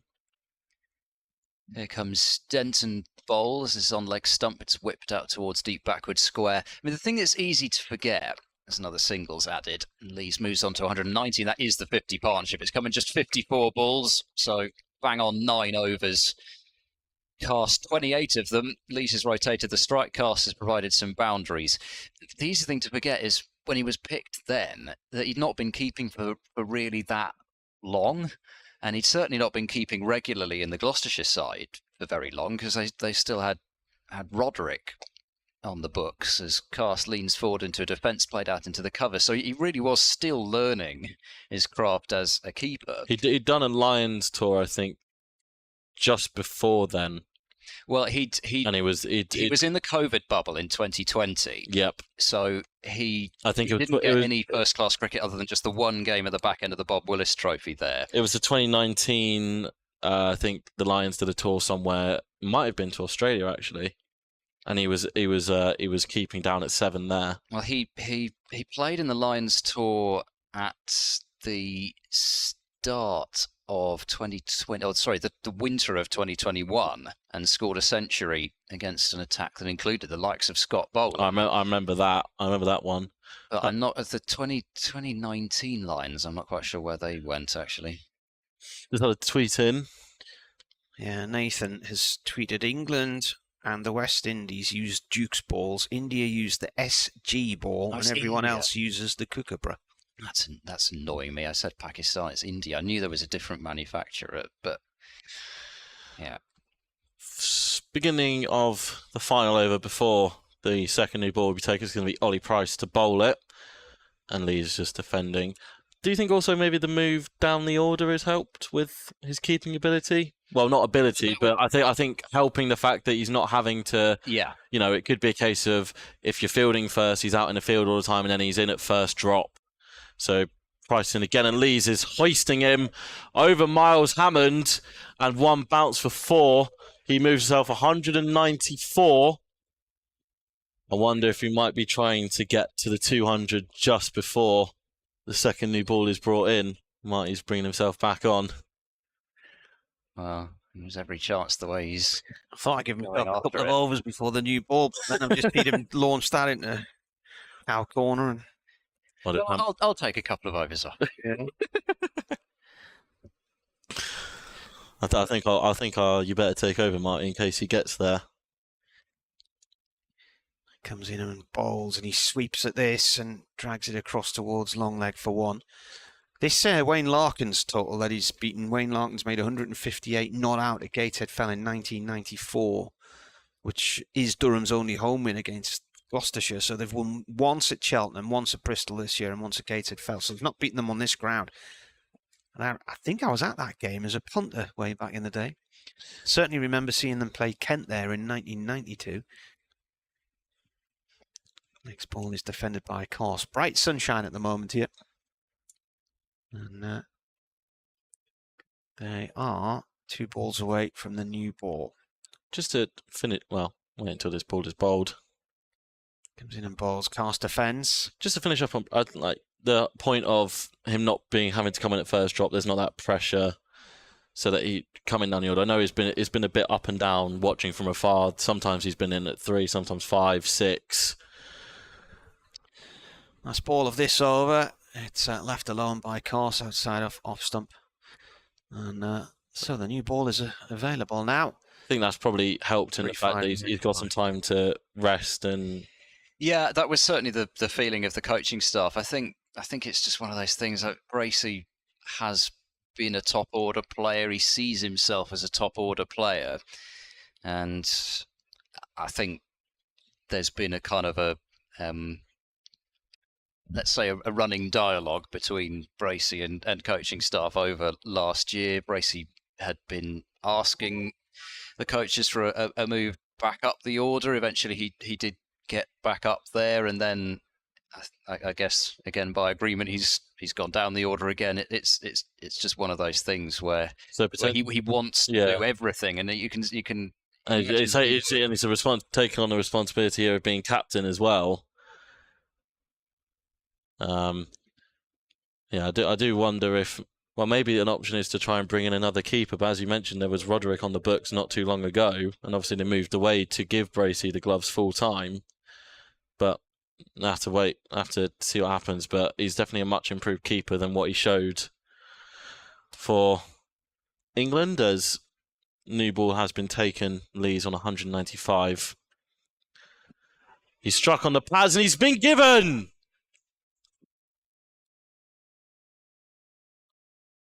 First ball with a new ball this morning. Ben Rain bowled Goa for 34. And the first ball with a new ball this evening, Alex Lees is out for 195. His highest score for Durham. That's been a fantastic knock. 229 balls. And Durham lead by 43.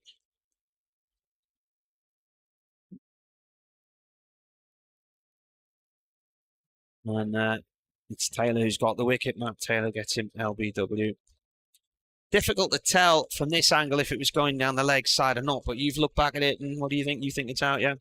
We're looking at a 45-degree angle. It was certainly thudding into the pads. Fantastic knock from Alex Lees.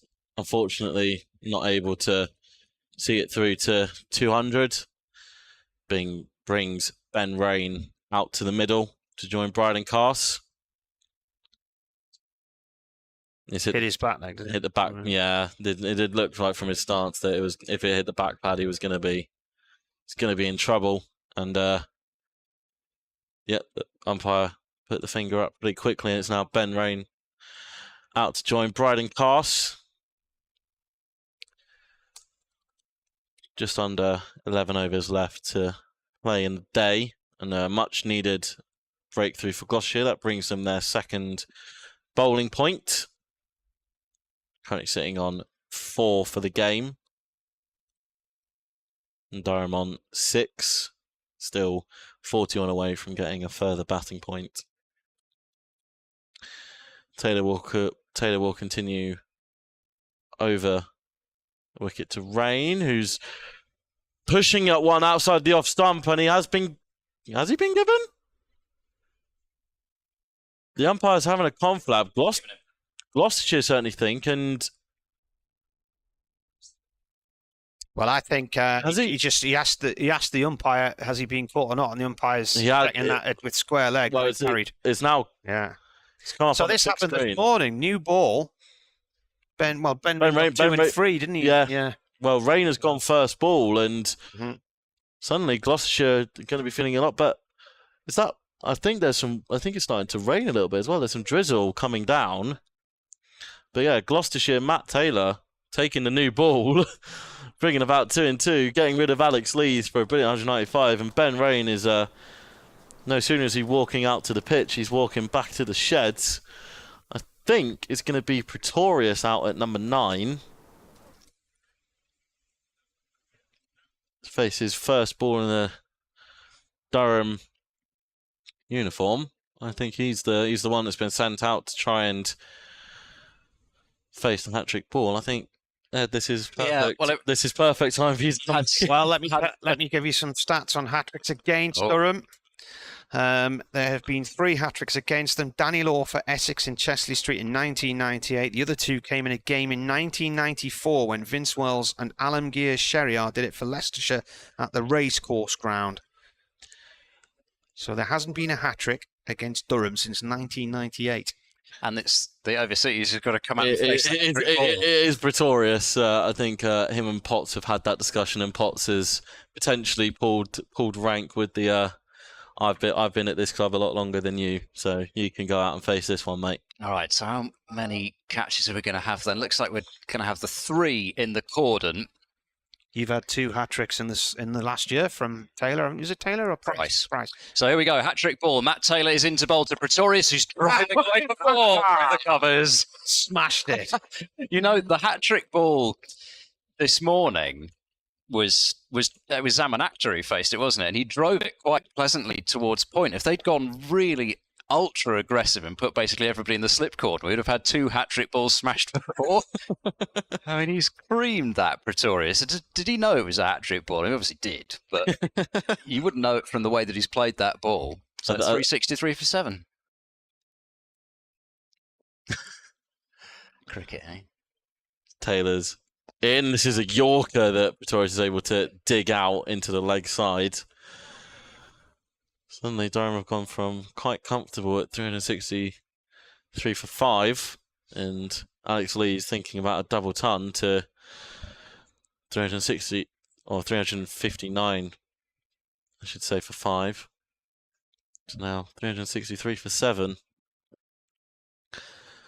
Taylor in again.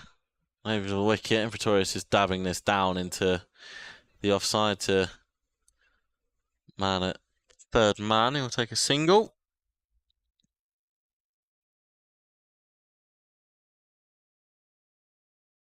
New ball paying dividends for Gloucestershire towards the end of day 2 here at Chester Street.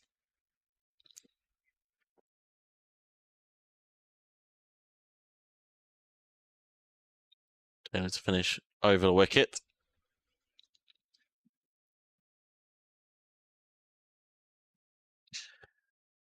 He's in, and Cast is just forward to that one into the covers.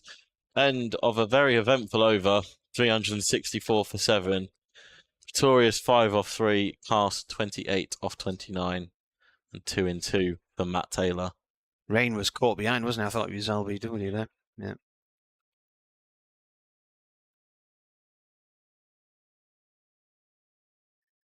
Better change that then. We're still thinking of the Lees LBW there.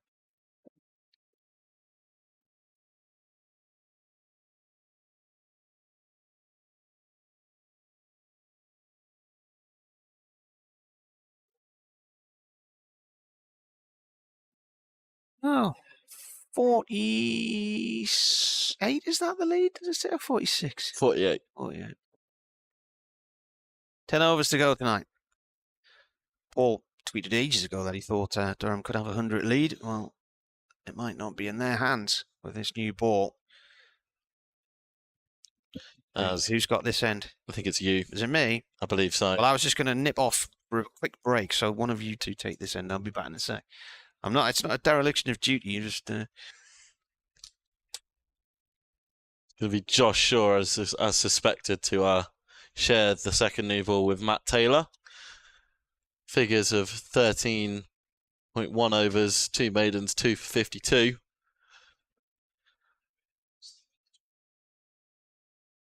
Shaw is in, and Pretorius is defending it, and apparently some very nasty weather out the back. The ground that Marty's saying is just apparently going to miss us. No, I don't believe him. I can't see it, so it can't be happening. Give it about 10 minutes, and we'll probably see it coming over. Floodlights are on. To be honest, I'm not sure that either side, actually, with Durham having lost those 2 wickets. No, Durham would be annoyed to go off, but here we go. Pretorius is driving superbly through extra cover for 4.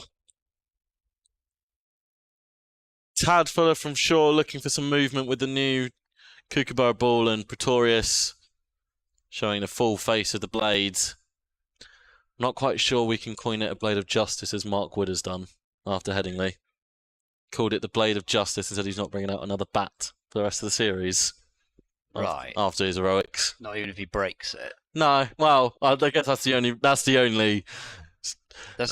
situation he would. A bit of a flaw in that strategy if he were to break it, but hopefully he doesn't. Lead has now gone up over 50 for Durham, as Shaw is in and Pretorius is driving this to mid-on for no run. He looks like quite an uncomplicated batter, does Michal Pretorius. He's not looking as if he's going to really try and move his feet too much, but he's got lots of power. And he's got a good eye, clearly, from those couple of drives. So why overcomplicate things? Just another hard-hitting, lower-order all-rounder bowling all-rounder who can cause some issues. This is down the leg side, and Pretorius is able to get his bat out of the way. 1,100 runs-ish. Or approaching 1,200, but in the middle of the two. I was rounding down, as Wisden always do. Pretorius has 6 first-class 50s, as we were mentioning yesterday. A score of 81 not out. Can certainly handle himself. Quite a few lusty blows towards the end of a T20 as well. This one keeps low, and Pretorius plays this away. It might run away all the way for 4. It's not going to. Miles Hammond has been probably the most active man in the field for Gloucestershire, is able to hunt it down and keep it to 2. Durham 370 for 7. Pretorius moves himself to 11. And the lead is 54. He's played out in the CPL as well as Pretorius for Jamaica Talawars. And as I mentioned on day 1, he was playing under the partial, I guess, because Dale Benkenstein was assistant coach under Dale Benkenstein in the SA20, so somebody that Benkenstein will know very well. Certainly doesn't seem to be any thought of trying to consolidate at all after the loss of those wickets. Pretorius and Cass are going to have a drive at anything that's there to be driven.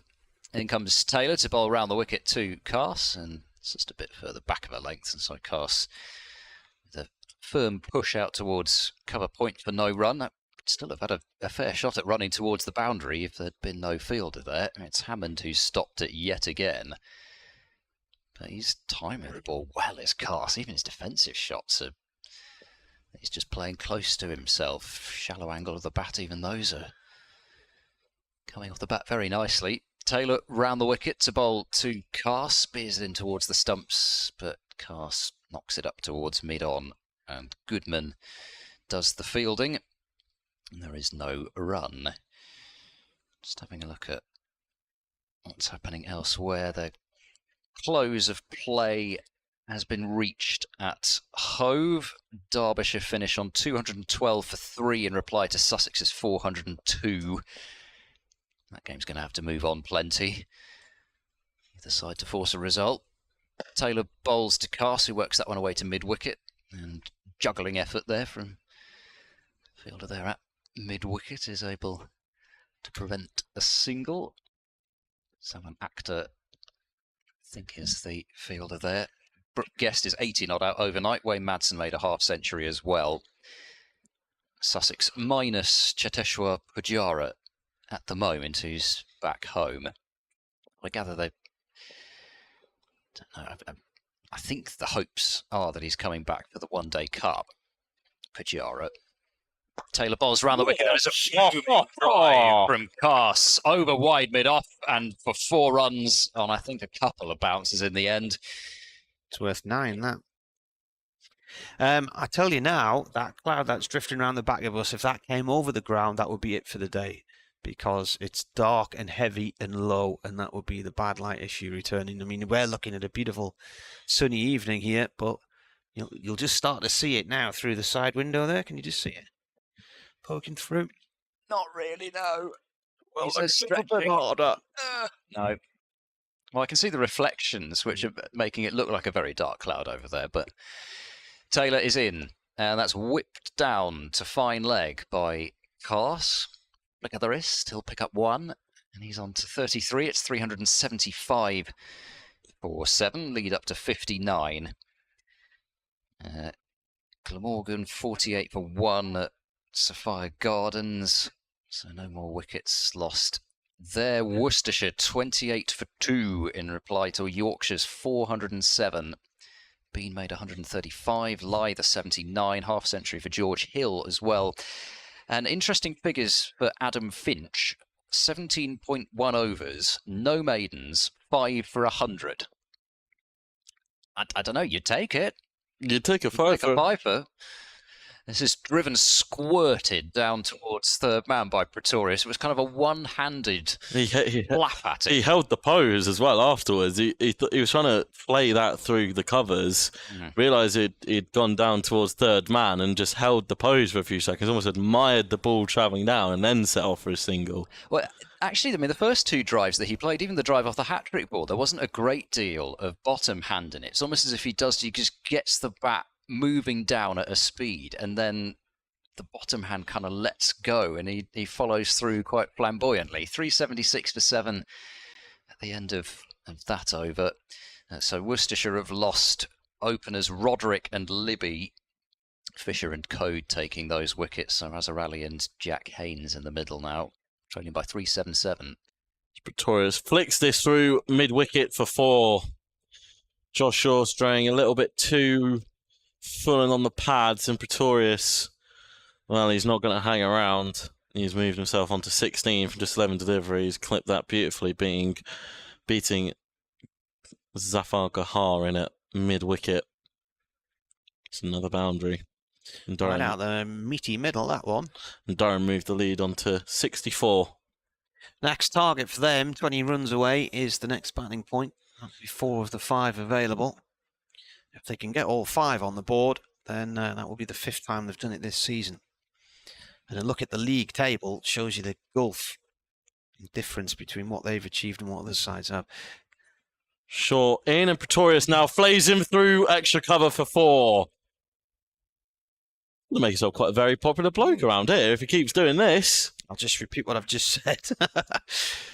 Durham had a 36-point lead going into this match, and somebody pointed out last week, a couple of weeks ago, what kind of weird league is this when at the time Sussex was second and they'd won 1 and drawn 7, and Glamorgan have won 1 and drawn 7 as well. Durham, the only team with more than 2 wins, they've won 4, lost 1 and drawn 3. Whereas Gloucestershire still looking for their first win, 2 defeats and 5 draws and a no result. We were talking about this earlier. Has there been a game so far this year where Durham haven't picked up maximum bowling points? As Shaw is in and Pretorius is flicking him through the leg side. They'll jog through for a single. Because I know there's been games where they haven't picked up maximum batting points. I think there was 1, possibly 1. But their record of picking up bowling bonus points seems to be near impeccable. So it's just something we were discussing upstairs in the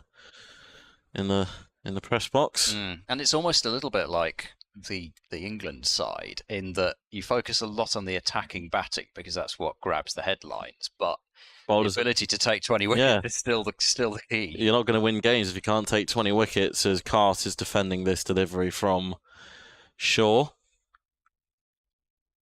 Steaming in from the Lumley end will be 7 overs left at the end of this one. Got maximum points against Sussex in the first game.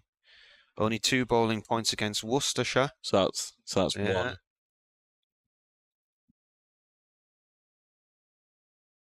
So only one game as Shaw sets off in past the umpire and Cast flicks him down to deep backward square. Now jog through 386 for 7.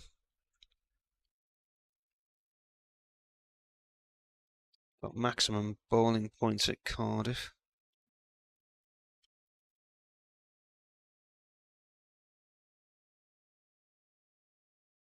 As you say, had the ability to just constantly take 20 wickets and put themselves into very good positions, and not also on the friendliest of wickets at times. This is short, and Pretorius jabs it down to third man. It's Rolfson in front of us, and that takes us to the end of the over. Durham 387 for 7. Pretorius a sparky 22 off 14, and Cast going well 34 off 36. Yeah, and you have to say, you look at Potts, who's probably the best bowler who's not played in the Ashes yet. You've got Cast, who's another bowler who could easily feature in a test side. Durham have had an overseas player, whether that be spin. Well, I think it has tended to be spin, hasn't it? Kuhnemann and Matt Kuhnemann and Ajaz Patel. You've got a test quality spinner as well. Taylor moves in and bowls. This is worked fine by I believe it's going to be. Pretorius. I think it's going to be a leg bye. You're right.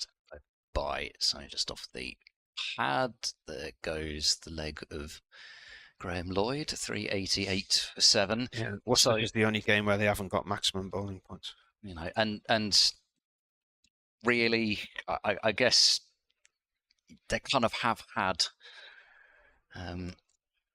the firepower to bowl sides out, and it's meant that they can prepare batting friendly pitches because they know they're going to outscore opposition with, you know, the other thing is that those players can pretty much all bat anyway.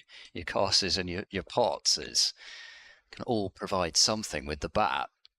Taylor bowls, leaning forward to guide this one out into the covers. His Cast won't pick up a run. The only one you'd say in the current, team, because obviously they name squads of about 13, 14 for each game. The only one you'd really say you wouldn't expect much of from the bat is Matt Parkinson.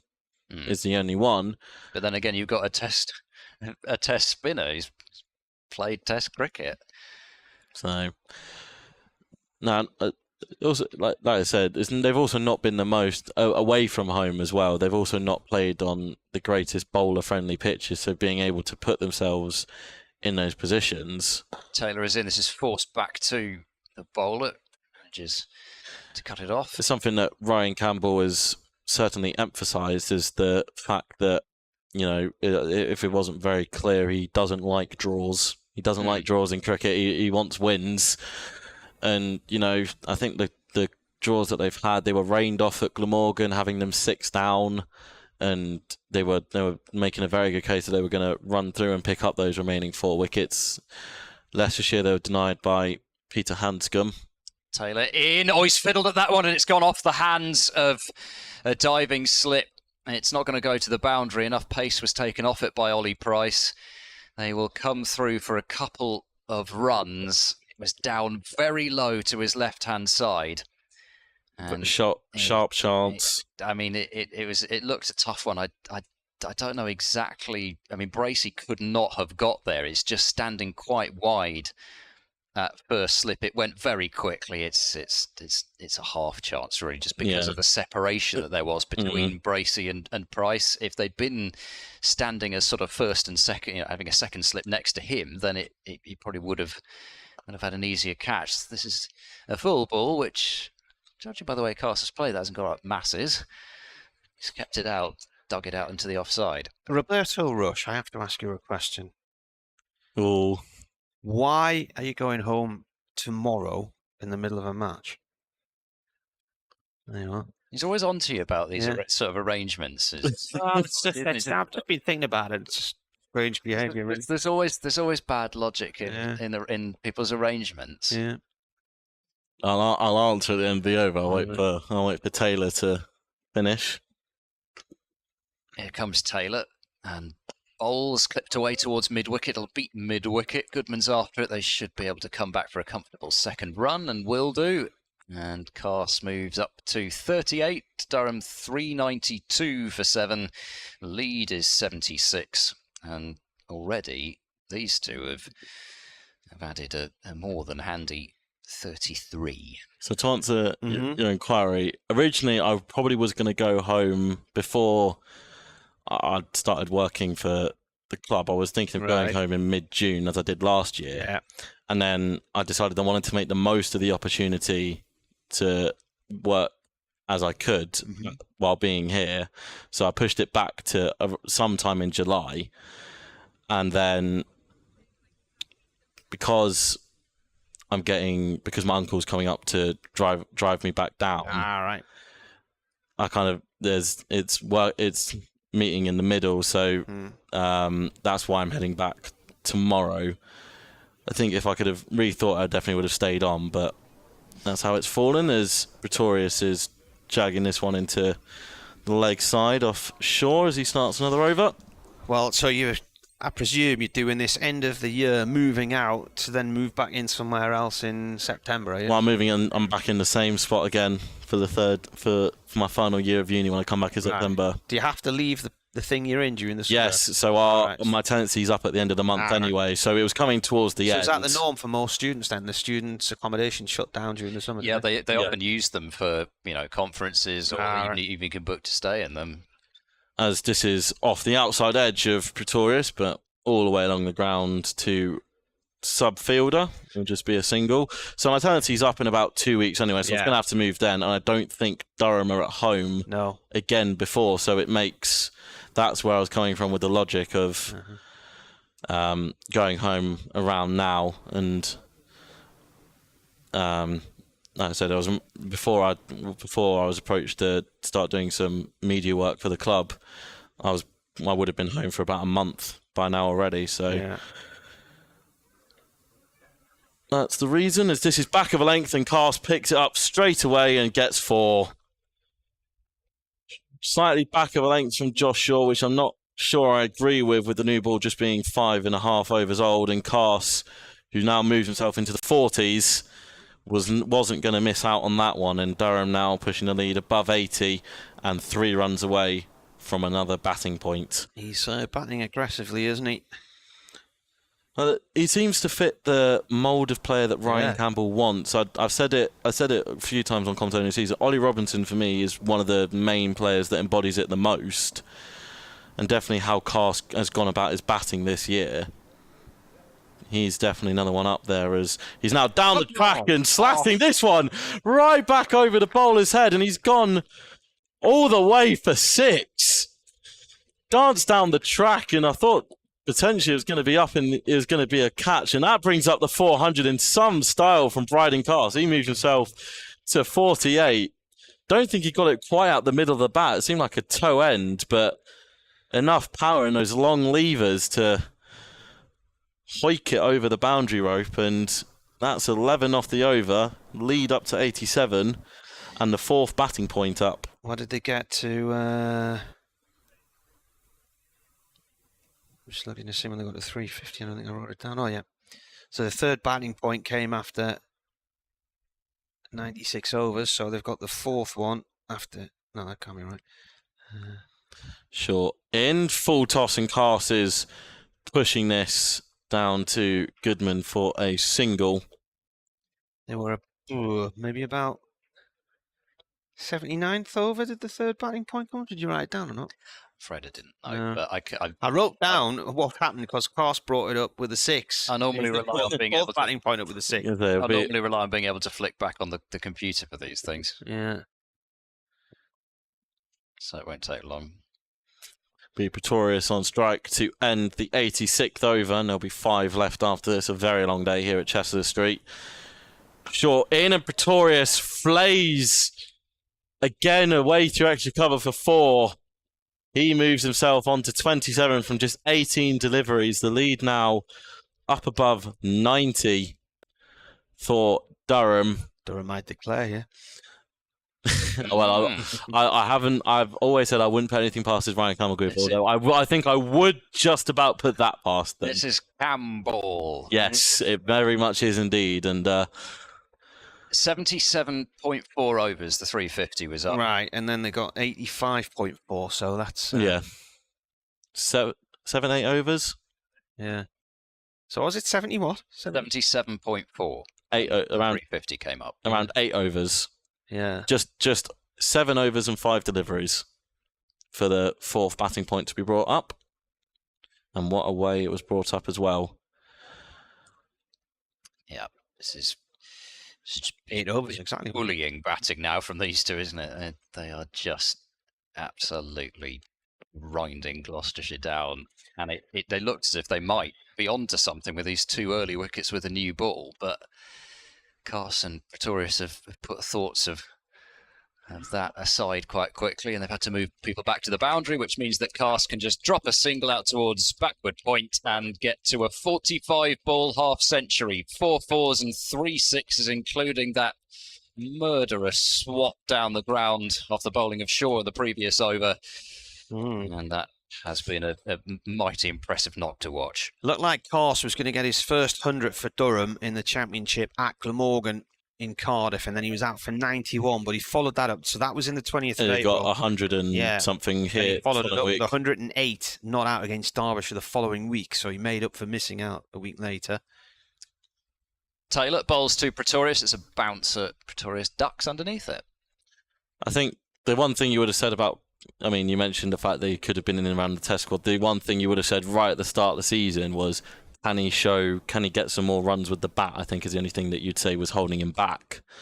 He's come out this season and he's shown he can more than hold a bat, and you know he'll be very happy with his efforts today. And I don't think he'll be quite done yet. Lead sitting at 93. So Marty, I think we might well get that 100 lead at the end of day. End of J2 for Durham. Taylor bowls. Pretorius is guided out to deep point. So just taking the singles that are on offer now. Take what the field gives you. Well, yeah. And then club the odds 6 here and there. 4-10 for 7. Goodman's loosening up, so perhaps he is going to have to come back. A final and two over. Yeah, 2 over spell. 2 over spell to end the day. Maybe a change of ends for Taylor. Here is Taylor. He's there now to bowl, and Cars leans into a defence.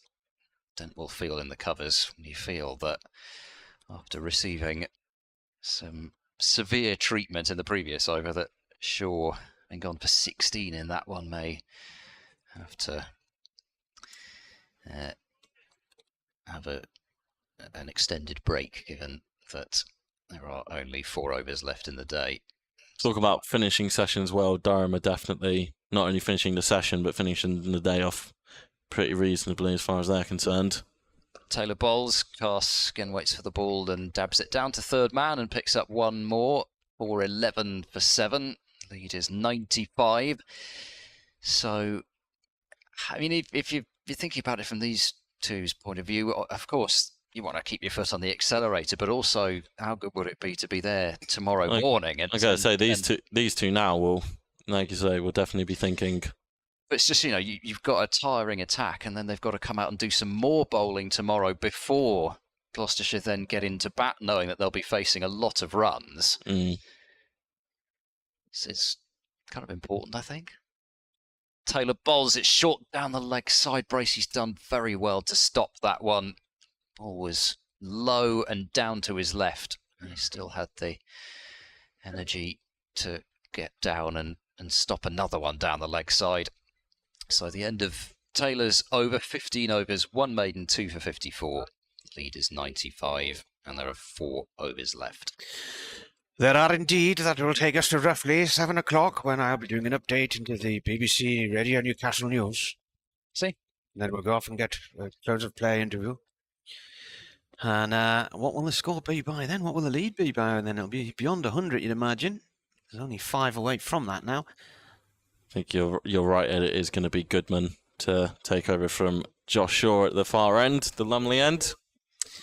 So, a reminder, we'll be back with you on BBC Radio Newcastle and BBC Radio Bristol tomorrow. Build up at 11:15, providing it's not raining. Hopefully it won't be. And we've only had a little sprinkling of rain today, which saw them off the field for 4 overs. And as we come into the last 4 overs, the lead's 95 at 411 for 7. Passes on 51. He's facing Goodman. He's coming in from the Lumley end, right arm over. Carse has his bat raised and just watches the ball go through to the keeper.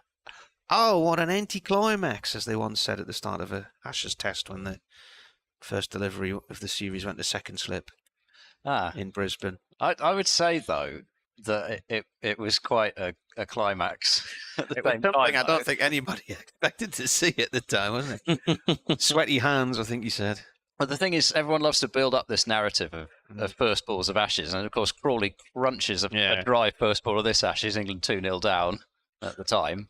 Goodman by Carse over deep mid-wicket for 4. Didn't actually get hold of that as well as I thought he would have done there. And it's bounced a few times before it went for 4. But 50 partnership got brought up. Wow, that's quick.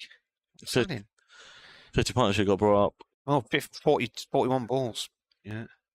And as you mentioned, are these two able to add runs very quickly? And that lead now 99. So that is 1, 2, 3, 4 partnerships worth more than 50. One of them, of course, was 195. When I was interviewing Mikhail Pretorius before this game, and I was asking about his links to Bryden Carse, and this is a left alone, it's a no ball. You could hear that from Neil Mallender. He didn't really know anything about him, couldn't remember playing against him. I couldn't think he'd ever shared a dressing room with him, and knew very little about him, really. It's only the second no ball of the innings, and it brings up the 100 lead. 101. Goodman, 2 for 58 from 13.2 overs. Carse comes down the track to him and then just flicks that off towards square leg on the boundary. If that was full, Carse was going to throw the whole bat at that. And he was eyeing up the health club. He was eyeing up the balcony. Down the ground. Gather Paul Coughlin is meant to be joining the seconds in Scarborough tomorrow. He's been having some treatment in Belfast, I think it is, on this side issue that he's been struggling to get over. This is defended by Pretorius. It runs up the mid-off. So he should be back there tomorrow. Unfortunately, seconds got called off around 4:30 at Scarborough. Did they? Have you had a look at the scorecard? 164 for 5. They were 51.2 overs. Harry Crawshaw's going pretty well. 83 off about 144 deliveries, and George Drizel's with him. But yeah, they went off around about mid-afternoon, and then umpires have called it about 4:30. Wow, expansive drive from Pretorius here. He's cracked that away for 4 through the offside. Adding insult to injury here. These two. Well, what I find the best thing to do is in Scarborough when it rains mid-afternoon and they call it off for the day is wander down the quayside and buy some cockles and mussels and some prawns. That helps solve the situation. I've never had the pleasure of being to Scarbados yet. So. You know? No, I have not. Had a few mates. I think a few of my friends have been there to see some one-day cup fixtures. When Yorkshire have been... Was that where we first did it? Yeah, there wasn't it? That was, One Day Cup 2 years ago. When Durham's home game against Gloucestershire in Scarborough. Goodman in again. Whoa, where's that gone? That's sailing into the air. And, could be out. Bounces. It's gone for 4, actually. He's launched that into the air there, Pretorius. Goodman. 36 off 24, I think. 4, 4, 4. That's 12, and then the no 15. ball, 14, 15 off the over.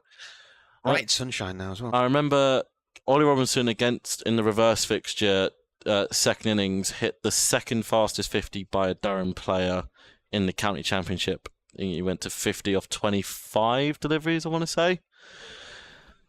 Pretorius is 36 off 24, so he's not going to threaten Ollie Robinson, who's second. Who's got the quickest again, Marty? Well, it was. I mean, it might be Ben Stokes from last year, but I'm not sure. I think it was Mark Stoneman. I think it's still Bill Mustard they both broke the record on the same day in a run chase at Nottingham in 2013 when Durham won the title.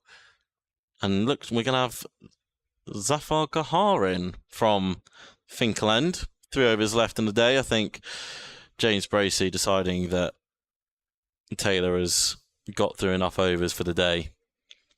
Yeah, well, get to the dressing room as quickly as possible. I think it probably is not too far off that. Slip can get through a couple of overs here. Slip in play. There's a long on in play. It's Goodman down just below us. Cow corner is vacant. I wonder if Cass has got ideas to go there. Not on this delivery. Pushes down to long off for a single. So these two came together after Mark Stoneman. It was 24 balls at Nottingham, and Robinson hit it off 25 in the reverse fixture because I was frantically trying to look through some stats about is this going to be the fastest one, and had it confirmed it was the second fastest as Gahar is in and Pretorius drives him exquisitely through the offside, and good work from Taylor to just keep it to a single. Lead now swelling to 112.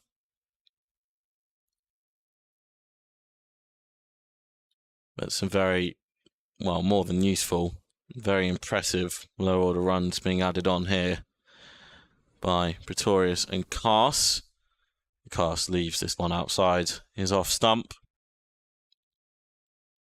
2.5 overs left of what's been a very long but enthralling day here at Chester Street. Cass turns that one into a full toss, turns it round the corner on the 4 for a single. And just 2 left. I will leave at the end of the over to go update scorecard for end of play. 429 for 7. Pretorius on strike, who's rocking off the back foot, and a diving attempt from Chris Dent's not enough to stop the single. Pretorius moves himself on to 38. Where's this dark cloud you promised? It's gone round there. It's got even brighter now. It's as bright as it was before. It was behind us. If it came over us, that would have been the end of the day's play. Gahar into finish, and Cass just prods this into the offside to end the 89th over. Durham 430 for 7 with just 2 left in the day. Right, well, thanks very much, Rob. Rob Rush leaving us, and they're heading back off down to Hampshire for the summer. Be back up when? August-y? No, September-y? God, lazy students, unbelievable. All right. Well, who knows? Might see you somewhere down on the road, somewhere down south in the one-day cup of swim. See you later, Rob. And then there were 2. Well, everybody gradually leaves eventually when I'm around, so it's nothing new. Just about finished before 7, I think. Be far off.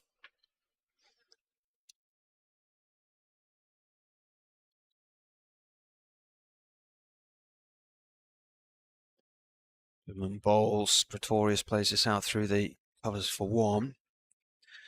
I'd say it's been Durham's day, despite that wobbly position earlier on when it was 109 for 4. I mean, since then, they couldn't really have asked for anything better, could they? I mean, they would have been annoyed, I think, to have got themselves into that position with a couple of the shots, which I'm sure they'll point to, but at the same time, they've got themselves out of trouble in, to be honest, pretty little time, relatively speaking. And Clark and Lees took a bit of time to get that partnership going. They rode a little bit of pressure. In again, and Cass cuts that to deep point for 1. But really, there was a point where I kind of said with the partnership at about 40, well, it's building, but it's not looking too dangerous. But then it seemed to get to about 80 quite quickly, and you thought, well, hang on, is this exactly what happened down at Bristol, and it pretty much was. Magnificent innings from Alex Lees, 195. Ended up being dismissed to the first ball of the second new ball. Next ball played away by Pretorius up to mid-on, no run. 25 fours in it. Never looked like getting out, really, after very early on in his innings. There was that one over where he flashed at a wide one, played one into the ground that went over the top of the stumps. But after that over, it just didn't feel as if Gloucestershire would get him, and missed a straight one to the first ball of the 81st. Oh, he's bowled him. And now then, well, we've still got a few deliveries left, haven't we? So that would have been the end of the day's play had it been in the final over. Pretorius out for 39, bowled by Goodman. Yeah, and that is a career best in the young career of Dom Goodman. The first time that he has taken 3 wickets in an innings. So fair reward for Goodman. He's bowled well since coming back. And Pretorius, it was one booming drive too many, but he's done a terrific job for his side there. 39 off 29 balls with 7 fours. And he's built that lead up. 89.4 overs. Now they're 432 for 8. So the important job now is to get the next 18 runs on the board before they lose the next 2 wickets. And Matthew Potter's coming out here. He and Ben Rain a few weeks back led Durham to victory against Yorkshire. Put on a partnership. I think they needed about 35 to win. They were right down when he came out and just chipped away and chipped away and chipped away. And then Potts was out with 2 needed. Cast came out with a runner because he can hardly move. So Goodman 3 for 69.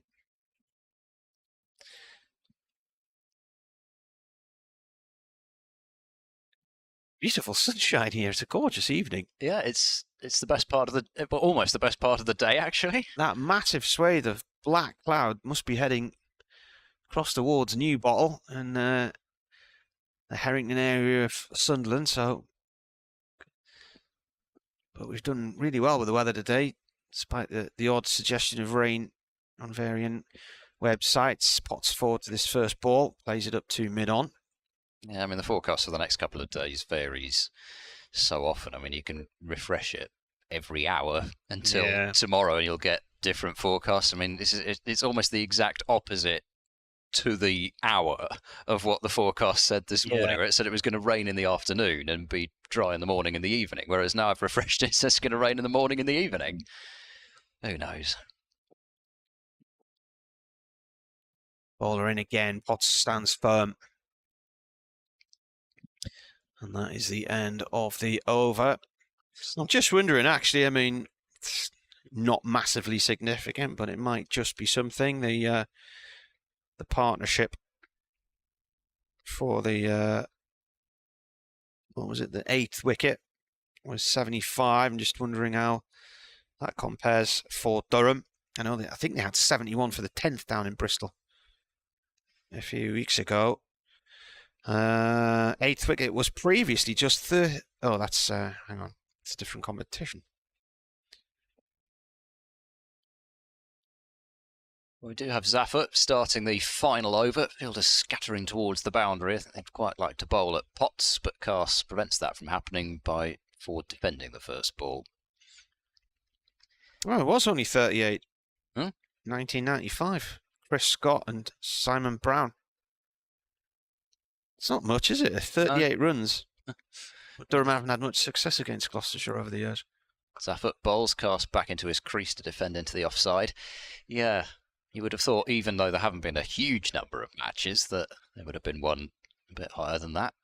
So, more Durham versus Gloucestershire records being broken. Zaffer fires that one in outside the off-stump. Cast leaves it alone. Looks as if he's determined to prevent Potts from facing his first ball tonight. Of course, seeing off that last over means that Durham are guaranteed to be back out batting tomorrow.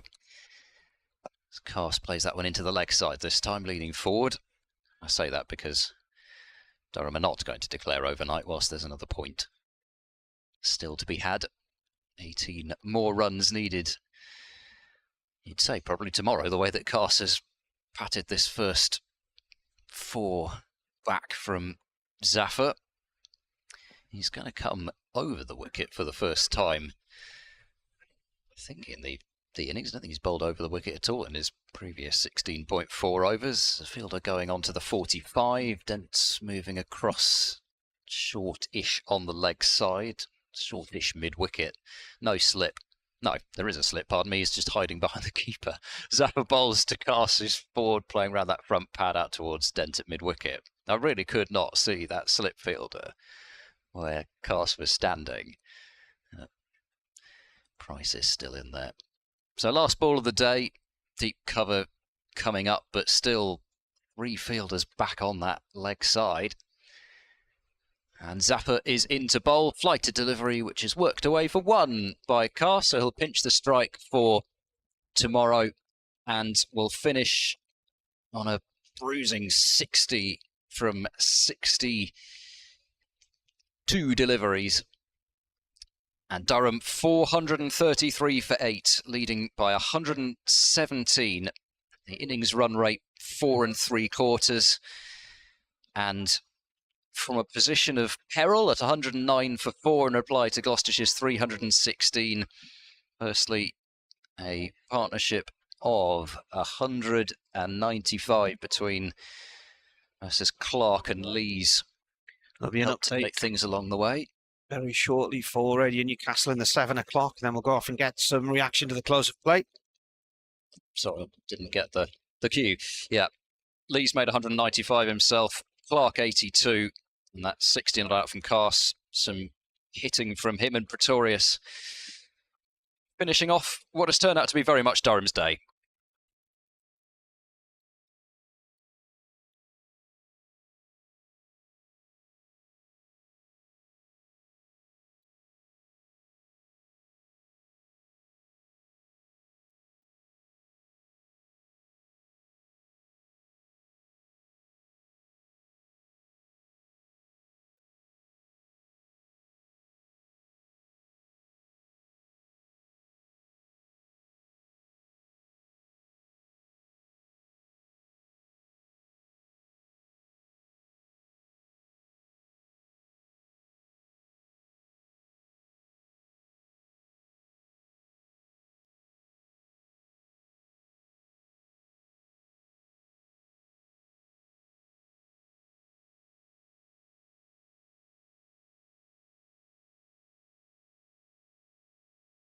Yes, it's just finished. Durham in a very good position here. They were struggling a little bit earlier on 109 for 4, but then a partnership of 195 for the 5th wicket included 82 runs from Graham Clark, and Alex Lees eventually out for his best score for Durham, 195. And then later on, 60 not out from Bryden Cast has seen them close the day on 433 for 8, and they lead Gloucestershire by 117. So in a good position going into day 3 tomorrow.